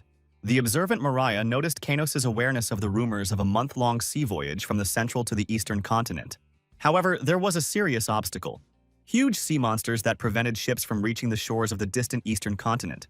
These dangerous waters belonged to the mighty sea dragon Leviathan, who guarded his domain from any uninvited guests. The enterprising Mariah acquired valuable specimens on the black market of the kingdom of Rumion, found in the wreckage of a mysterious ship off the distant shores. The precious spices were stored in a strange box of unknown origin, which led them to the conclusion that a ship had likely arrived from the mysterious dark continent. The determined hero tasked his loyal Kynos with gathering all possible information about this mysterious place, using any available sources. The dedicated strategist promised to make every effort to collect valuable information, although he understood that this would require a considerable amount of time. Late at night in his chambers, a thoughtful Kanos sent an urgent letter to Keishi, asking him to find any information about the mysterious dark continent. As he watched the dragonbird fly away, he thought bitterly of the lost ability to use magic to travel on his own. In desperation, Kynos turned to the powerful Lord Vivian to ask for a brief return to his native land. The falling star clearly showed the stubborn goddess's refusal, forcing Kanos to accept her unyielding decision. 2 months after the warehouse was completed, an attentive Aaron met with the treasurer to sum up important results. The alarmed Duke watched with concern the strange behavior of the old man, who, hunched over, did not take his eyes off the important documents. The excited treasurer confessed to the Duke that the profit from the sale of holy water had exceeded all his expectations, bringing millions of gold coins into the treasury, more money than he had seen in his entire life. The Duke looked at the treasurer in surprise and asked why this money made him so excited, since after military victories they received no less sums from the captured booty. An experienced treasurer explained an important difference. A constant income every month is much more useful than a one-time military booty, because it allows you to properly plan all expenses on land. The Duke tried to calm the agitated treasurer and asked about his plans for using the money he had received, reminding him of the important need to raise a large army. The old treasurer was very angry because the Duke did not understand at all how much gold was spent on maintaining order in all the lands and paying for important works. The treasurer could not understand the Duke's desire to raise a new army when he had 10,000 warriors, and warned that a large army would take all the money needed for the lands. The Duke did not argue with the old treasurer, and decided to return to his castle to calmly think over what he had heard and find the right solution for their lands. On the way to the castle, the Duke noticed how well the treasurer had managed the money. The road had been repaired, and new buildings and well-kept fields had appeared along it. The Duke nevertheless asked his companion whether their treasury really could not support an army of 50,000 warriors to defend all lands from enemies. The wise advisor sadly confirmed that such a large army would now ruin their lands and lead to big problems with paying salaries and purchasing supplies. The Duke was greatly upset to realize that the treasurer was telling the truth about the difficult financial situation, and was not exaggerating the problems for his own benefit or caution. The unexpectedly clever advisor added that although the task was very difficult, he never spoke of the complete impossibility of gathering a large army to defend the lands. The advisor suggested creating an army that would be subordinate to the territory of Bran, but located on another continent where maintaining troops would be much cheaper. The Duke listened carefully to this idea and realized that creating a dependent state on another continent could indeed solve their problem with a large army. After calculating all the expenses for maintaining the army, it became clear that moving the army to another continent would allow for significant savings from the treasury. However, to create a new state, it was first necessary to reach the unknown Dark Continent, and the Duke doubted whether it was worth the risk for an unknown benefit. In an old book, the Duke read the story of a traveler who everyone considered crazy for his decision to go to the distant and mysterious Dark Continent. During his 10 years of absence, even his wife and children declared the traveler crazy because of his amazing stories about the riches and wonders of the Black Continent. Despite the ridicule and distrust of everyone around him, the traveler continued to tell the truth and recorded his discoveries for future seekers of distant lands. In his notes, he described unprecedented treasures, rare spices, and precious stones that he had never encountered before on the familiar central continent. The traveler noted the complete absence of magicians on the Black Continent and wrote that even a small army of 10,000 warriors from the central continent could easily capture these rich lands. In his diary, he revealed an important secret about the round shape of the world, refuting old tales about a flat earth with a cliff at the edge, and warned about a large sea monster. After much study of the old book, the Duke decided that even a dangerous sea monster and other difficulties would not stop him from taking advantage of such a rare opportunity. A clear plan of action had formed in the Duke's mind, which required immediate execution, so he immediately began preparing for an important journey. The first thing the Duke wanted to do was to test the words of the merchant Mariah about the unusual properties of black gold and its amazing effect on the taste of ordinary food. The Duke hesitated for a long time to try the unfamiliar seasoning, but a bad feeling did not stop him from wanting to find out the truth about the mysterious spice. After carefully trying the new seasoning, the Duke was amazed at how much the usual taste of food changed. It became much tastier and more aromatic than ordinary food. Then the Duke realized that selling unusual spices from the Dark Continent would bring them huge amounts of money and make their lands even richer and more influential. Having summoned the faithful Kynos, the Duke directly asked him what would be needed for a successful journey to the distant Black Continent. The delighted Kynos immediately began to talk about the need to capture a port in the kingdom of Rumion on the eastern continent to organize a sea voyage. Since they had no compelling reason to attack Rumion, the Duke decided to give an important speech to the people in a few weeks. The inhabitants were afraid of bad news about the attack of monsters from the Black Forest or the appearance of new enemies, but the Duke was going to tell them about something completely different. In his speech, the Duke announced that he had received alarming news about the insult to the followers of their faith by the kingdom of Rumion in the east. This news angered the grateful church-going people, but Kynos explained the need for a compelling reason for war and the gathering of additional defense forces. Continuing his speech with tears in his eyes, the Duke told the people about the cruel treatment of their brothers and sisters who were being held in slavery in the neighboring kingdom. The Duke announced his intention to negotiate with the rulers of Rumion for the return of his captive compatriots home to their families. Now they had to gather a strong army and wait for time to regroup their troops in order to create a worthy pretext for starting military action. After the Duke's brilliant speech, Kainos noted that the speech had made a strong impression on the people, although the ruler himself doubted the sufficiency of his words. A disgruntled treasurer appeared in the crowd and immediately realized that the recent lull in business was a harbinger of new large expenditures for military needs. The Duke quickly led the outraged treasurer away from the crowd, promising to explain everything later, and ordered the preparation of new armor for the warriors to begin. The treasurer was shocked by the need for new military expenditures, recalling the armor recently purchased for the Duke's 10,000 warriors. Instead of a long explanation, Aaron gave the treasurer a taste of the meat with mysterious spices, and he immediately felt an amazing new taste.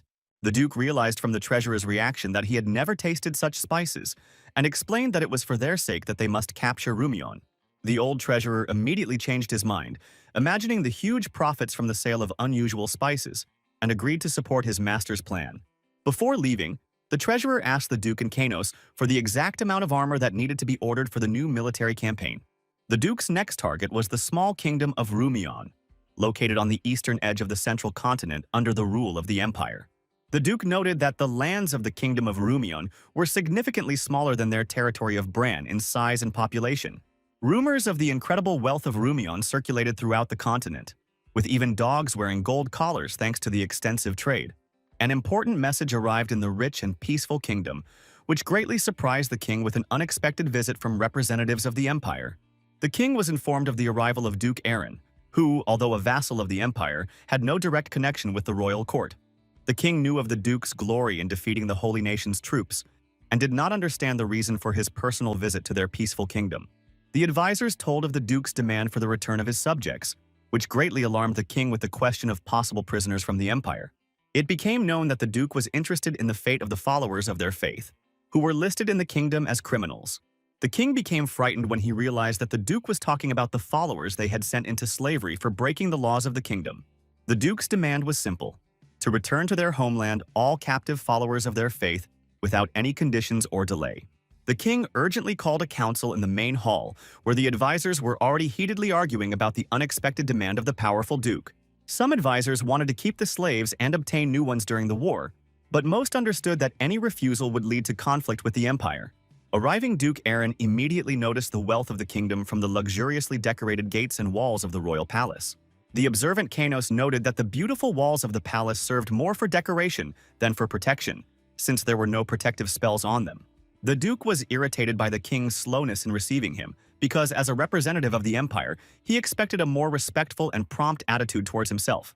The armed soldiers of the kingdom of Rumion immediately surrounded Aaron in a tight ring as soon as the gates swung open to the arriving travelers on this sunny day. The commander-in-chief of the mounted infantry loudly gave the order to his soldiers to line up in neat rows and stand at attention in front of the important guests of the kingdom.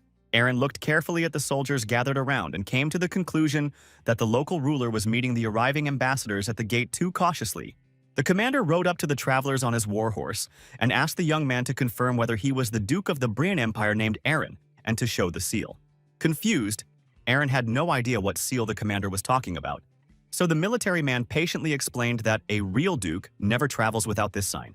The warriors watched in surprise at the strangers who dared to come to the kingdom of Rumion without confirming their identity and calling themselves the Duke of the Braun Empire.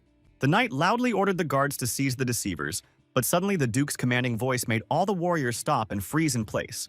The real duke could not understand the reason for the demand for the seal, and the knight's strange confidence that someone was trying to impersonate the ruler of the Braun lands. The smiling warlord reported the amazing news that the true Duke Aaron had already passed through the gates of the kingdom before these travelers arrived. The guards took Aaron and Kainos to prison, despite the young man's loud protestations that he was indeed the rightful Duke of the Braun Empire.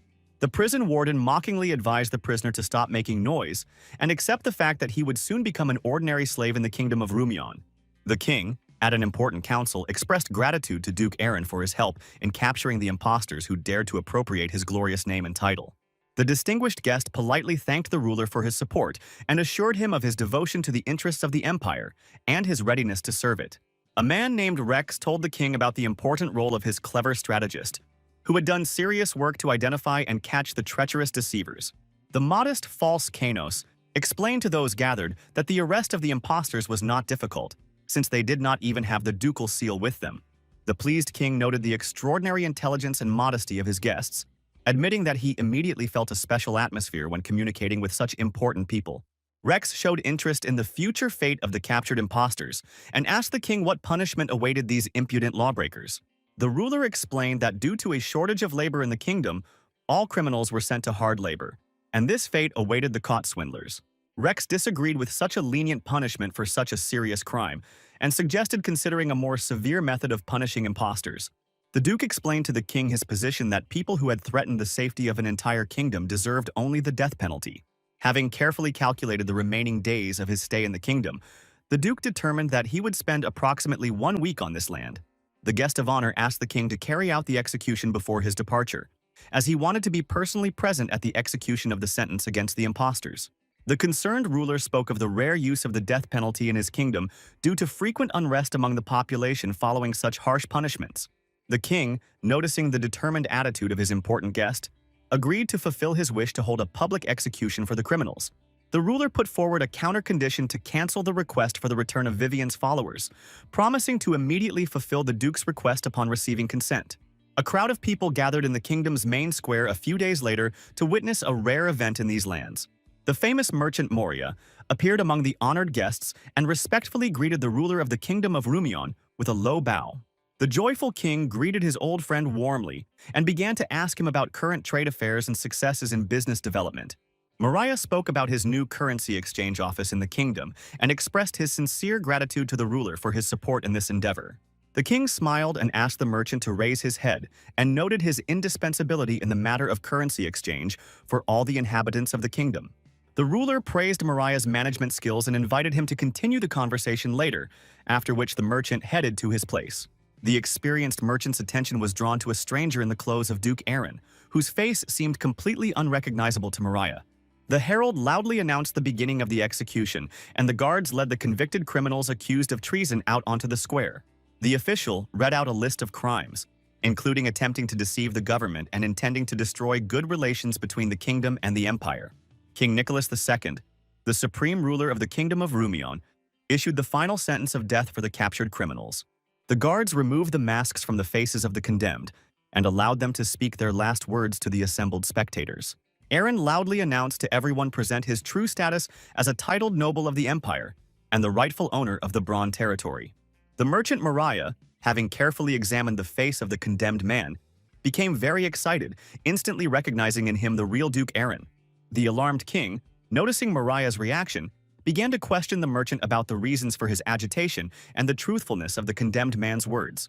A frightened Mariah demanded an explanation from the king about the reasons for the death sentence passed on the true Duke Aaron.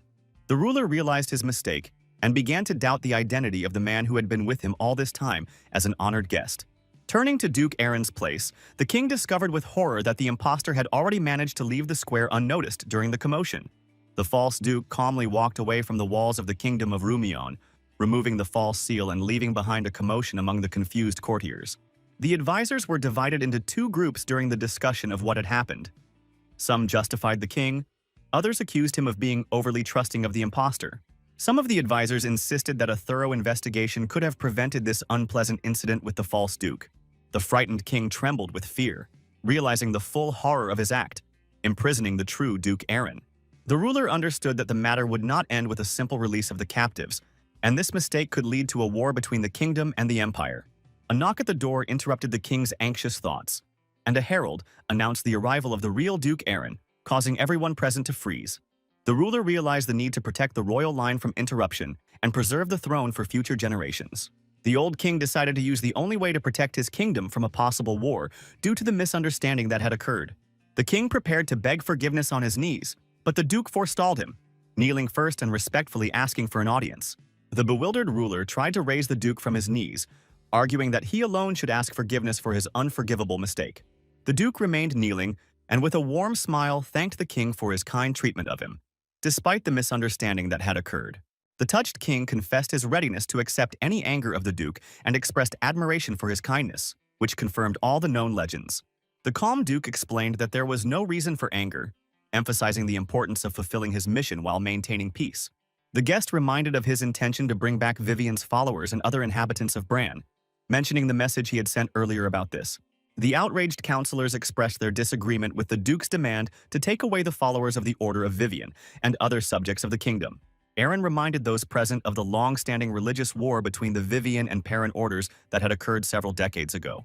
Advisors confirmed that the conflict began after exiled followers of Vivian took refuge in their kingdom from the Order of Fres.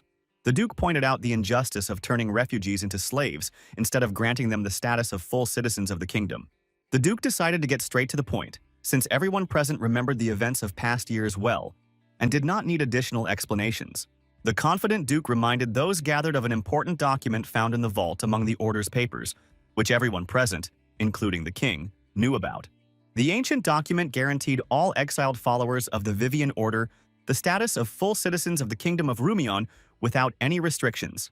An important document, signed personally by King Nicholas, contained a special provision regarding the right of followers to return to lands where they would be welcomed with joy. The Duke emphasized that the only territory open to the habitation of the followers of the Vivian Order remained the Bran lands under his control.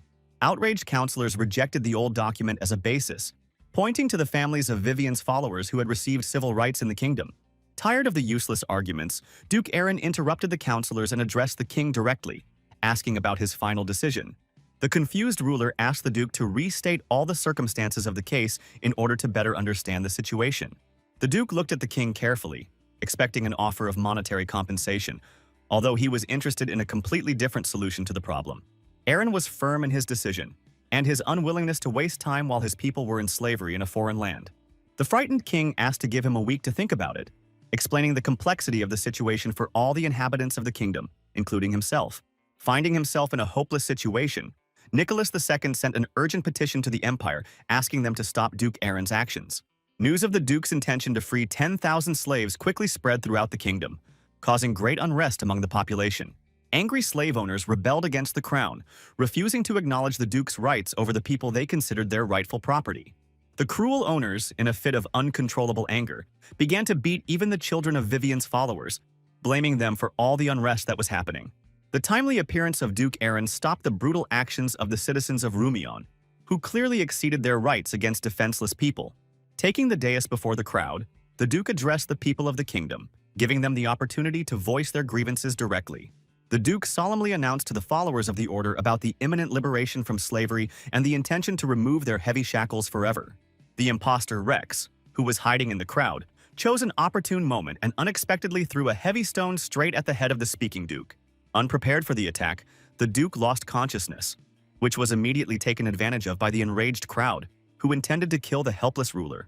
The loyal Kanos went to incredible lengths to protect the unconscious Duke from the angry mob and lead him to safety. The Duke, feigning unconsciousness, allowed the crowd to beat him up, after which he calmly asked Kanos what their next steps were. Rex, who suddenly appeared, advised them to temporarily hide in a secluded place and create the appearance of their death to calm the situation. An important message from the Kingdom of Rumion has arrived at the Imperial Palace, demanding the ruler's immediate attention to the current situation. The puzzled emperor did not understand the reasons for the kingdom's appeal, since all obligatory payments were delivered to the treasury on time. The messenger bowed deeply and conveyed his king's request to stop Duke Aaron's destructive actions against the kingdom. The enraged emperor expressed his outrage at the audacity of the kingdom, which had recently attempted to execute a noble imperial noble. The ambassador, trembling with fear, tried to explain the misunderstanding that had occurred, assuring that the Duke was now receiving due respectful treatment. The emperor did not understand the logic of asking him to ignore past crimes just because the Duke was now being treated properly. The ruler of the empire openly expressed doubt about the reasonableness of the king's demands, noting the complete lack of sound logic in such requests. The frightened advisor cried out loudly for help, reminding them of the kingdom's belonging to the empire and the suffering caused by the Duke's actions. The emperor proposed to decide the fate of the kingdom with a coin toss. Tails meant aid to the empire, while heads meant leaving the solution to the kingdom's problems to itself. The astonished ambassador could not believe the emperor's desire to entrust the most important state decision to a simple toss of an ordinary coin. The stern ruler silenced the ambassador, explaining that he was giving a chance to solve a senseless problem to a kingdom devoid of common sense. The emperor handed the coin to the ambassador to throw himself, reminding him of the importance of the moment, which would decide the fate of an entire country with one movement. Later, the ruler gathered his closest advisors, Duke Gran and Prince Philip, for a serious discussion of all the events that had taken place. A distrustful Gran expressed doubts about the emperor's seriousness in making important decisions based on a random coin toss. The emperor revealed his plan, explaining that the outcome of the throw did not matter, as he did not intend to interfere in the affairs of the kingdom. The ruler explained to the perplexed duke that despite the lack of warm relations, Aaron remained a full-fledged nobleman of the empire. The wise emperor emphasized that interfering with the actions of the aristocracy would only weaken the influence of the empire and harm its international reputation. Duke Gran recalled the empire's past involvement in the war against the Holy Nation, not understanding the difference between those events and the current situation. The emperor explained the danger of the disappearance of the sacred state, since many followers of the Order of Paris could blame Aaron for everything. The ruler noted the justice of Aaron's demands, who politely asked for the return of his people after the attempt to execute him without due process. The emperor expressed reluctance to stop the duke, who had no plans to create an army from the liberated people, but was simply defending their rights. Duke Gran admired the wisdom of the natural ruler, who was able to use even minor events to strengthen his power. The cheerful emperor admitted that he had come up with the trick with the coin purely for fun, enjoying the funny reaction of the frightened ambassador. An urgent report informed the emperor of the attack on Duke Aaron in an alley in the kingdom of Rumion and his subsequent mysterious disappearance. The shocked king could not believe the attack of his subjects on the duke and his disappearance, realizing the scale of the impending catastrophe. The ruler tried to make sense of a series of tragic events, including an attempted execution and the mysterious disappearance of the noble Duke Aaron. The bewildered king peered into the faces of his advisors, trying to understand who could have dealt such a terrible blow to the well-being of his kingdom. A sudden thought came to the king about the possible involvement of Duke Aaron himself in organizing all the events that took place in the kingdom. The ruler realized the perfection of the plan if the duke had indeed orchestrated all the events to justify a future attack on the kingdom. The intense excitement undermined the health of the elderly king, causing him to suddenly fall onto the stone floor of the throne room. The king's frightened son immediately rushed to his fallen father, trying to provide him with the necessary assistance at the critical moment. The young heir tearfully begged his father not to leave them at such a difficult time for the kingdom, which required wise leadership. The dying king gathered his last strength and ordered his son to protect their possessions at any cost and not allow the loss of their slaves. The nobles present bowed their heads in mourning for the deceased king, realizing that his death would create additional problems. Duke Aaron was calmly in his secret refuge, safely hidden from the prying eyes of the kingdom's inhabitants. Tired of inaction, the duke asked Rex about the possibility of leaving his boring shelter and returning to active action. Rex reminded the duke of the danger of further attacks and advised him to remain in a safe place to maintain an advantage in the current situation. A curious Aaron asked Rex about his possible returns to Bran Castle, assuming he wanted to meet Rommel and the rest of the inhabitants. A tired Rex complained about the many difficult tasks Kanos had to perform, including gathering information and inciting conflicts, as well as his excessive interference. Aaron sincerely apologized to Rex for being forced to assign such a difficult task, explaining the lack of other reliable people to carry it out. The experienced Rex acknowledged his perfect fit for the mission, but asked that he stop being given meaningless tasks and that his work be valued more. An understanding Aaron promised to change his attitude towards Rex's work in the near future and asked for some patience to complete the current mission. An excited Canis suddenly burst in on them with important news about his conversation with Cheryl regarding her upcoming mission. The upset young man reported that the girl had agreed to come, but that she was unable to complete the task, which caused him great concern. The young horsewoman rode at the head of her army, constantly thinking about the frightening task received from her older brother. The insecure girl could not convincingly portray the deep grief of her sister, who had lost the closest person in her life. The frightened new king of Rumion furiously demanded an immediate explanation from his subordinates about the protracted search for the missing duke. The powerful ruler gave strict orders to find the duke as soon as possible, regardless of his condition, alive or dead. The exhausted commander reported that the maximum number of search parties had been dispatched, but complained of severe interference from angry townspeople. The enraged king expressed his indignation at the stupidity of the townspeople, who were interfering with the search for a man whose disappearance they themselves were guilty of. The faithful knight explained to the king the reason for the popular unrest, which was connected with the rapid spread of rumors about the liberation of all slaves in the kingdom. The bewildered advisors turned to the young prince for guidance, expecting a quick resolution to the situation once the duke was found. Concerned advisors insisted on an urgent solution to the issue of freeing the slaves, pointing out the impossibility of compensating for the loss of labor. The noisy discussion among the advisors gradually led to an agreement to make a final decision after hearing all opinions. The hot-tempered heir abruptly interrupted the advisor, reminding him of his new status as king and demanding that he stop addressing him as prince. A breathless messenger brought the alarming news of the emperor's refusal to interfere in the affairs of the kingdom of Rumion, depriving them of any hope of outside help. The alarmed advisor immediately reported even more frightening news about the duke's impending attack on the kingdom. The worried emperor urgently summoned Gran and Prince Philip to discuss the information he had received about the impending attack. The shrewd duke suggested that Duke Aaron had carefully planned a combination of events to take over the kingdom of Rumion. The thoughtful emperor realized that the situation would change dramatically if Aaron's intentions to seize the kingdom by force were confirmed.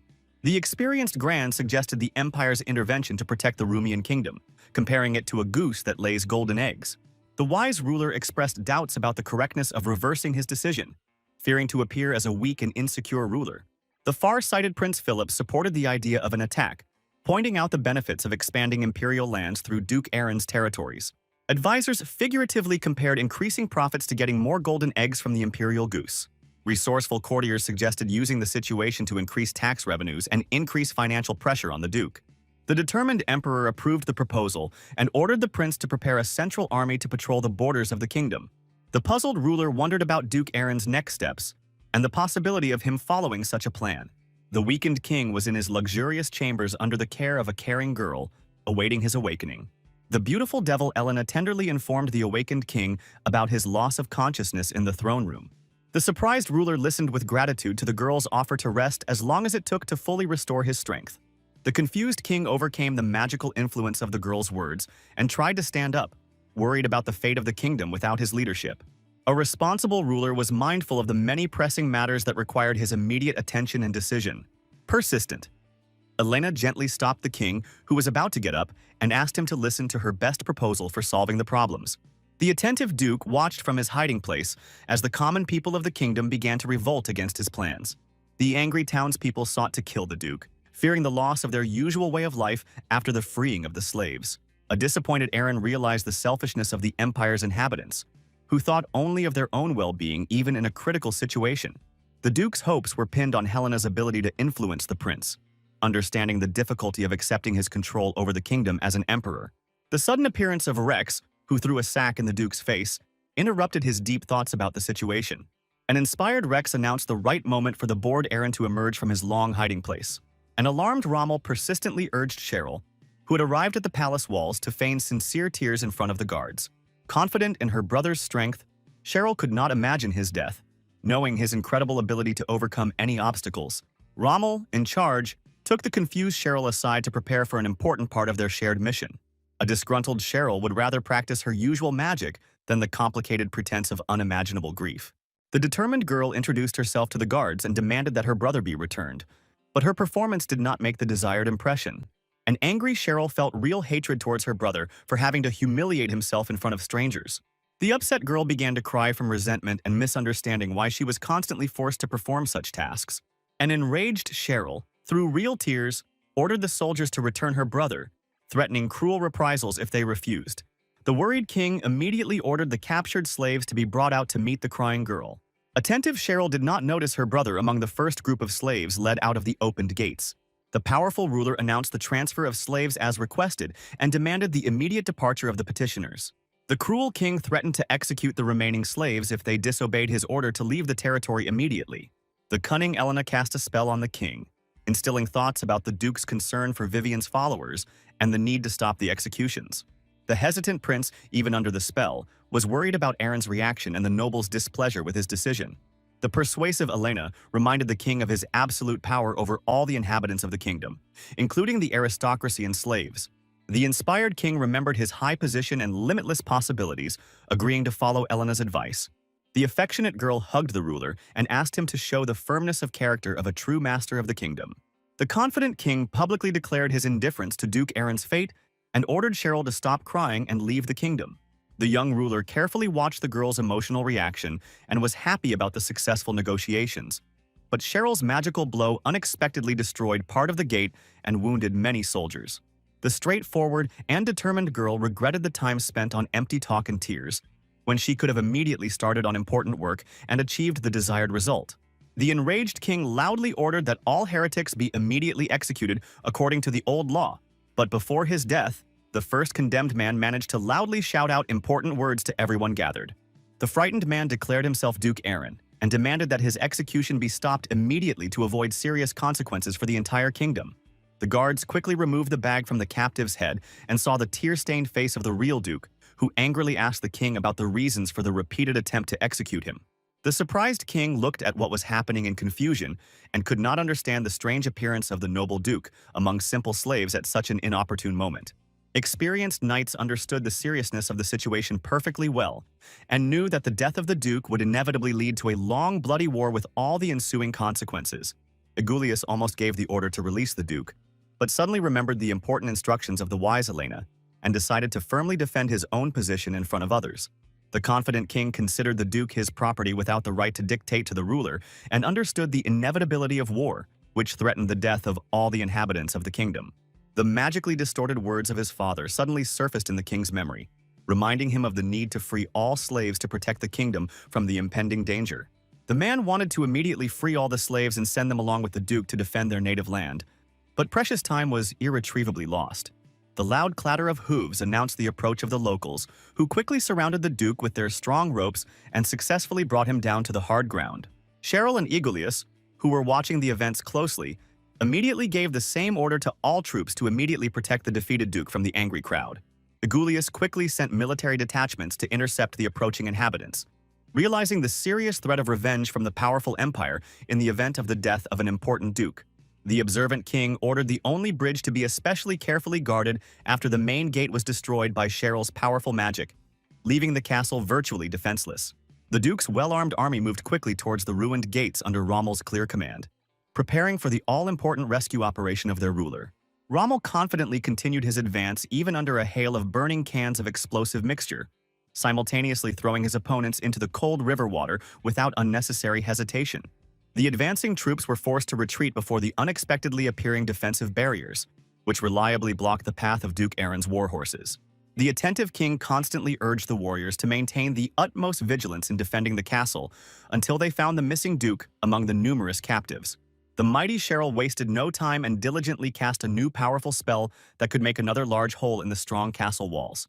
The king quickly ordered all troops to immediately descend, realizing the inability of the old walls to withstand the destructive power of Cheryl's magical strikes for long. The destroyed walls buried many people under the rubble, so the confused king raised the white flag of surrender, acknowledging the final defeat of his army. The completely destroyed wall beneath the king's feet suddenly collapsed along with him, despite his attempt to surrender, sending the ruler straight into the raging fiery chaos. The dying king managed to grab the leg of a passing knight before his last breath, in order to convey an important order to all the remaining court nobles. The frightened knight quickly ran away after receiving the royal order to find Duke Aaron and free all the slaves after seeing the terrible state of his ruler. The king, who had lost a lot of blood, saw the shadow of his late father, who came to see his son off on his final journey among the ruins of the once majestic castle. Surveying the destruction, Duke Aaron understood the success of the capture of the kingdom, but the unexpected death of the king was not at all part of his original military plans. The thoughtful Duke compared himself to the cruel emperor, realizing the danger of becoming such a ruthless ruler when achieving his goals through constant killing. The wise advisor Kanos explained to the Duke that there was no reason to pity defeated enemies, reminding him of the importance of making difficult decisions as a true ruler. Common people will willingly become citizens of a powerful empire, preferring a new government to life under the rule of an inexperienced prince with the old order of the past. The Duke listened attentively to the advisor's strange conclusions, but Kainos insistently urged him not to think about the reasons now, but to concentrate on more important matters. The experienced advisor strongly advised the Duke to concentrate on the results achieved, so that the sad events of that day would not cloud his mind with doubts. Kainos reminded the Duke of the importance of continuing the work that had been started. Otherwise, all the sacrifices and bloodshed would be wasted without any significant result. Deep in thought, the Duke understood perfectly well the truth of the advisor's words and tried to force himself to continue implementing his plan to capture the enemy kingdom. The prudent Kainos led the changed Duke away before the arrival of the imperial troops, planning to capture the nobles under the pretext of searching for the missing Aaron. The departing hero additionally asked the faithful Kanos to fulfill one important personal request, which could seriously affect the outcome of future military events. The advancing troops gradually advanced deeper into the kingdom of Rumian until they suddenly stopped in front of a bridge under the command of the cautious Rommel. An impatient Cheryl loudly complained about the incomprehensible halt of the troops, because they should continue the active search for the missing brother and the escaped local aristocrats. The girl quickly realized the reason for the army's halt, seeing a huge cage with many locked people desperately asking for help from passing soldiers. The approaching Rommel received a warning arrow from the bridge defenders, showing their serious intentions to hold the prisoners by any means necessary. Local aristocrats loudly warned the enemy to immediately kill all slaves on the bridge and in the cellars of the castle if the enemy troops attempted to move forward. The captured people loudly asked Rommel to stop the offensive and try to save at least their own children, who were being held hostage by the ruthless aristocrats. The experienced Commander Rommel agreed to listen carefully to the enemy's demands, realizing the hopelessness of the current situation with numerous hostages. Confident aristocrats demanded the complete withdrawal of enemy troops from the territory of the kingdom, and to forget about the disappearance of Duke Aaron, which was in no way connected with this conflict. An enraged Cheryl realized that she could quickly rescue the unfortunate captives from the iron cage with the help of her enormous magical abilities. The confident sorceress doubted the enemy's ability to quickly kill 3,000 slaves before the army broke through the bridge's defenders to the walls of the besieged castle. A determined Cheryl began to cast a powerful spell, preparing to save as many captives as possible, despite the inevitable losses among the hostages. Kainos suddenly appeared and stopped the sorceress from using magic and asked her to immediately lead the troops back, despite the prepared rescue plan. The experienced strategist explained to the dissatisfied Cheryl the main purpose of the army's presence: the subjugation of the kingdom of Rumian. So unnecessary problems were completely unnecessary now. The surprised girl could not understand the strategist's decision until he reported a direct order from the Duke himself to retreat without unnecessary bloodshed. The angry sister loudly expressed her indignation at the Duke's strange behavior, forcing her to participate in a military performance and then abruptly changing the rules of his game. A thoughtful Kainos recalled an important conversation with the Duke about the obvious reluctance of the people of Rumion to recognize a new leader after the military invasion of a foreign army. The far-sighted Duke was wary of using military force against his future subjects, remembering the sad experience of the past conflict with the aggressive Holy Nation. The considerate Aaron emphasized the special importance of Bran Castle to his loyal followers, wanting to make the locals part of the growing duchy. The wise Duke recognized the legitimate right of the inhabitants of Rumion to own their native land, understanding the wrongness of the violent seizure of someone else's territory by armed means. Initially wanting to resolve the issue by force, the Duke suddenly realized the need to pacify the locals before an important campaign to the distant Black Continent.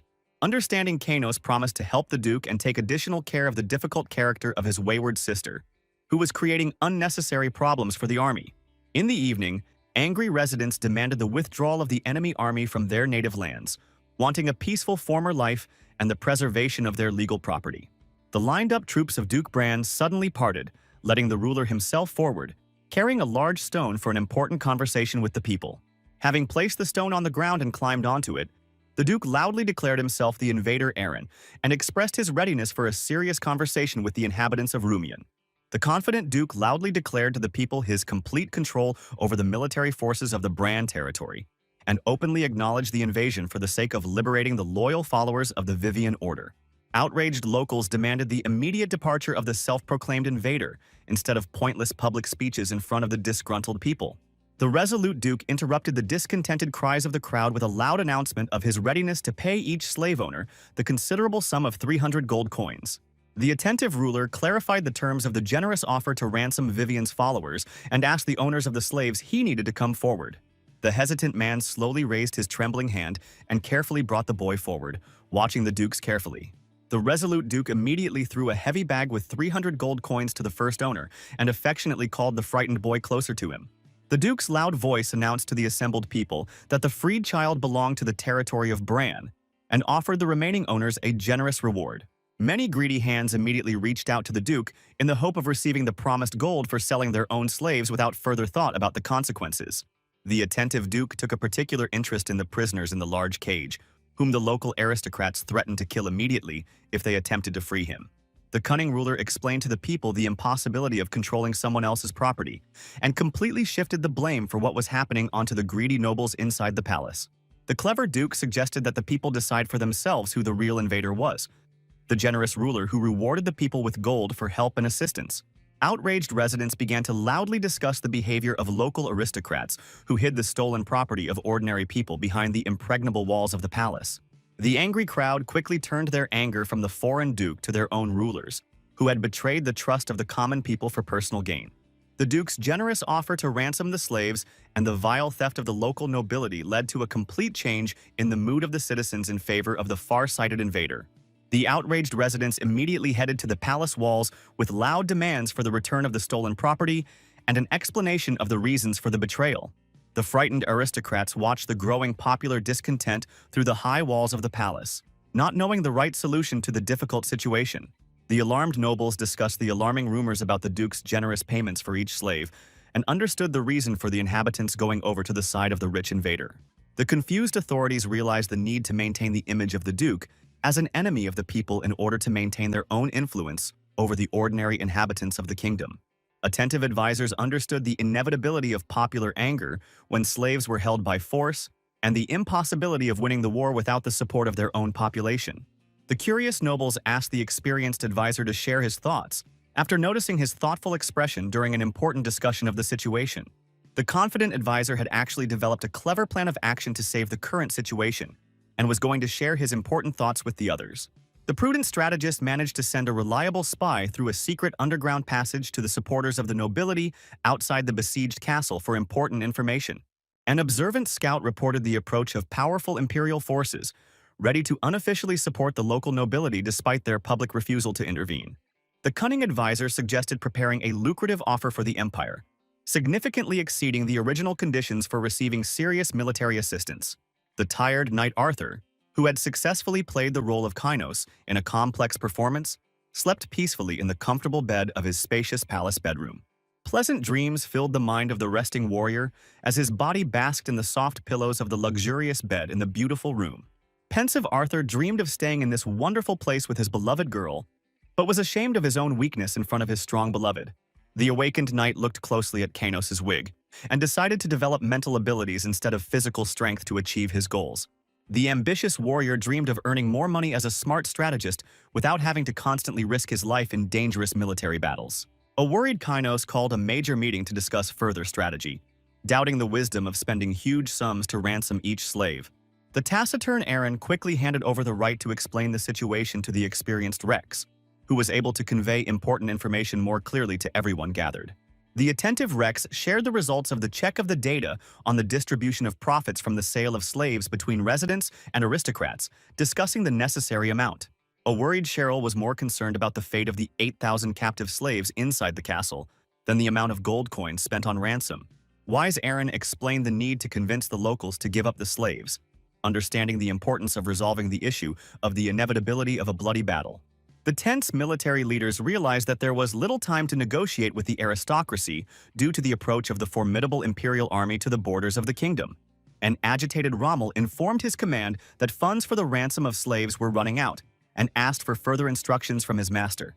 Rommel's joyful face lit up at the sight of his long-unseen brother Rex, causing the warrior to rush towards his loved one with open arms. Cold Rex slowly rose from his seat and walked indifferently past the agitated Rommel, harshly reminding him of the lack of family ties between them. The angry man slammed the heavy door behind him, leaving the confused knight standing in the middle of the room in complete bewilderment. The attentive Kynos heard a quiet knock on the window glass and noticed a messenger bird bringing an important message for the command of Bran Castle. The strategist's pale face was distorted with horror as he read the frightening letter, which contained the most terrible news in recent times.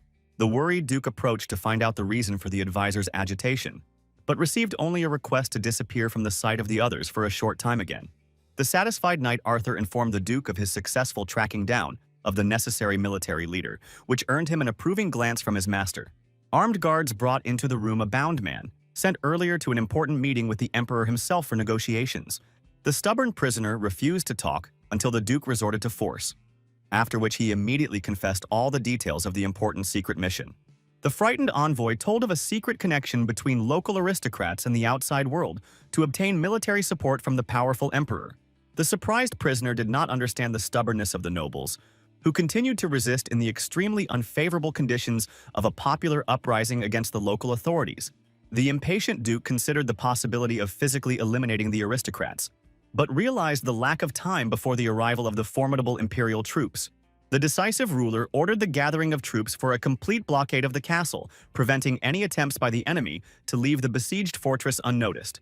The cunning duke offered to convey to the enemy a tempting offer to pay a huge sum of 300 million gold for a peaceful resolution of the conflict. The insightful Cheryl tried to explain to her brother the unreality of such payments, but suddenly realized the true purpose of the clever duke's cunning plan. A pleased Aaron noted his sister's growing understanding, but was categorically refused to participate in another performance in front of the locals. The caring brother reassured his sister with the promise of minimal involvement, limiting her role to simply announcing the terms of a truce before the riots began. The observant Arthur saw an excellent opportunity to demonstrate his strategic skills in the dispute between the young gentlemen and offered his help in solving the problem. The resourceful knight volunteered to accompany Lady Cheryl to perform the difficult task, which earned the approval of the Duke, who was pleased with the situation.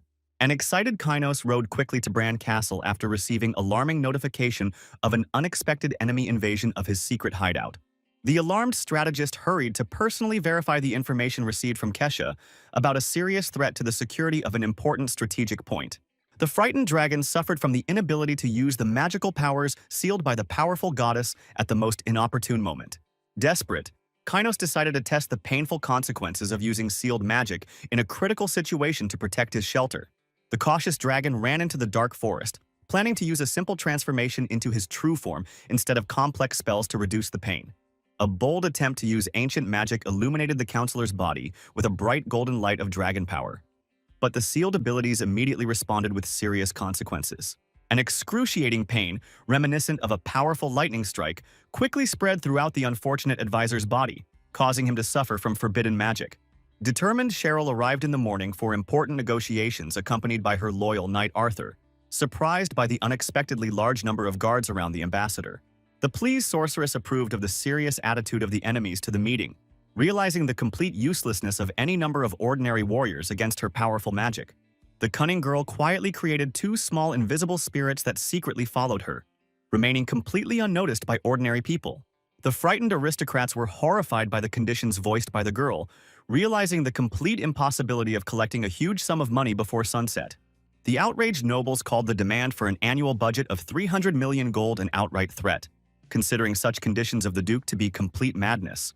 Patient Cheryl listened attentively to all the shouts and insults, pitying the uncomprehending aristocrats who were completely unaware of the seriousness of their situation. The angry sorceress restrained the desire to immediately teach all offenders a lesson, remembering the important rules of conduct during official diplomatic negotiations. The attentive Arthur suddenly intervened in the tense conversation, demanding the immediate return of all held slaves in lieu of monetary payment. The observant knight listened attentively to the answers of his interlocutors, gradually becoming convinced of the prevalence of greed over common sense among the local nobility. The determined warrior offered the nobles a choice between releasing the captive inhabitants and an accurate assessment of the value of their own lives in the current situation. Most of the frightened aristocrats chose to accept the Duke's demands for a huge sum of money, rather than risk waiting for the arrival of imperial troops. The nobles who agreed asked for additional time to collect the necessary sum, hoping to fully satisfy the financial demands of the persistent Duke. The determined aristocrats chose to escape secretly through secret tunnels, fearing a possible reduction in social status by a special decision of the local council. The attentive Rex carefully watched all the movements of the fugitives, hiding in the thick shadows of the unlit corridors of the old castle. The loyal scout immediately reported to Duke Aaron important information about the mass movement of nobles into the underground tunnels beneath the castle. A confident Rommel reported a successful search of all the property of local aristocrats within the royal walls, as ordered. The pleased Duke announced to his sister the beginning of decisive action, causing the girl's obvious displeasure with the unexpected changes in the planned plan. The royal castle of Rumion was plunged into complete chaos, as confused aristocrats began to argue loudly, blaming each other for the current situation. The surprised guards watched the rare gathering of all the local nobility, remembering such meetings only when the late king was making important decisions. Experienced knights understood the complete futility of lengthy disputes among aristocrats who were incapable of making an important decision in a critical situation. The patrolling warriors suddenly discovered a small fire spirit, who had been successfully hiding all this time within the old walls of the ancient castle. A smiling Duke Aaron suddenly appeared in the hallway as the cunning spirit began to spew out bright flames, quickly starting a massive fire. The aristocrats, caught up in financial disputes, missed an important warning from loyal knights about the unexpected invasion of dangerous opponents into the castle. A powerful explosion destroyed the strong doors, allowing the young sorceress Cheryl to enter the spacious room along with her determined brother. The frightened aristocrats froze in horror at the sight of the Duke who suddenly appeared, not understanding how he had entered the well-guarded castle. The smiling Duke reminded the assembled of the importance of promptly paying the 300 million gold before the next sunrise. The cunning aristocrats pointed to the darkness outside the windows as proof that there was enough time before dawn, asking the Duke to wait until the morning. The pleased Duke apologized for his early appearance with a false smile, preparing for the next stage of his carefully laid plan. The attentive Cheryl understood her brother's secret signal and immediately began to create a large water ball, directing powerful magic directly at the window. The artificial darkness turned out to be the result of the joint work of the fire and earth spirits of Cheryl, who completely covered all the windows of the palace with magic. The perceptive Duke looked around at the bewildered audience and announced the arrival of the real sunrise, demanding an immediate answer. The enraged aristocrats rushed at the young Duke, who only smiled and raised his fist to strike, declaring the end of the important negotiations. When Kanos woke up in the morning, he found himself in dragon form and realized how much precious time had been lost on the dangerous transformation. The satisfied dragon finally returned to his true form and immediately took off, heading to his native nest to solve important problems. An attempt to speed up the flight with magic caused a new wave of unbearable pain, forcing the dragon to collapse to the ground. But the stubborn Kanos rose again. The dragon arrived to horror and discovered a multitude of wounded dwarves, whose mutilated bodies were scattered throughout the territory of their native nest. A tearful Keshi fell to her knees before her master, begging him to explain the reason for his long absence in a difficult moment. The stern dragon ignored the girl's questions, demanding that the culprits of the terrible crime against his loyal subjects be immediately named. The sobbing girl told the master about the brutal attack of the northern giants on the defenseless nest during his absence. The shocked dragon ordered the faithful Keshi to collect accurate information about the amount of stolen treasures, not noticing the condition of the servant. A careful look at the hysterical dwarf made the dragon realize his mistake and awkwardly ask about the fate of her relatives. A saddened Kanos acknowledged the fatal mistake of his long absence, realizing that regular signs of his presence would have scared off the impudent invaders. The sympathetic dragon offered the inconsolable girl help in avenging her dead family, acknowledging the impossibility of resurrecting the dead. An excited Keishi looked closely at the mighty dragon and confessed to a strong desire to take revenge on the cruel killers of her relatives. The determined dragon activated his magical power to search for traces of the giants, accepting the girl's sincere desire to punish the criminals. The tracks found pointed in the direction of Duke Aaron's lands, where the mighty dragon decided to immediately go with his companion. Surprised, Keishi expected the master to first check the safety of the remaining treasures in the plundered nest before the chase. Indifferent to the loss of wealth, the dragon calmed the worried girl and quickly soared into the sky, preparing for a long pursuit. The skilled Duke was completely satisfied with the results of complex negotiations with local aristocrats, having achieved all his intended goals. A lucky coincidence allowed Aaron to seize control of the state bloodlessly by gathering all the nobles in one place. The attentive Duke received an important letter from the Emperor himself, containing unexpected news about the fate of the captured kingdom. The powerful ruler congratulated the Duke on his military successes and expressed his full support for his decisions regarding the future of the Kingdom of Rumion. The strict emperor demanded the timely payment of a significant tribute from the conquered kingdom, along with an additional tax for the acquisition of territory. The harsh conditions included the complete transfer of the kingdom under the control of the empire, if the Duke refused to accept the demands within 2 weeks. The upset Duke realized the excessiveness of the emperor's demands for huge sums in acquisition taxes and annual tribute. A well-thought-out plan to gain strong arguments for governing new lands was met with an unexpected demand for exorbitant payments to the emperor. The thoughtful Duke reflected on the strange behavior of the emperor, who had deployed troops at the borders of the kingdom instead of the promised easy transfer of power. The observant ruler understood that a real desire to stop the seizure of territory would force the imperial troops to immediately cross the border of the kingdom. The Duke finally realized the true reason for what was happening when he realized that all of this was originally part of the emperor's carefully thought-out plan for the future of the kingdom. The imperial advisors planned to demand a large tax from the Duke in case of victory, and in case of failure, they would simply continue to maintain the previous trade relations with the kingdom. The imperial troops were specially positioned in such a way that the Duke could focus entirely on capturing new territories and not worry about the upcoming tax collection. Irritated by the old emperor's insidious plan, The Duke made a firm decision to make every effort to make the Kingdom of Rumion an integral part of his possessions. In 1 week, the Duke successfully established his power over the territory and took all the valuables and money, but the total amount was just over 200 million. Desperate to find a solution to his financial problem on his own, the Duke turned to his sister Cheryl for advice, but she too was unable to offer any useful ideas. The Duke decided to remind his sister of the numerous large monetary loans she had taken from him previously, and inquired about the possibility of repaying at least part of the debt. The Duke's reminder about the debts caused the girl real indignation, since she had no free funds left even for ordinary everyday purchases. After another unsuccessful attempt to find a way out, the Duke advised his sister to learn to save money and remembered with longing Kanos, who always found a solution to difficult problems. Unexpectedly for everyone present, Arthur stepped forward and announced that he had some interesting proposals for resolving the current situation. Despite his limited understanding of the situation, Arthur offered to negotiate with the Empire about reducing the tax amount or the possibility of paying with alternative values. Cheryl sighed heavily and explained that the Empire had put forward such impossible conditions precisely because it did not want to recognize their rule over the captured lands.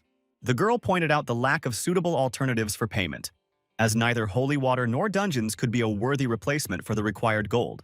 The Duke's thoughts were interrupted by Rex, who suddenly burst into the room and brought urgent news of the appearance of a group of giants near the northern side of Bran Castle.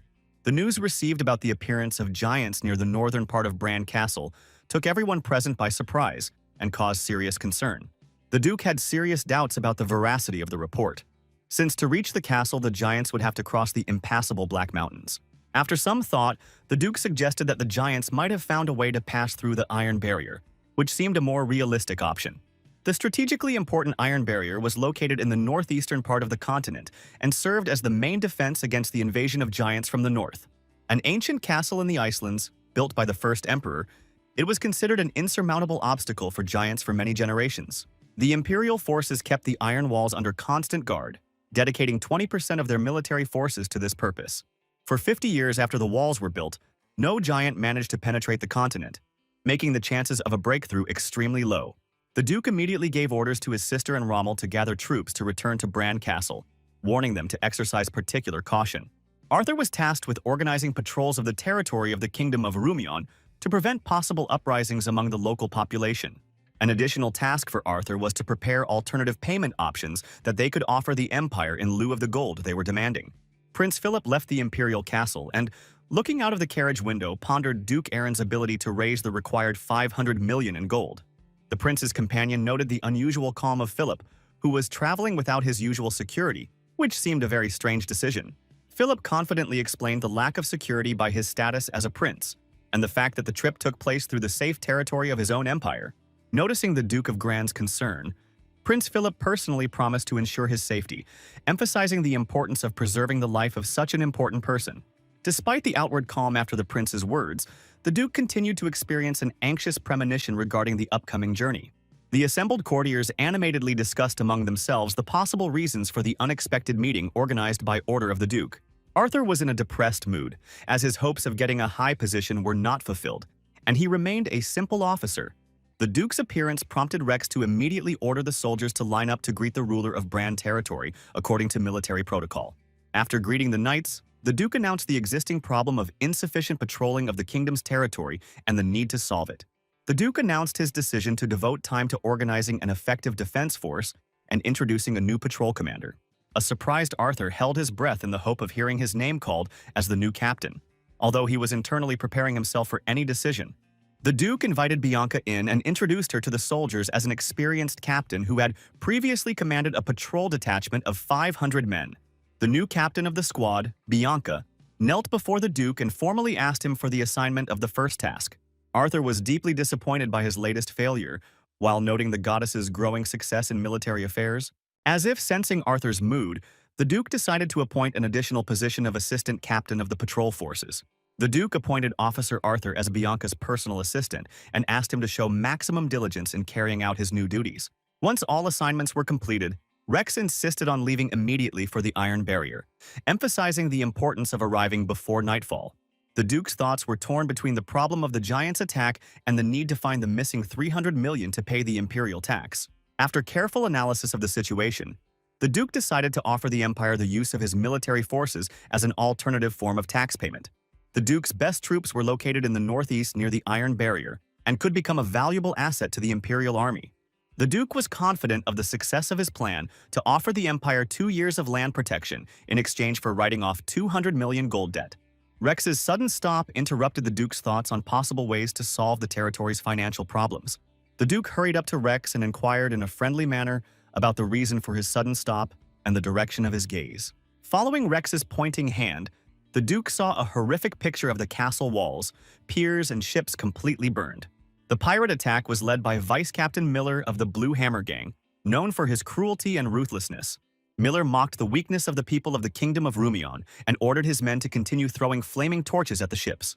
The Blue Hammer captain unexpectedly defended the remaining Rumian ships from the final attack, much to Miller's confusion. The female captain explained that setting fire to buildings was understandable, but categorically forbade causing damage to ships. Miller expressed his incomprehension of the ban on destroying other people's ships, which caused a new wave of rage in Jacqueline. Upon receiving word of approaching Imperial forces, Jacqueline ordered Miller to return to the ship immediately to avoid capture. Jacqueline was relatively pleased with the results of the raid, but the burning of the ships left her deeply dissatisfied with Miller's actions. When the Duke and his squad reached the scene of the attack, they only managed to see the pirate ship receding into the distance. The attentive Arthur was the first to notice a powerful projectile flying in their direction, fired from a departing pirate ship. Miller watched with glee as the projectile flew towards the commander of the Imperial forces, anticipating a successful hit. Enraged by the pirate's insolence, the Duke drew his sword and resolutely rushed towards the approaching projectile.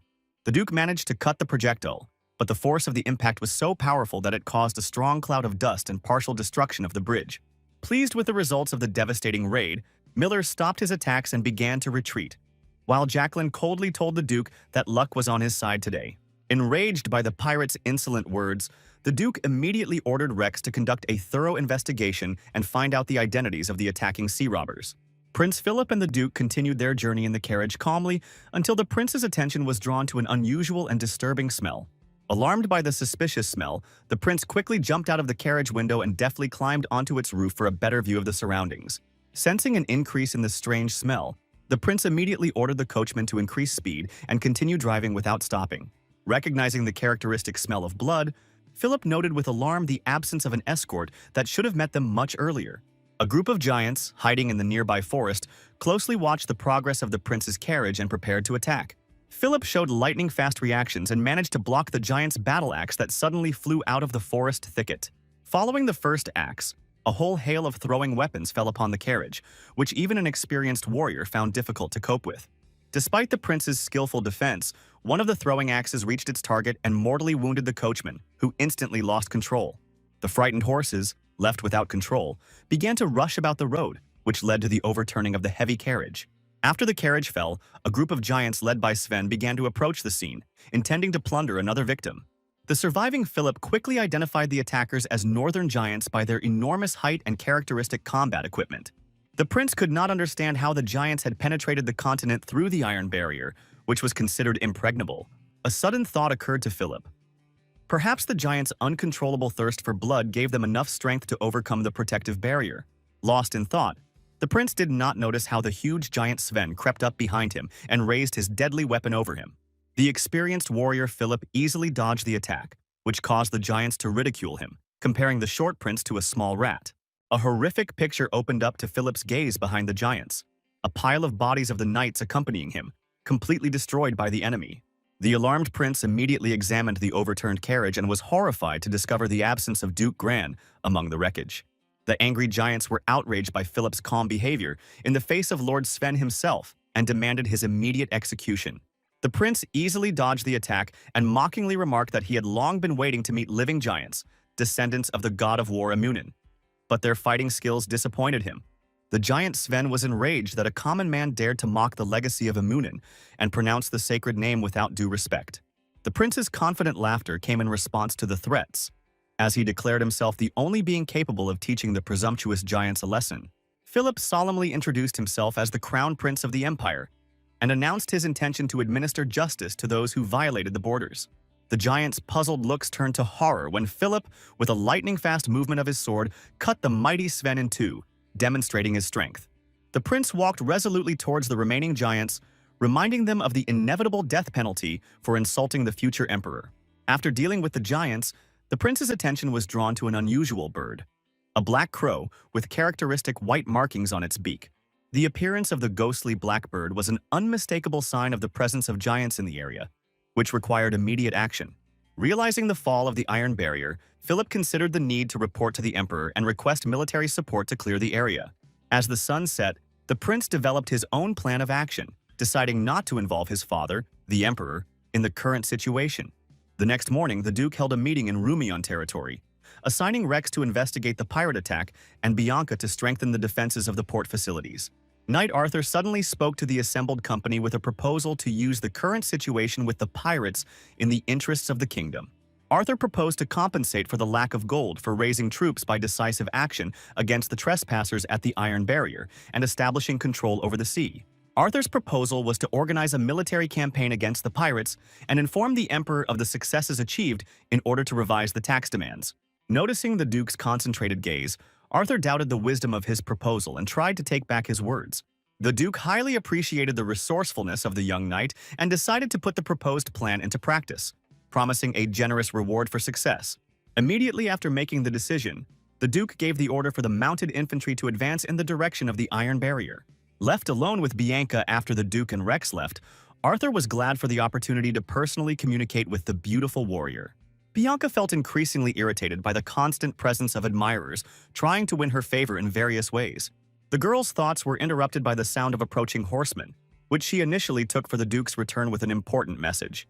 The appearance of Crown Prince Philip at the head of a detachment of mounted infantry on the approach to the fortress caused general amazement. Under cover of night, the mighty giant was busy exterminating orcs in Bran's territory when he received an urgent message from his raven. The unusual bird belonged to the giant's brother, so its mere appearance caused an alarming premonition of impending disaster. Having learned of the tragic death of his brother, the giant completely lost interest in the ongoing battle with the orcs. The giant was filled with rage, eager to know the name of the killer of his brother and his warriors in order to avenge the spilled blood. After all the giants had gathered, the leader gave orders to prepare for a large-scale attack and personally began sharpening his battle axe. One of the assistants informed the chieftain about a village located to the south, where representatives of the elven people were supposedly located. Interested by the information received, the giant immediately ordered his assistant to obtain the elf's head as a trophy. The giant's thoughts were interrupted by the desperate cries of a captive woman, who was in a cage with other captured inhabitants. Enraged by the captive's insulting cries, the giant unleashed his rage on the cage with the people, threatening reprisals for disrespectful treatment. The intervention of the mighty chieftain Harold stopped the aggression of the giant, who was immediately removed from guarding the captives. Harold, the acknowledged leader of the northern giants, enjoyed unquestioned authority among his fellow tribesmen. Frightened by the power of his ruler, the giant quickly left the scene, fearing further punishment. Harold gathered all the giants of his tribe and gave the order to prepare for a large-scale campaign to the southern territories. The Karen continent was considered a land of abundance and prosperity by the giants, attracting their attention for many generations. 30 years ago, young Harold swore to conquer the fertile lands, and now the opportunity has come to fulfill the ancient oath. The death of his brother Sven, who sacrificed himself to realize their common dream, only strengthened Gerald's determination to see the matter through to the end. The news of the abduction of the inhabitants of the Braunlands drove Rommel into a state of uncontrollable rage.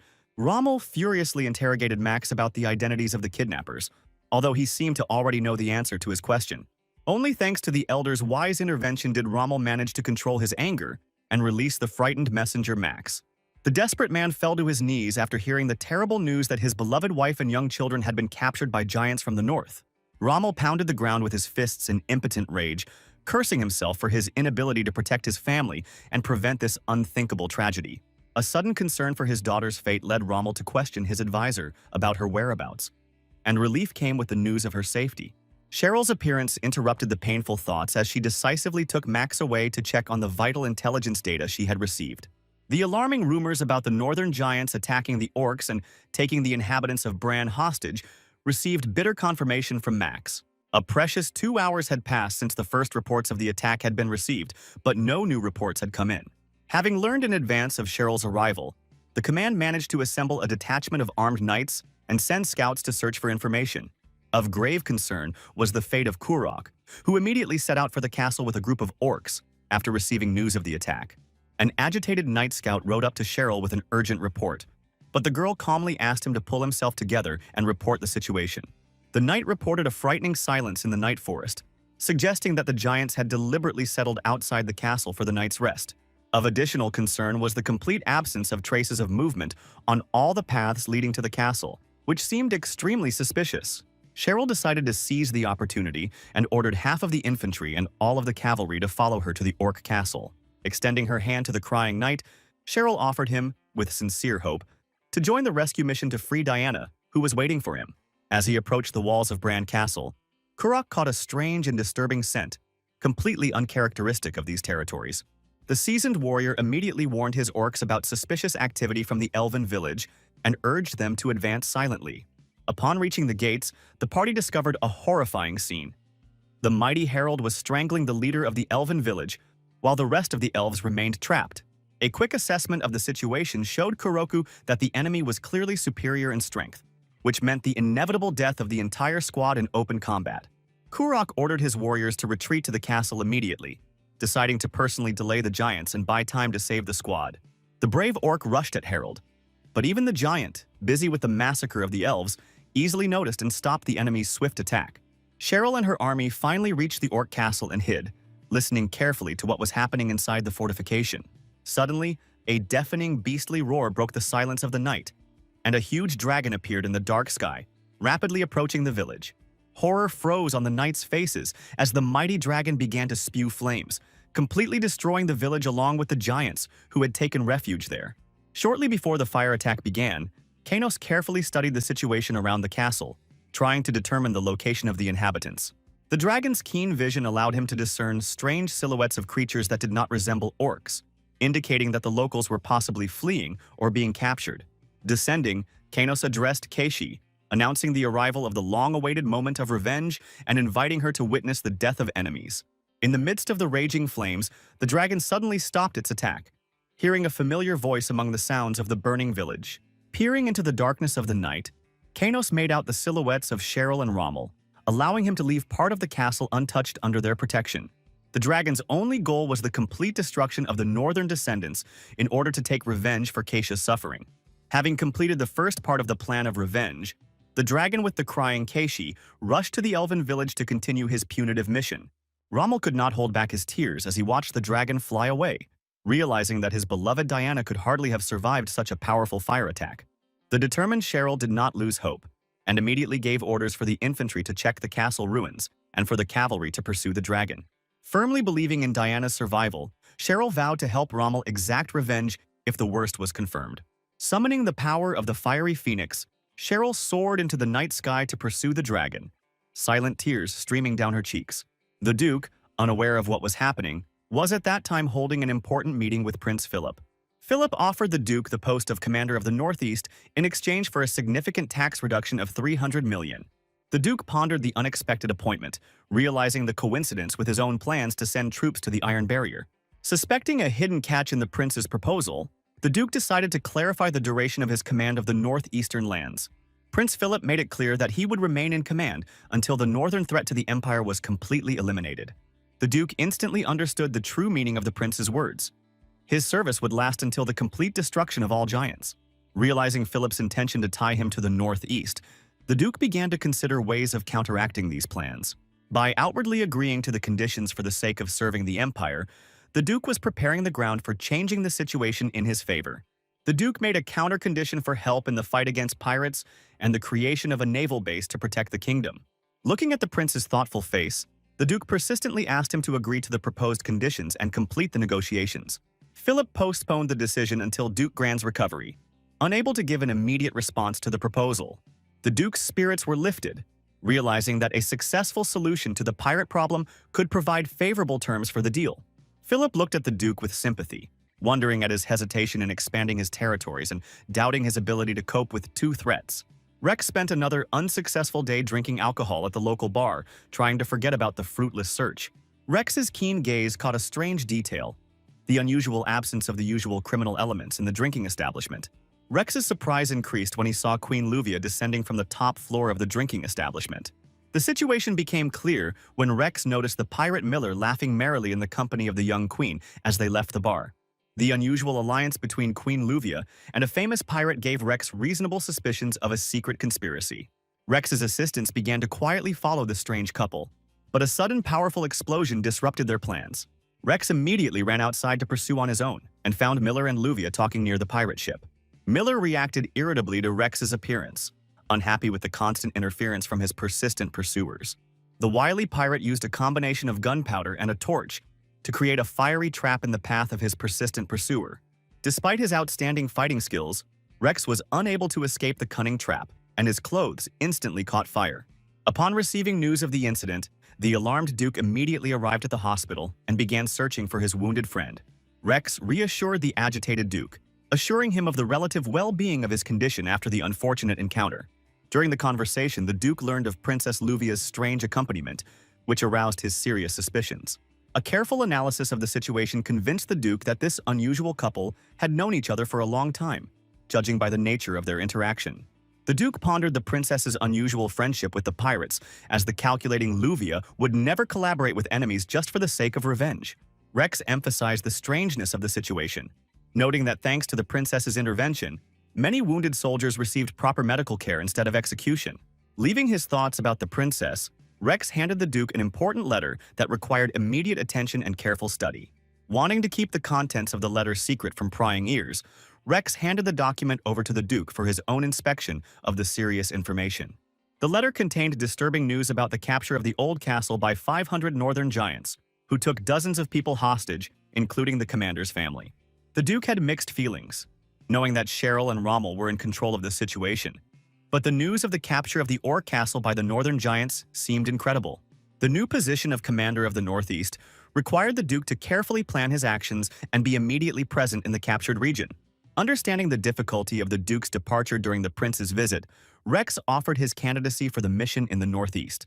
Duke Aaron expressed concern for his friend's health, insisting on the need for full treatment of his injuries instead of a dangerous journey. A persistent Rex reminded Aaron of Diana's capture, emphasizing the special importance of this girl in his life and the need to save her. Diana's history included many rejected marriage proposals from different men, including Rex, but her heart belonged to his brother. Rex made the difficult decision to stay away from his beloved, trying to suppress his true feelings for the sake of her happiness. Sincerely trying to come to terms with the situation, Rex hoped to find the strength to congratulate the newlyweds on their wedding with an open heart. The internal struggle proved too much, and Rex realized that it was impossible to suppress his deep feelings for Diana. Driven to despair, Rex struck his brother for the first time and left his home, trying to protect Diana's feelings from his torment. Long years of wandering and working as a spy became Rex's new life, creating an insurmountable distance between him and his brother. Understanding the whole story, Duke Aaron allowed Rex to go on the mission, taking the promise to exercise utmost caution and wait for his support. As Rex left the chamber to prepare for departure, he advised the Duke to directly question Luvia about her connections with the pirates. Following Rex's advice, the Duke invited the princess to a conversation, where she calmly explained the business nature of the relationship with the pirates. Luvia revealed the nature of the collaboration with the Blue Hammer pirates, who supplied goods from the Western continent, without understanding the Duke's concerns.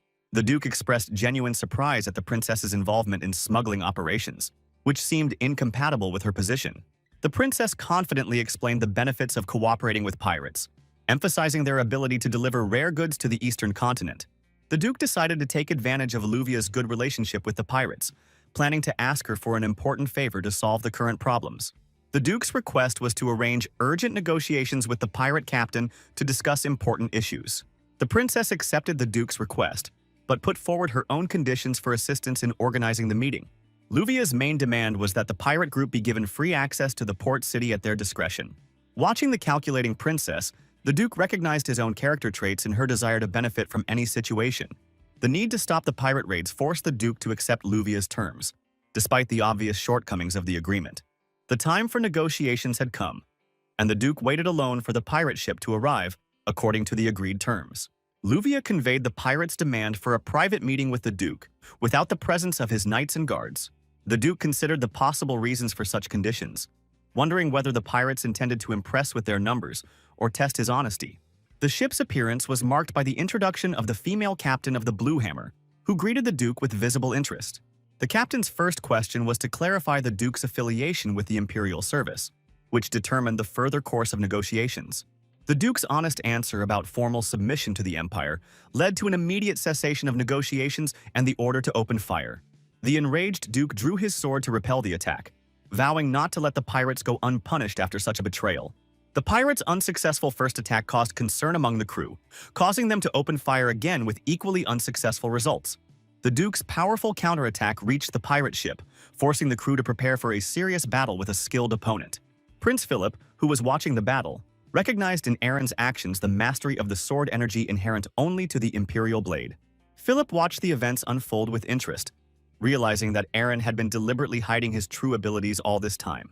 Rex reached Bran's lands where a raging fire indicated mortal danger to the hostages, forcing him to rush to Diana's aid.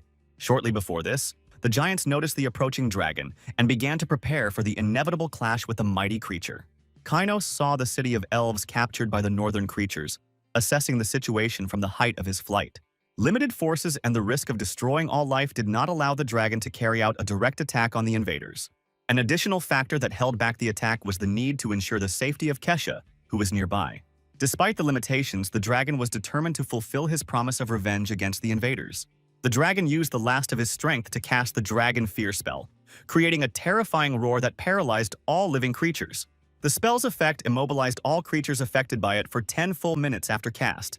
Having expended his strength on the spell, the dragon entrusted the completion of the operation to the approaching army of people. The unexpected backlash of the magic caused excruciating pain throughout the dragon's body, temporarily paralyzing it. A moment of weakness resulted in a missed fire attack that seriously wounded the dragon and threw Keshi off its back. The attack was carried out by an enraged Cheryl, who mistook the dragon for an enemy, forcing Kainos to immediately rush to save the falling Keshi. After saving Kesha, the dragon realized the seriousness of his injuries, feeling completely exhausted for the first time in a long time. Keshi calmed the wounded dragon, assuring him that the giant's punishment was sufficient and asking him to stop his revenge for the sake of his health. Grateful for the understanding, Kainos rose higher into the sky, admitting his poor health to the caring Keshi. Cheryl watched the dragon retreat with fierce determination, promising herself not to let him get away the next time they met. The leader of the giants, under the influence of the dragon's roar, immediately recognized the ancient spell used against them. Harold noticed the approach of the human army and the inability of his immobilized warriors to resist the impending threat. Overcoming the spell's effect, the chieftain deliberately caused himself severe pain by hitting himself against the wall, regaining control over his body. The sudden closing of the gate stopped the knights' advance, forcing them to await further instructions from their command. Harold quickly set about awakening the remaining giants, using physical pain to break their magical numbness. After all preparations were completed, the commander loudly warned his warriors that their enemy had already penetrated the walls of the fortress, so each fighter needed to take his battle position. The young sorceress Cheryl quickly descended down the stone steps, created a powerful fireball to destroy the massive gates, but inside, she found only a group of elves caught in the set nets. Cheryl faced a major obstacle due to the fact that she had never studied magical methods of finding an enemy before, so she had to resort to other available methods. The determined sorceress turned to her loyal knights and gave a clear order to split into small squads of 4 warriors to thoroughly search the area and protect each other. The brave knights immediately carried out the order they received and scattered in different directions to search for the enemy, while they suspected that the formidable herald was watching them from above. The mighty giant herald suddenly jumped down and with one powerful blow of his huge battle axe cut the body of the unfortunate knight in half, who did not even have time to scream. The other 3 knights stood frozen in stupor at the terrible sight, trying to comprehend what had happened, and the merciless giant decided to deal with them in the same cruel way. The sounds of a fierce battle reached the ears of Cheryl, who was standing nearby, and the young sorceress fell into a panic, realizing that her warriors were dying, but did not know what to do. Until this important moment, Cheryl had only dealt with magical battles and always thought out a plan of action in advance. But now, when an urgent decision was required, she realized her lack of combat experience. The confused sorceress began to mentally turn to the experience of her older brother and the wise Rommel, trying to imagine what actions they would take in such a difficult situation. The surviving soldiers began to show obvious signs of panic, loudly reporting that their comrades were in mortal danger and urgently needed immediate assistance. Cheryl quickly gave new orders to her warriors to ensure the safety of the injured squad and conduct a full search of the village to find other lurking giants. A loyal soldier suggested leaving a small guard detachment to protect Lady Cheryl in case of an attack by a giant. But the brave sorceress sent all the warriors to help their comrades. Looking after the departing soldiers, the young sorceress continued to doubt the correctness of her decision. But now, she needed to concentrate all her efforts on saving the attacked squad. Confident in her magical abilities, the girl understood that she could cope with any ordinary opponent. But meeting giants caused her serious concerns. The observant herald noticed that the leader of the human army was left completely alone, considered this an extremely unwise decision, and began to silently descend for a surprise attack. Inexperienced Cheryl made a serious mistake by underestimating the physical superiority of giants over people, and the leader of the giants, Harold, possessed the greatest strength among his kind. The young sorceress instantly became aware of the giant's extraordinary speed of movement as soon as their eyes met at the start of the unequal duel. Cheryl released many bright bursts of fire towards the rapidly approaching enemy, but not a single magical blow reached its target. The desperate sorceress used a particularly powerful fireball spell against the giant, but even this powerful magic was useless, and the enemy had gotten unacceptably close. The frightened girl tried to escape riding on a magical phoenix, but the mighty giant managed to reach her leg with his long arm and abruptly threw the sorceress to the ground. Before the decisive blow, Harold noted the youth of the enemy commander and suggested that the Duke had made a mistake in appointing an inexperienced mage to this important position. Brave Cheryl looked up at her enemy with anger and firmly stated that the reason for her possible death would not be her choice, but Harold's cruel decision to take her life. The unwavering giant remained indifferent to the girl's words, and raising his huge battle axe, began to utter a solemn prayer to his great god of warriors. The sudden appearance of a mysterious warrior with a sword stopped the giant's fatal blow at the last moment, forcing the powerful enemy to retreat several steps back. Brave Rommel stood up for the surprised Cheryl, realizing that searching for Diana alone would not be of any use in the current situation.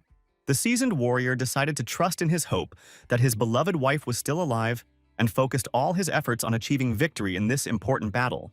Rommel asked the exhausted Cheryl to rest a little and regain her strength, after which he confidently headed towards the giant Harold, promising to solve the problem that had arisen. The impatient giant immediately launched a swift attack, but the experienced knight easily dealt with the onslaught, and his body was suddenly enveloped in a mysterious magical glow. The nimble Harold dodged another blow and noted the apparent slowness of the enemy's attacks, believing that a simple sword could not bring victory to a human warrior. The overconfident giant realized his mistake too late when he noticed a serious bleeding wound on his own shoulder, inflicted by a skilled swordsman. The calm Rommel maintained a confident fighting stance and explained to the defeated enemy that all he needed to win was an unshakable belief in his own strength. The enraged giant attempted to strike again with a powerful blow, but Cheryl, who had suddenly intervened, successfully knocked him down with a precise fire spell. Pleased with her success, the sorceress laughed tiredly and informed her defeated opponent that it was he who had shown real stupidity in this battle.